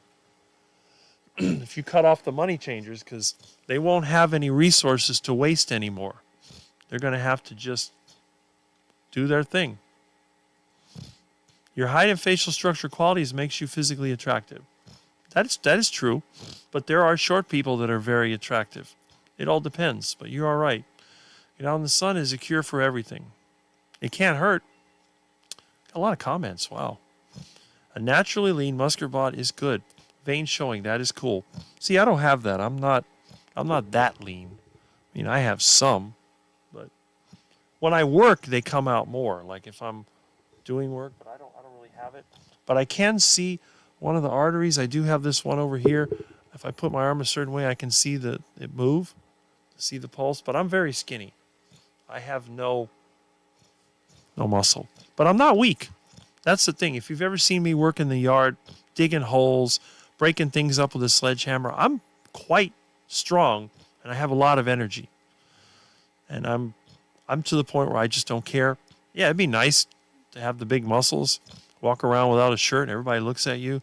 But then again, does it help me in my work? And the answer is no. It does not help me. It's not going to help me climb a tree any easier. It's not going to help me chase down an iguana. It's not going to help me dig a hole. It's not going to help me work on a piece of equipment.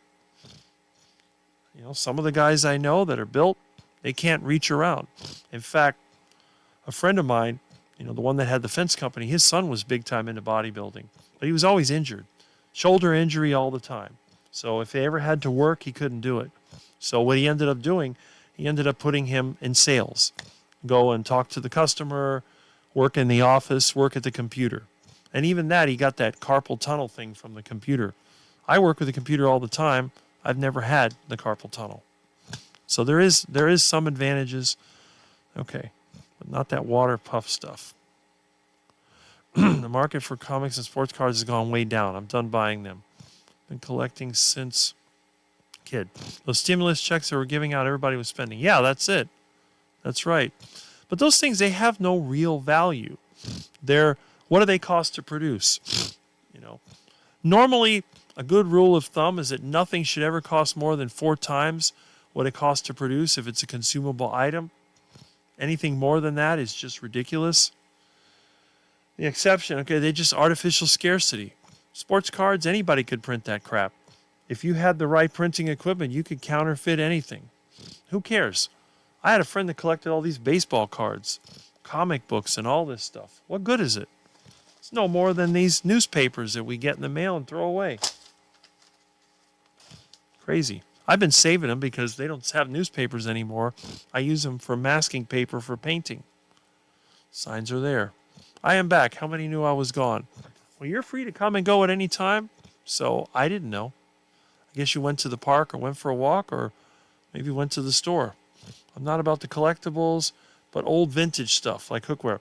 See, with me, I like to collect things I can use. Even some of the decorations like you'll see over here. All right? What is this? This is off my car. You can see it's just one of the trim pieces. It's got a little bit of corrosion because it was outside. It's in relatively good shape. I collect this stuff because I can use it. My mother used to collect dolls and stuff. I still have a bunch of them. I don't know what I'm going to do with them. I don't have the heart to throw them away, but I have no use for them. I got a whole room of crap that my mom collected. She spent thousands of dollars on this stuff. No value to me whatsoever. But everything I have, it has value. Even these books over here, I can use them as a reference. So, my phone, use it every day. Even this microphone. Look at this. When I got this back in the 80s or whenever I found this at a yard sale, I had no idea that I was going to be on the internet. I didn't even know this thing existed. What is a podcast? That word didn't even come until the 2000s. You know, who knew? I wanted it because I could use it to make videos and stuff like that. Back then, using the VCR, the camcorder, which I still have, I like the idea of it and I use it. So everything that I have, it's either stuff I use or it's spare parts. Like all those lights I picked out of the junior high. I stripped all those down to parts. I'll put them away. When and if I build my shop, I'll use them. I like to collect things I can use. It's that simple. That's all there is to it. Your brain and heart are most important. The wisest will do the best. Yes. And again, if I wanted big muscles, I would just get friends that have them and let them do the work. You know, if you like them that much, hang out with the muscle guys. We're glad to see you anytime you can be in the chat. Yes. Now, I can be a little bit forward because of how tall I am. And the thing is, a lot of times people will build muscle to stand out from the crowd, and I agree with that. I'd rather see somebody do that than get plastic surgery. You could have a relatively ugly face and be short, but you can impress people with your size if you worked out. And that's a great thing, and I encourage it. I do think it is a great thing. But if you're 6'6", it doesn't matter if you're built like Sean Baker or if you're built like Rick. Everyone's going to see you. Everyone's going to know who you are. And everywhere you go, you're like the center of attention. And in my case, I don't want to be the center of attention. So if I had a body like Sean Baker, everybody would be after me. This way, people just stay away from me. I look more like somebody from the Munsters or the Addams family. So they avoid me. And there are times when I like talking to people, but there's a lot of times I don't want to be bothered. I have my things to do. I keep to myself. Thank you, Wendy. I see that again. It's balance. When young, we are more concerned about looks, and our bodies can handle a lot. That is true. I made a plastic skin. It was very faded. Okay. I just got back. Yes. Sandy, glad you're back. Welcome back. I see Mitch just posted video. See, I told you, Mitch came in to say hi, but he had a video. I know. Mitch never takes a day off. He never takes his advice. But you know what? We're glad. Because we all like, I don't think there's anyone in my group that doesn't like Mitch. So, just something to think about. Okay, lenses block UV light. Okay, I just found out 21 years ago my father passed away. Oh, okay, wow. My dad died in 2012, so I know what that's like. And he was a health food fanatic. Thanks, Thomas. Muscle mass needs maintained so we don't slide down the slope of sarcopenia. Yes, and the thing is, I've been able to do that. There's nothing that I could do at age 25 that I still can't do now. In fact, I'm actually stronger now because when I was 25, I got on that stupid plant-based diet that screwed me over. And if you look at a picture of me, I was actually skinnier then than I am now. But I like the fact I only weigh 195 usually, and I'm 6'6", so I'm the ultimate toothpick. But if a normal person weighed 195, that would be significant. And I have about 14% body fat. So if you had somebody, let's say they were 5'10", and they weighed 195 and they were 14% body fat, that would still be a pretty good looking man. They'd be like, yes, that guy's in shape. 14% body fat. But, you know, for me, I look like a toothpick. And people feel sorry for me that I'm so skinny. When I wear my old clothes to go bike riding, I've had people give me money thinking I was homeless. They saw my old bike with a rusty chain and bad wheel. I was at Aldi. A guy gave me $5. Now, most people would be insulted. What are you giving me that for? But I told the old man, thank you. I hope you have a nice day. He thought he was doing good, and actually he was doing good because that $5 went to my next shopping trip. That's good. I think back then it got me a couple of pounds of beef as well. So if you're watching this, which you probably aren't, I appreciate that. That was about a year ago. So thank you so much. All right, let's see. Cram them back into their ghettos. Yeah, located on Arctic islands. Okay. Which I must have missed that one. Hi, Sandy. Missed my parents. Done with laundry. Okay. All done moving furniture and 38 still watching. Yes. Small world. I like a good pry bar. They're very handy. Women aren't as visually influenced as we are, but they love a guy's forearms. I have no idea why. Interesting. You're on the Conan the Barbarian cover. A couple of babes at your feet. A huge pile of defeated iguanas. Oh, there you go. It's funny. Okay. And Lewis is here. Hello. Hey, see, we still got people coming in even this late. Popeye had that going for him. That's true. Shoulders a big part of what makes humans functional. Yes. Romance novel covers. Got some Dacian pirate taking his women. Okay, R. I'm not sure who Orbital Hub is, but you're funny. Yes. One of our regulars. Don't know if it's male or female, but one of our regulars. You have the best sound. Very clear. Well, thank you. Considering that I have the oldest, crappiest equipment, I think it's doing pretty good. Notice that the microphone actually is on a boom, a very old one. This Atlas sound boom is from the 60s. This extension is newer. But I got the black one because the chrome one people said was kind of... This I got it from a yard sale. I'll show you what it looks like. See?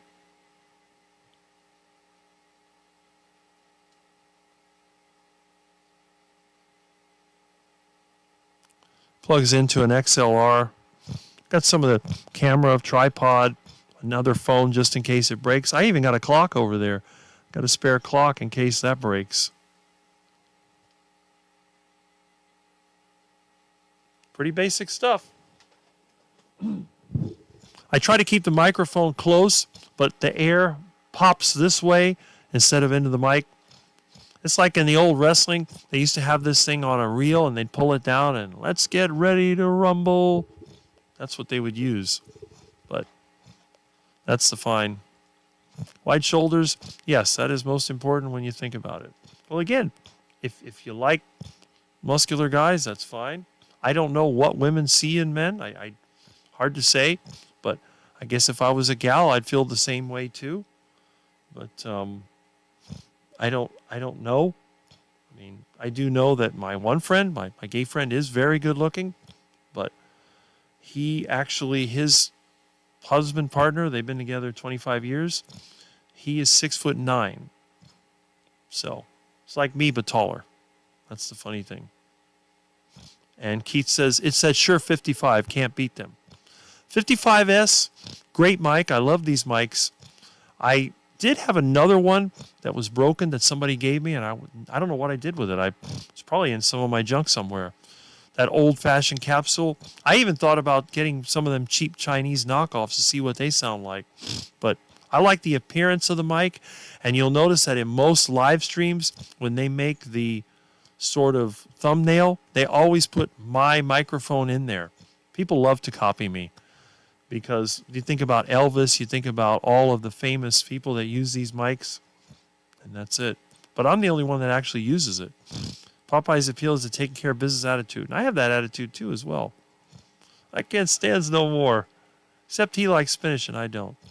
Rick, you do like Fred Gwynn from the Munsters. Yes, I do. I could be Herman Munster, the real Herman Munster. That's it. Any man is at his best when he is in that mode. That's right. Get there and stay there. Munsters and Adams couples have long been role models for some of us. Well, that's very good. That's what I agree with that. Good friends, dad is literally worth millions. He sat on a curb by the plaza he owns, took his ball cap off, and 2 people tossed in money. Around here, if you have money, you don't flaunt it. That's what they do in the Midwest. A lot of people in the Midwest, think about Sam Walton and Walmart, drove around in a pickup truck all the time. Here in Miami, where you have a lot of Latin Americans, New Yorkers, and all the other ghetto wannabes, they show off what they have and what they don't have. So to them, the worst thing that you can do is look poor. But I like looking poor, even if I had money, because no one's going to bother you. If you look like you're poor, you live like you're poor like I do, I could have millions of dollars and nobody would know it. They go to rob somebody, they're going to go across the street where you got the new cars. You got the Mercedes, you got the Porsche SUV, the lifted truck, the boat. They're going to rob that.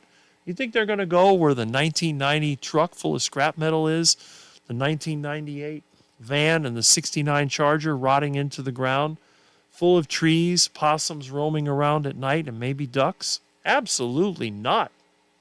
There's no money there. You might steal his bike. It'll fall apart when you ride down the road. He drives old cars, wears overalls.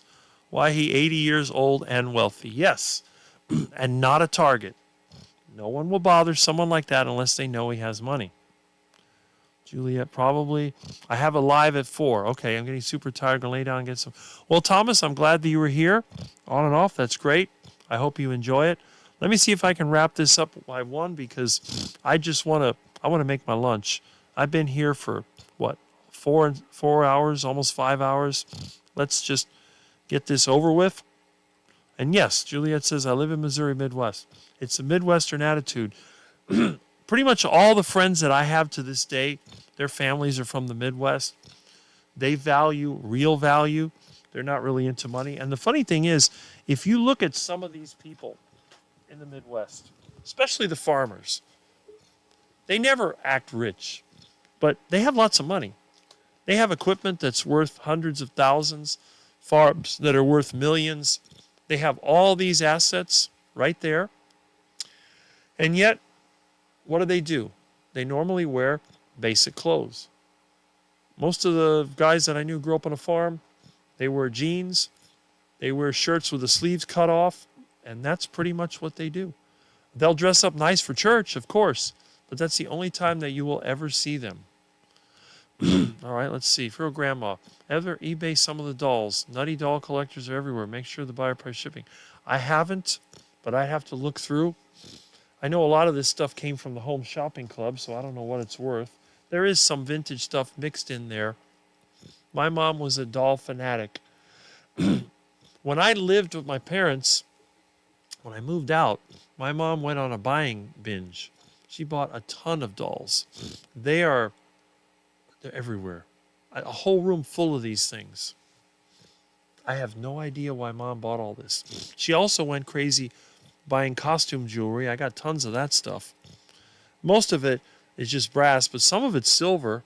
Some of it is gold plated. There's some good stuff in there, but all the stuff that turns green, I'll probably melt that down for the metal because nobody's going to want it.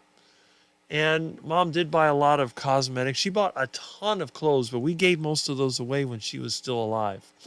We gave away 55 boxes of clothes. You know those boxes they have at Aldi that the food comes in? 55 boxes of clothes. It was crazy. I don't know. But mom liked to wear something different all the time, and every time they had a sale at the store or on the home shopping channels, she would buy. For a while, UPS would come to this house every single day, sometimes twice a day. Of course, after mom got sick, I just started throwing away the orders. Mom she would order through the mail. She would write it on a piece of paper, put it in an envelope, stamp it, and send it out. When mom got sick, I just started stockpiling them. I didn't mail them. And if mom asked where something was, then I'd go, well, whatever. And eventually she just didn't notice anymore. And she started going through her old stuff. I think it's like some kind of a disease. You start buying stuff and you just keep buying more and more stuff until you fill the whole place up. Now, I ended up filling up the place with more stuff, but I don't buy it. I just find it. People give it to me. So I got more stuff than when my mom was here, and I pay zero. I think I spend, at the grocery store, I spend anywhere from $300 to $400 a month. On stuff, I probably spend $50 a month or less. And that's usually just stuff that I need. Hardware, maybe a tool or two, maybe some auto parts. That's it. I don't need anything else. I don't need furniture.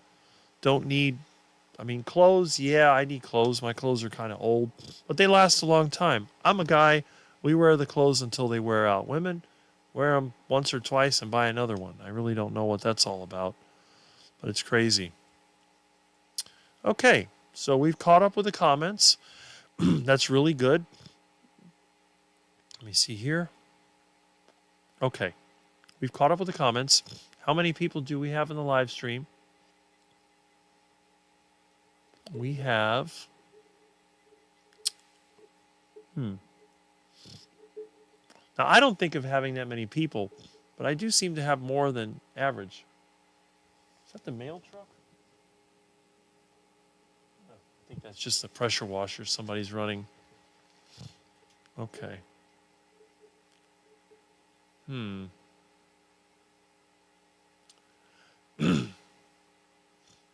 in the world is that?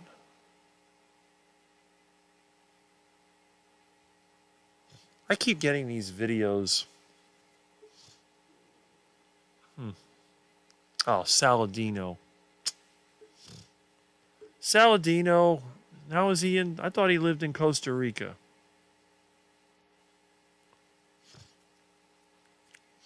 Raw milk with cream, banana, berries. Oh boy, Vitamix.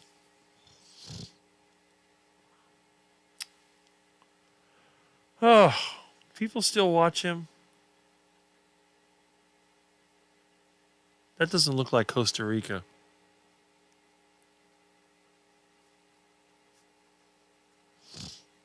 Okay. Apple, steak.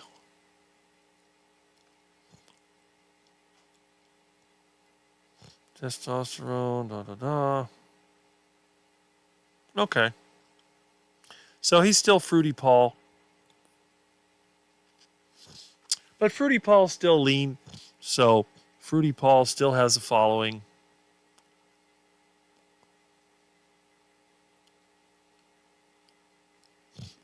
Interesting.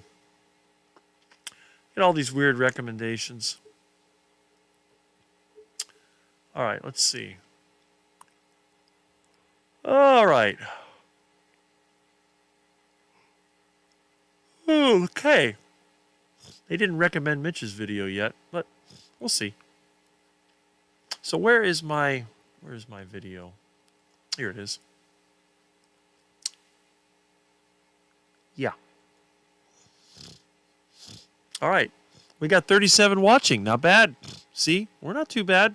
We got some good people here. You know, it's hard to believe that I have 980 videos. That's a lot of videos. Of course, a lot of them are just these little short videos. You know me.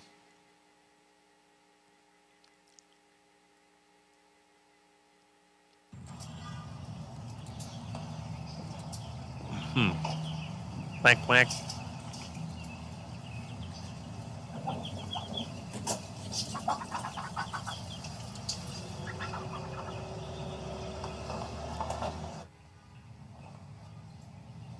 All right.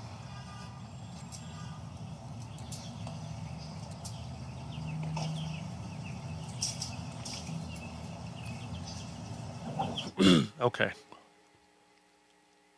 Anyway, compared to the big time YouTubers, I'm basically the small fry, the small fish in the big pond. But you got to admit, there's nothing AI and there's nothing here that is the same. Notice how everyone's a little different, even when we had the aggressive monster. Yep.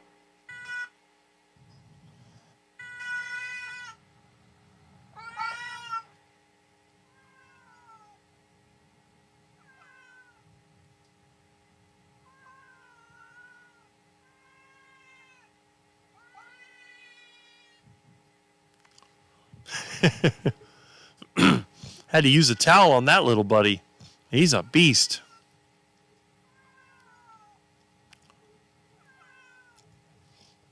Hopefully that won't wake him up because he'll come in here and start attacking. Now you can see a lot of the other videos I watch, but I have to admit, I'm just serious. What's this? America's latest farming crisis. There's so many things that are going on, and I know a lot of people, they're very much into the carnivore channels. And again, yeah, that's great. There's other people coming in, which is great. If the carnivore diet works for you, keep doing it. But on the other hand, maybe you might want to be more like Fruity Paul. I don't know. There's just so many videos. I can't even keep up. So generally what I do, I concentrate on the channels that I know, the people that I know. Like Dustin. Okay. I see he's interviewing Amy. It's good. I try to watch everybody I know when they come up. And we see that Thomas is going to be on Amy's channel. But it's just there's not enough time in the day. Oh, this vegan scammer is still there. I can't believe it. Oh boy. California's per mile tax fiasco. It's just ridiculous. Government's increasingly more desperate. Doug and Juliet live. Yeah, a lot of great things here. Anyway. Can anybody keep up with this? I don't think so. Okay, so Missouri seems like a good place to live. I haven't been there either. I know somebody that actually lives not that far from St. Louis. Levi lives in CR. I think he has family up here. He visits, although I don't follow him. Yeah, I don't know. He does sell a lot of supplements. There's 4 channels I watch as soon as they come up on my homepage. Rick's is the first. Well, Keith, and you're one of the other few people that have done ride and talks. I don't know anybody else that really does ride and talks, but that's okay. But yeah, my channel is unique, and I have several loyal viewers, and that's great. So I have to admit, this is the reason why I continue to do these videos. I do the lives, I do my little ride and talks, my little short videos, because again, the $23 that YouTube has reserved for me after 18 years is not an incentive. I get more than that from just one of my subscribers sending me something. That doesn't matter. But even the people that don't send me anything, the fact that you spend your time here with me and you communicate with me, that's very important. In fact, that's something you can't buy. You can't buy the attention and the interest of other people. They have to give that to you. Now, technically, you could bribe people by trying to buy them out, but the reality is that's not true. What we have here is real, and it's true. Now, you may have other channels that have a lot of subscribers. Yes. But the question is, how many of them do you regularly connect with? Who would be, let's see. How many does Anthony have? He had about 20,000 when I first got his channel. He has 508,000 subscribers. That's a lot. But I still consider Anthony to be somebody that I know. So I really like Dr. Chafee. What about Dr. Baker? Where is he? Here we go. 363,000. It's interesting that Anthony has more people, but I think it's because Anthony has done so many interviews and lives. He's built a really good, let's see here. He's built a really good following. So there's Sean Baker. And who else do we have? Sean O'Mara, I don't think he has that many.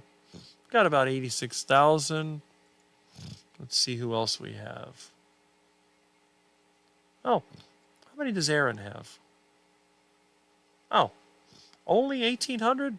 Come on, if you haven't checked out her channel, start watching. I think your channel's pretty interesting. Okay, let's see how many other big timers we have. Big time carnivores.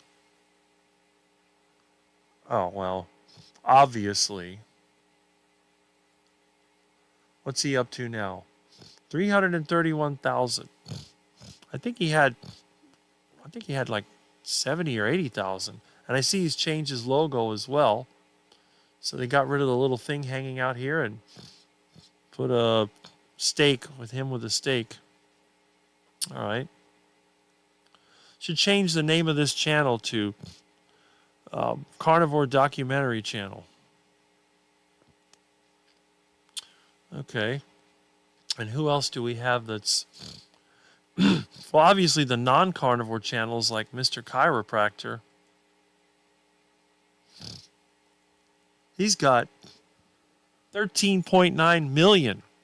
It goes to show you can definitely be a chiropractor. He's age 60. So, got a big following, let me tell you. Who else do we have? Big time? Not too many, really. I don't see too many big time channels. And by the way, let me see if Bob has another video. He hasn't done a live in a while. Okay, I guess what it is, it comes up members only first. Yeah, see, it's been like 4 days. Bob has not made that many videos. That's the last one that I saw. Okay, so it's not my imagination. He's not making as many videos as he used to. And I think his last live was... oh, he had the one on Wednesday, but I was working. Yeah, his last live was 2 months ago. The only one he's done is the one every 2 weeks. I just can't keep up. When I'm working, I can't keep up. I'm going to have to put a schedule on my computer to make sure that I catch them. Well, anyway, speaking of lives, let's see how many we got here. We're going to wrap this up because I need to go to Presidente and I need to get some heart attack chicken. All right, let's see what we got here. We got 32 watching. That's very good. All right, so the 989 videos will become 990 videos once this has been closed up. So we're getting close to 1,000 videos. And subscribers, maybe I'll be lucky and reach 4,000 subscribers by the end of the year. And look who's here. Come here, come here. Come on, little buddy. Oh, my goodness. You silly puss. Let me get this camera over here. Finally, we get to see the real star of the show, Milton the Monster. Hello, Milton. Look at that face. Oh, he's gorgeous. Look at my kitty.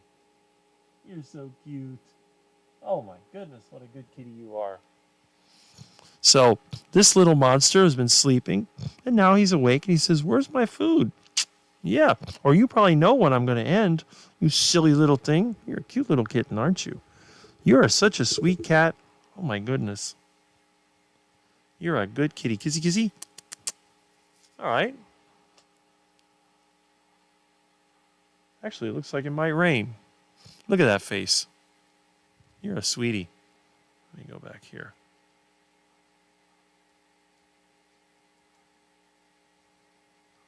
All right. Okay. Let me go back here.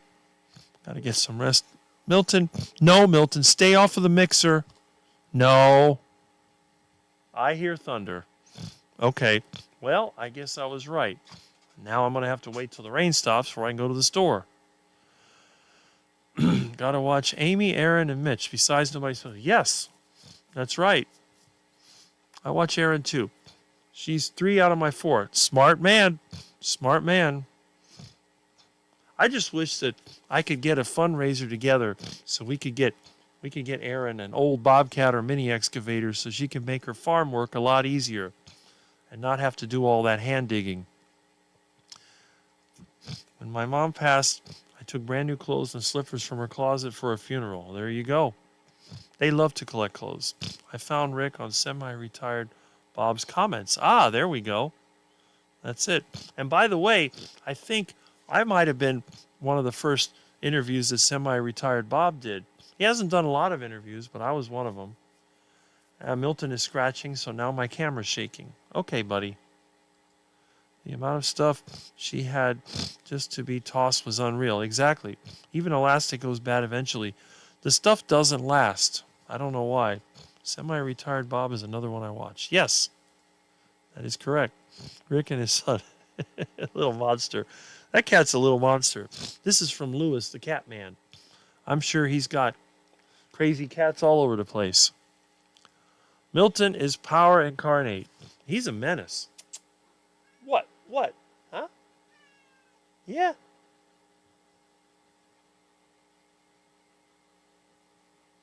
Yep, that's definitely thunder, Milton. You're a pretty cat. I like you. Look at those beautiful eyes. Come on. Come on, Milton. You want to come back? What is this? Oh, here you go, Milton. You're a silly cat. I like you. I don't remember which. It's got to be in the right place to fit in. Oh, well. I'll figure it out later. Anyway. So, yeah, Milton is power.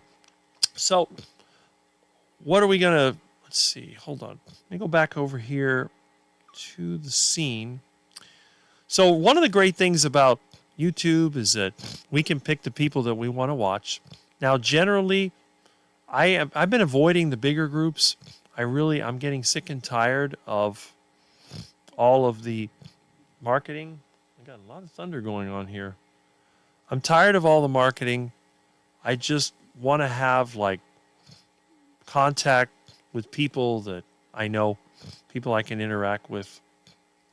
Why do I want to be ignored? Oh, yes. You are a big fish in my pond. Well, that's great. That's why you're here.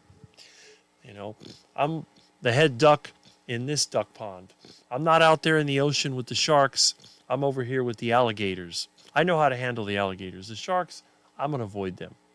Don't want to be in the salt water. Hey, Milton, come here. Come on. Yeah, come on. I know you're hungry. I know you want me to go feed you. And he's like, why is my friend sitting in front of that computer talking to nobody? And I'm looking at him, and he's licking his lips. He's like, where's my food? You are so cute. And I don't know, Amy, I got old pictures, but I've got to try again. Maybe when it rains. I've been trying to take pictures with this webcam, but they're too blurry. And my phone, it's gone haywire. Actually, where is my phone? Hold on a second. What? You're a silly puss. Here it is. All right.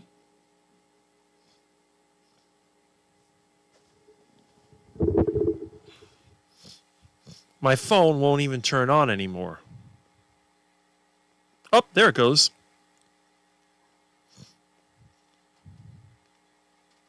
Huh. I thought it went. Yeah, it comes on, but now it went off again. Okay. Let me take it out of this little protective thing,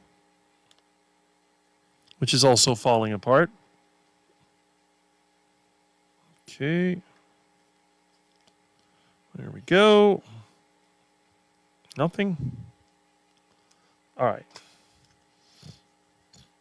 I forget how to take this out. It's going to rain pretty hard, so got to make sure the buckets are ready. Yeah, we'll have to do, if I could find somebody in the roofing business, send me a pallet load of roofing paper and some tar, I'll fix this stupid roof. I'll make videos on how to fix your roof, how to do a gravel roof in 2025 that was originally put in 1959. There we go. There we are. Okay. So here's my phone.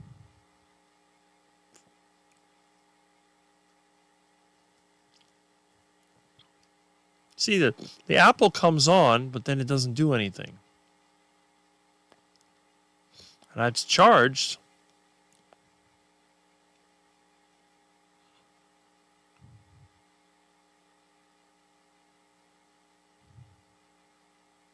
I don't know. So that's why I haven't done any riding talks for a couple days, because my phone took a crap.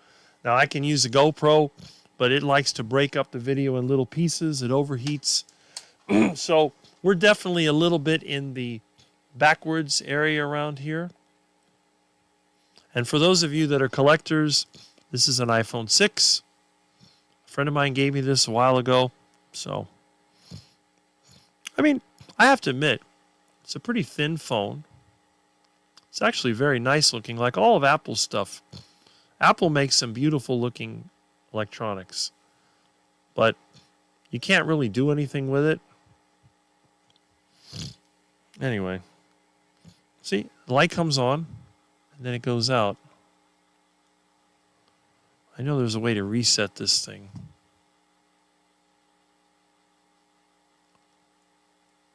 But a lot of times when I go on my bike, I put the phone in my pocket. And you can see Apple was smart. See how they put the little cameras up here? But once in a while, if the pocket's too deep, you'll see the top of the shirt. But I can walk around with this thing, and nobody even knows I have a camera on. So what you hear is not narration. It's me talking normally. That's why you hear the traffic and the wind and all those things. And I have this protective case, so if you drop it, it doesn't break. I mean, normally you just hold down these buttons, but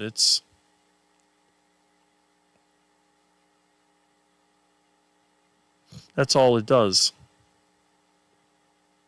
Oh well.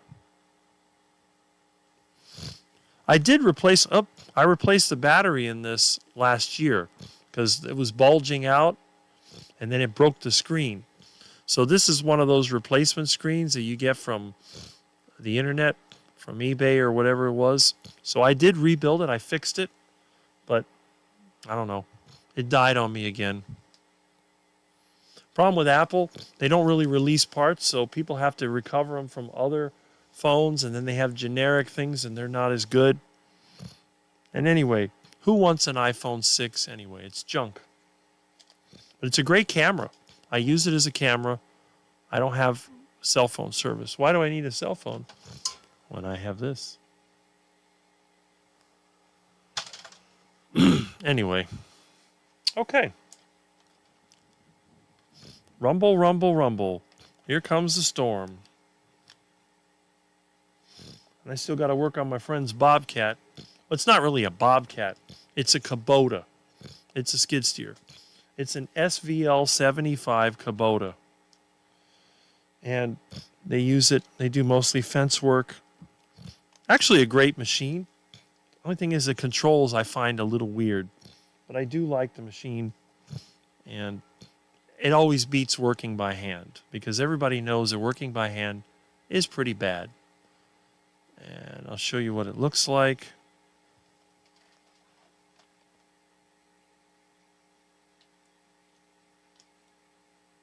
Why is it not working? All right, we'll get it.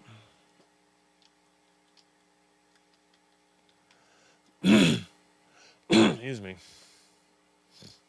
That's what it is. This one.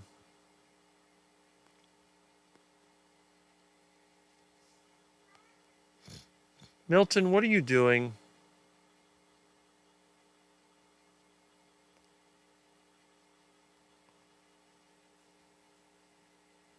I have all kinds of videos on them.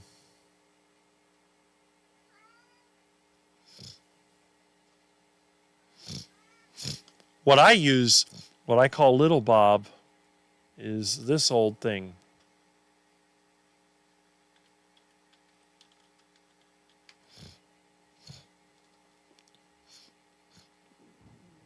Wow. Serious. I don't know if you can hear that thunder.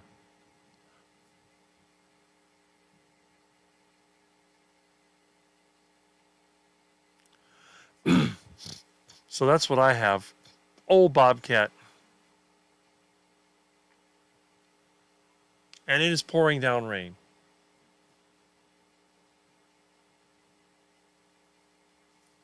How long before the roof leaks or the lights go out? That's the next thing.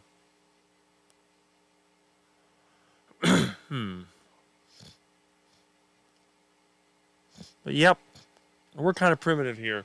Well, that machine's out there. It'll be fine. Sold the Bobcat, blah, blah, blah, whatever.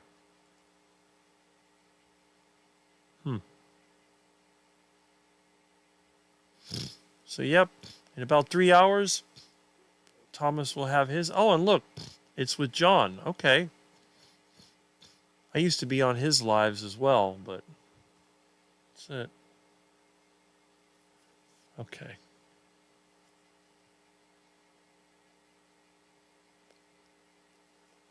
It is pouring down rain. Wish I had the outside camera working. I mean, you might be able to see it. Hold on a second.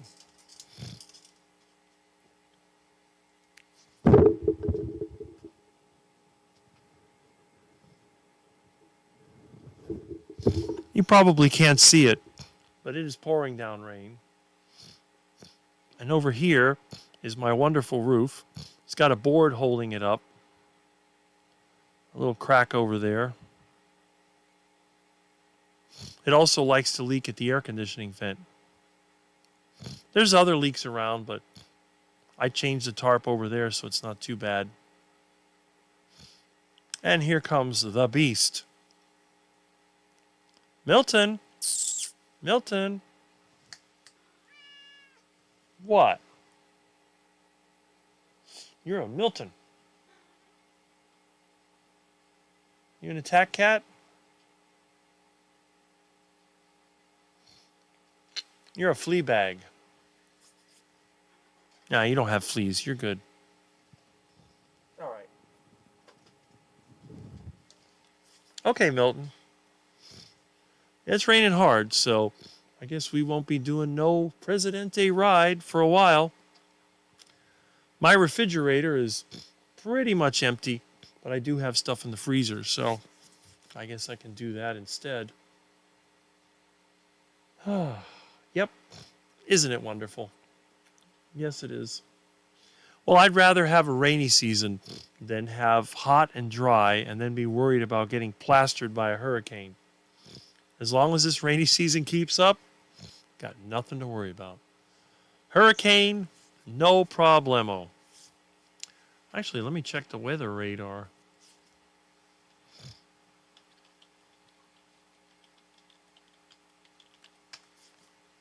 You're a good cat, Milton. I like you. And you woke up. I guess you woke up because it's lunchtime and looked like it's going to rain. So let's see. Where's the weather radar? It's not here. Oh, excuse me. My goodness, it's not coming up. Oh, here we go.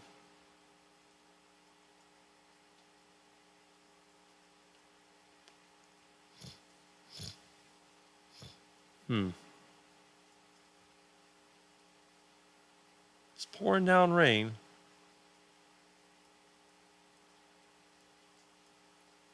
Huh. This can't be right. I don't see any rain in my neighborhood.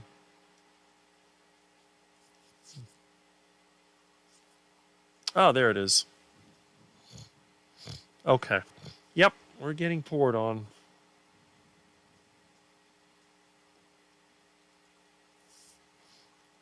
There it is.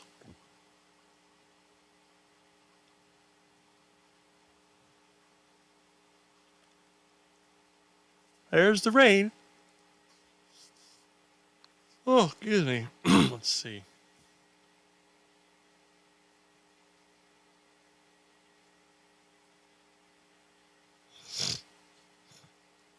So here we are. We're getting it.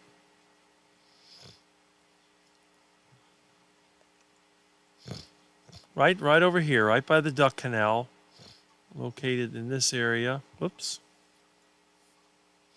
That's not good.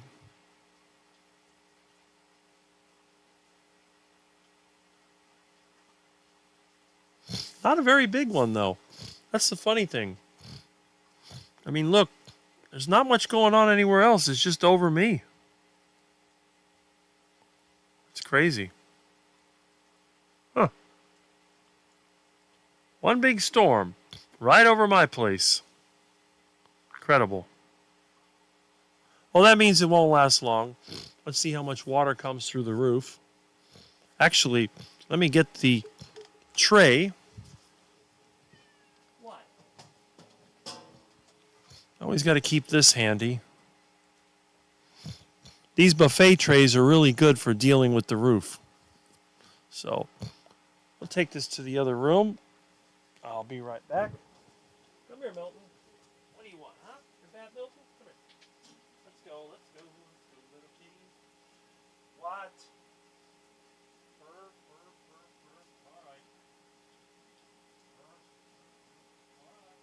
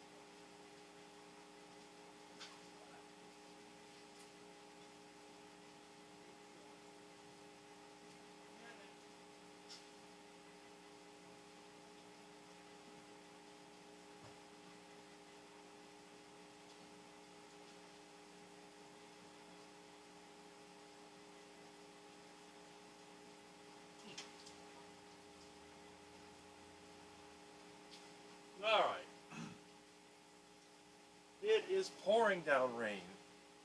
This is crazy. What a nightmare. Well, I don't have to worry about watering my plants. That's a good thing.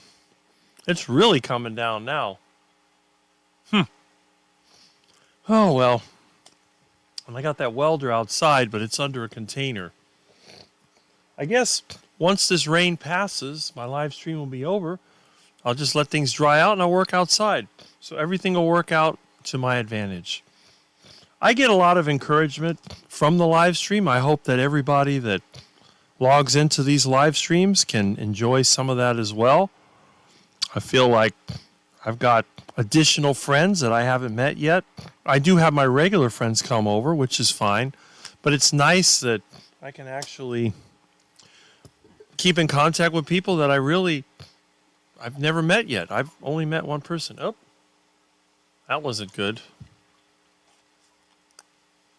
So big, he's displacing the water. Heads up, spreads wings, reset it. How do you reset an iPhone? You have to hold down certain buttons for like 45 seconds. Volume buttons, yeah, that's what I do. But it doesn't do anything.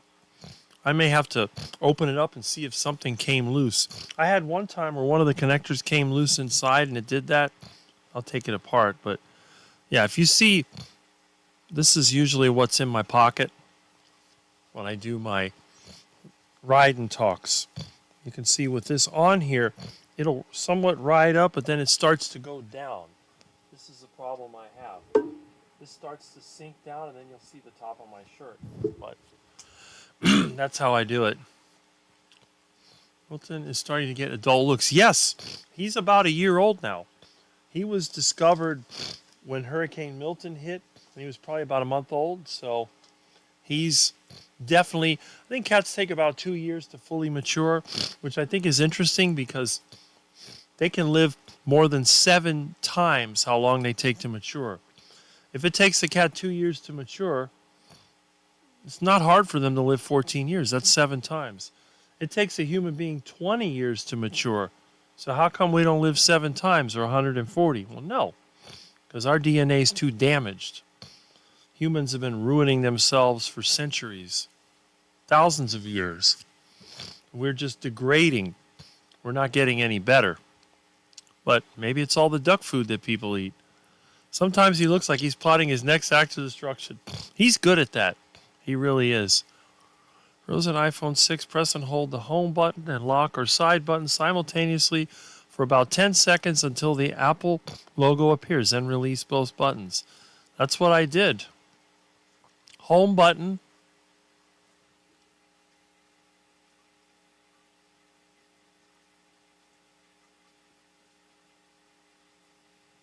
Nothing. So I got, see, home button and the lock or side button. This would be the side button. Okay. Until the logo disappears. Then release, release both buttons. That's what I've been doing. But it doesn't do anything.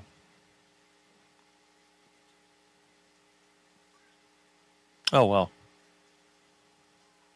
I'll tinker around with it. Otherwise, I think somebody gave me another iPhone. One of my friends. I think it's like an iPhone 12.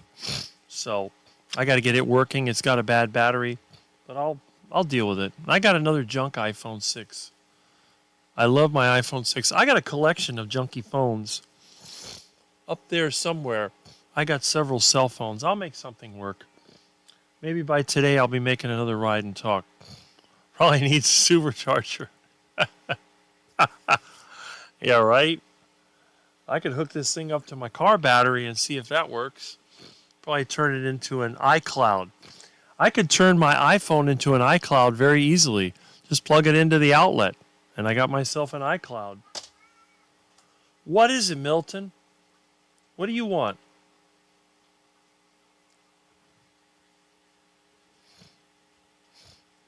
Are those charger shields up there the real things? Charger shields. Milton, you talking about the logo? Yeah, these are off of my car. They're off of one of them. They go on the side of the roof panel. These are the real deal. It's even got real rust on it. See? Corrosion. They're real. I have all kinds of Charger-related stuff. I got parts everywhere. I got a whole garage full of parts. Yep. Yep. This other one, I think one of the tabs broke off. These things are screwed in. People used to try to pry them off and they'd break them. But I'm not worried about these. These are easy to make. I've actually made reproductions of these. This is using cheap zinc alloy. So they're very easy to make. They actually sell them. You can buy these brand new. This one you can see somebody put glue in it to try to stick it to the side of the roof. Also, the roof is rounded, so this doesn't actually fit that tightly. Water always used to get through the holes and rust out the side of the car. But that's the way it was. Yep, everything here is real. Nothing is a reproduction. It's all real junk. Okay, yeah.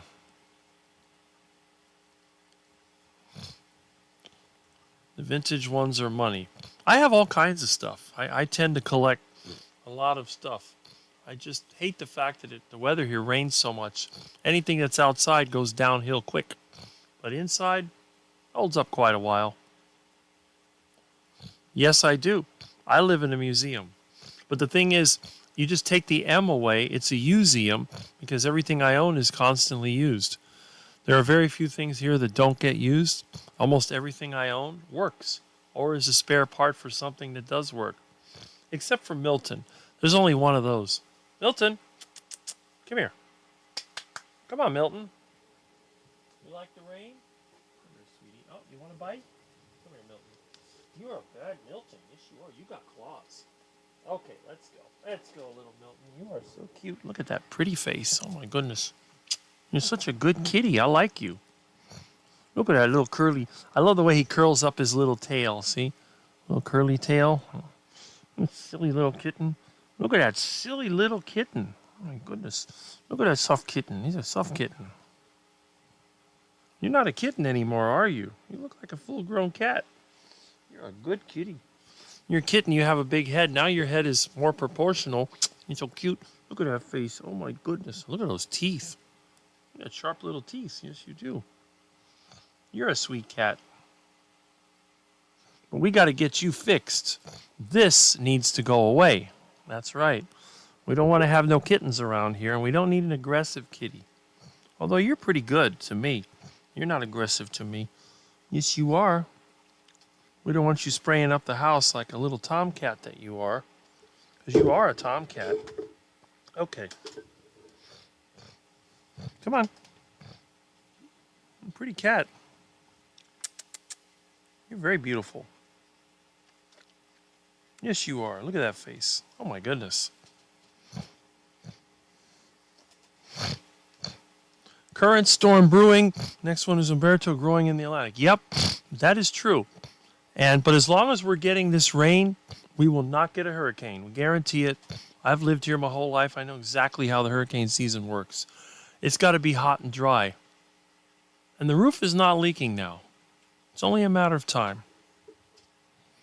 It's probably leaking in the other room where I can't see it. But I got 2 buckets in there. No wonder I have mold and mildew. But I get the materials, I'll fix the problem. This house doesn't even smell moldy. I think a lot of it is that I'm always cleaning, and the air conditioning works really, really well. Plus, the plasterboard doesn't hold mold as much as drywall. Why does the rain stop the hurricanes from hitting us? Well, I'll tell you why. Because it's low pressure versus high pressure. Low pressure systems are when the air rises up. So they rotate in a clockwise direction. High pressure is when the air comes down. So it rotates in a counterclockwise. Was it clockwise? Now I'm mixed up. Or whatever. But when you have a hurricane rotating one way and the high pressure rotating the other way, the high pressure, I think the high pressure is clockwise? I don't remember. Whatever. what it does, it pulls each other, because normally with the curvature of the earth, because of the way the winds go, trade winds, they tend to go from this way, east to west, and then they curve up, which is normal. If you have a low pressure or cold front, when they hit the two, it's going to go like that. So the hurricanes will always head towards Florida, and they'll curve up to the Carolinas or out to the ocean. But the most dangerous time for hurricanes here is August and September, when we have that dry season. We have like rainy season normally starts end of May, goes through June. Then in August, it switches to the mini dry season. Then we get a high pressure, what they call a Bermuda high, that sits over the Atlantic. Yeah, that one is clockwise. And then what it does, it creates a zone where everything goes around it. So when the hurricanes come off of Africa, they start to go around. And if the high pressure sits right over Florida, the storm wants to go up, but it keeps pushing it down. It'll indent its way into the storm. And that high pressure here is full of heat and humidity. So even though it can't form storms, because the air is sinking down, hurricane draws on it. And then it starts to spin up. Then it gets smaller. It's like Hurricane Andrew. They start off disorganized, rub up against a high pressure, then they start to spin faster. And the faster it spins, the smaller it gets. And then it just goes right through a place like South Florida, like Andrew did, and wiped out everything in its path. Now, later on in the season, next month, October, we get the Gulf season comes back. And typically, if we get a hurricane, it's going to be from down south of us, Cuba, or maybe one of the islands, or it'll be in the Gulf of Mexico. Generally, the Gulf storms, they're not going to be as powerful, but they're going to move more water. They're going to get us with more wind than a lot of the Atlantic storms, because always on the eastern side of the hurricane, it's more powerful. But then when it goes to the Gulf, it can either go up towards Louisiana. Now, Andrew did both, because it came across South Florida and went up through the Gulf. But this time of the year, it's usually going to be like Irma, or I forget the other one, Wilma. Katrina was another one. Katrina came over us and went over to the Gulf. That was earlier. That was an August storm. But Wilma was an October storm. Wilma started in the Gulf and worked over us, and it knocked out 98% of the power in this area. So that's that one. But right now, the way we're set up, we're not going to get a hurricane unless the weather pattern changes, and it usually has to go for at least 5 to 7 days with no rain and increasing temperatures. Then we get the hurricane. But we're almost done with September. October starts next week. After next week, there is zero chance that we'll get an Atlantic storm. Zero. It's impossible. Gulf storm, maybe. Atlantic, impossible. Impossible. But anyway, so we've kind of gotten through this year. Now, my friend's house got wrecked by a tree in a thunderstorm. It didn't take a hurricane to destroy his house. Thankfully, my trees are still standing. But who knows? This place could collapse at any time. Although it seems like the rain is not leaking the roof. Weird how that works. What I've noticed is when it rains really hard, it seems like the water just flows off so fast it doesn't leak. It's because the roofing paper is old and brittle and has gaps in it. There's no way to fix it except to replace it. I just put a tarp on it to keep the water out. I need roofing paper to replace it, and that'll fix it. All right. 2004 was the worst season I've been through since 1961 in Daytona. Yeah. 2005, we had 2 hurricanes here. Let's see. Or did we get here in 62? I'm born in Kentucky. My family moved here. My younger sister was born here March 62. I was May 61. So, okay. Well, I was born in 68. So, I didn't exist when Hurricane Donna came here in 1960. But whatever. Andrew was the first major storm I ever remember, because Hurricane David curved away from us. Pretty much no hurricanes all the time from when I was born until 92. So I was 24 years old, and we had never been hit by a hurricane. We went over 20 years with no hurricanes. Then Andrew came and it reset everything. Then it was another 15 years before we had another hurricane, basically, or 13 or whatever it was. And there goes the thunderstorm. I remember seeing on the news. Well, there you go. Yep, it's pouring down rain. Not much I can do, that's for sure. But anyway, I need to fix my friend's bobcat, but that doesn't need to be fixed till Monday. And what'll happen, I got to figure out the electrical problem, and I'll fix that. I'll charge him for that. And then it says Monday they're going to be putting in fence posts. So I'll probably be out there on the job running that machine to drill the holes for the fence posts, which is a very, very simple and enjoyable job. It's not difficult. In fact, with those jobs, the amount of handwork is basically just taking the machine off the trailer, using it, putting the attachments on. They actually have a switch in there where you can change the attachments. You just have to get out to plug in the hydraulic hoses. So put the forks on the machine, unload the truck, put the auger on there, go around, spend a few hours drilling holes. Easy. It's got air conditioning in his machine. Mine does not have air conditioning. His has air conditioning. And then after the holes are drilled, it's just a matter of placing the poles. And if they're there, once the holes are drilled, you just take the bundles of poles and put them in different places. And then the other guys can come with the concrete mixer. And the mixer goes on the skid steer. So you can just, when they come, they bring the concrete materials and basically dump it into the mixer, mix it up, and then as they set the post, you just drive along it, and there's a button you push. It has a little thing that lifts up, lets the concrete out, go to the next one, next one, next one. And I don't remember if it's a school or church. It's one of those places. So that'll be an all-day job. I usually leave the house somewhere around 7, somewhere around there. So I may not be on Mitch's live stream, although I can. If I get Wi-Fi, I can go there. But a lot of times on the live stream, you'll see me comment and then disappear. That's because I'm working. So if it all goes well and I get the machine fixed, then I will be over there going back and forth trying to get the job done. Then when the job is done, basically load it back on the trailer, chain it down, drive the company truck back to the yard, and then leave the machine there. So that works out pretty well. Normally, I'll unload it. So if somebody breaks in there, it's going to be harder to steal. They'll have to go and put it back on the trailer. I don't like to leave the machine on the trailer in the yard because it's just too easy for somebody to steal it. They could hook it up and take it out of there.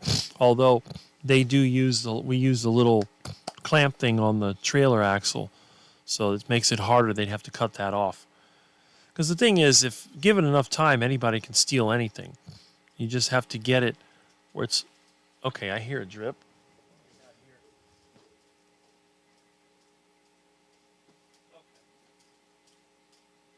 Yep. All right. So the leak is moved. The leak is moved to the other side. And I have a container right there. This thing moves around, and the rain is starting to slow down, so that's good. Hopefully, whatever leaks we have are no longer an issue. So weather radar is still working. All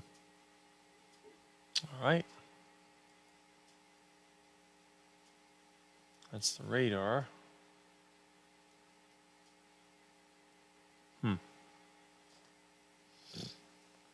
11, 12.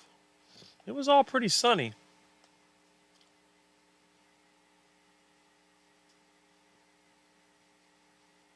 Yeah, it's moving away, see? It's moving away.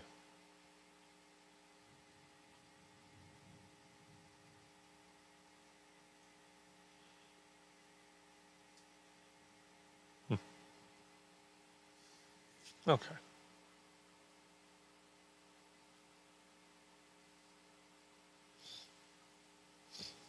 All right. I don't know if it's growing.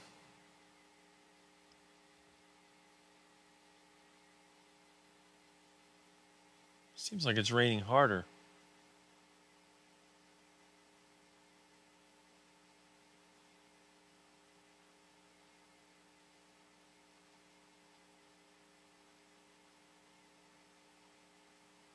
Yeah, it's still kind of spreading out. So it may rain a little bit longer, but this is not a cold front. What this is, it just comes down to the normal thunderstorms that we get. Because here in Florida, we're very flat. We don't have any mountains. So whether or not we get rain, it only depends on the upper level winds. If the upper level winds don't move very fast, then what happens is all the moisture from our hot, humid air rises up into the atmosphere. And when it hits the colder part of the atmosphere, it starts to condense. So generally, our sun comes up somewhere between 7 and 8. It takes about 4 hours before there's enough humidity in the upper atmosphere. And you can see how the storms are building. It's not a front. It's just the normal garden variety storms rising up from the Gulf of Mexico and from Atlantic. I don't know where the hurricane is. That's good. All right.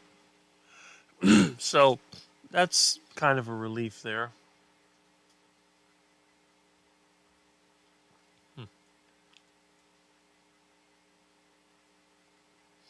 So the new storm is called Imelda. All right. Today, isolated thunderstorms. And it was only a 40% chance of rain, and I'm getting poured on. Tomorrow, 50%. Okay. Monday, 20%. All right, so if we do the fence job, that should be much easier. Although you can work when it's raining. I've done that before, but sometimes you'll get stuck in the mud, and then it just becomes a big problem. All right. Bahamas will be taking on the chin Sunday. We'll be on the weaker side of Imelda.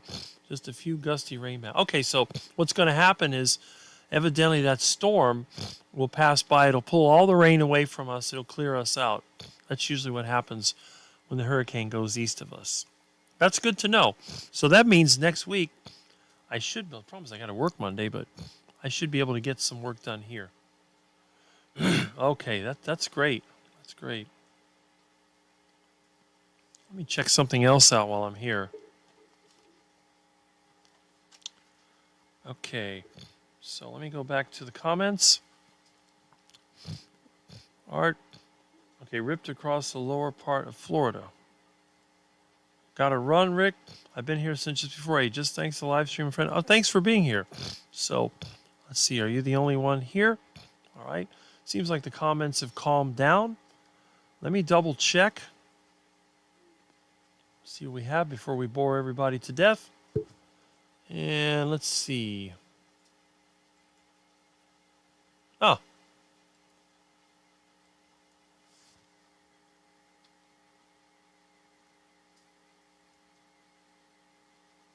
All right.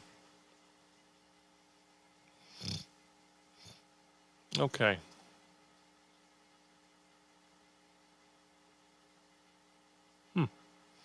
So where is my video? Okay, we have 21 watching, so we've definitely gone down. So let's go ahead and let's wrap this up. There's no more reason to talk. We only have 21 people. I will go ahead, and I guess John Beatty Art had the last of the comments. So that's great. So anyway, let me go ahead and let's start the countdown process here, and let's get out of here. All right.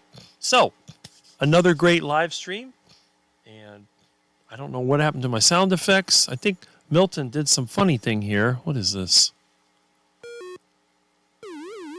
Okay. Those programmable buttons don't work. Oh well. It's gone haywire. No big deal. Okay. All right, so let's see what we have on the comments. We have Linda Flanagan, I've enjoyed it. And you've been here a while, so that's good. I'm glad you did. Well, let me go ahead and... Where's my sound effects? Why do I not have sound effects? This is weird. Oh, okay. I don't think Milton messed with this. Oh, maybe he did. Who knows? All right, let's double check. All right.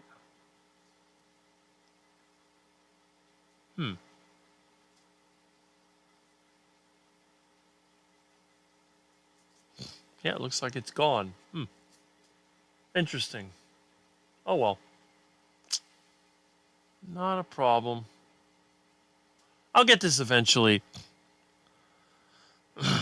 It'll come up eventually here. It's got to be... I think I know what happened. Milton, did you move all these files? That's got to be it. There we go. I think that's it. No, that's not it. Okay. Oh, there we go. Huh. All right.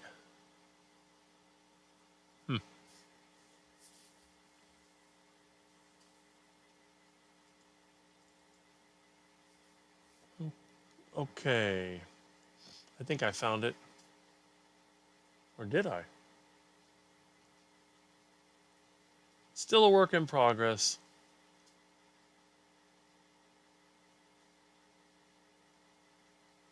There we go.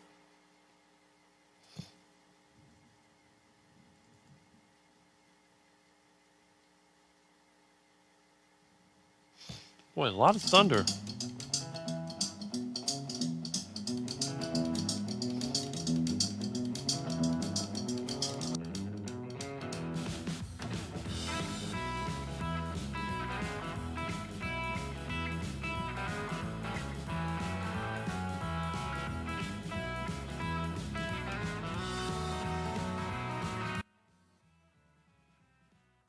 Okay. That is weird. Okay. Hold on.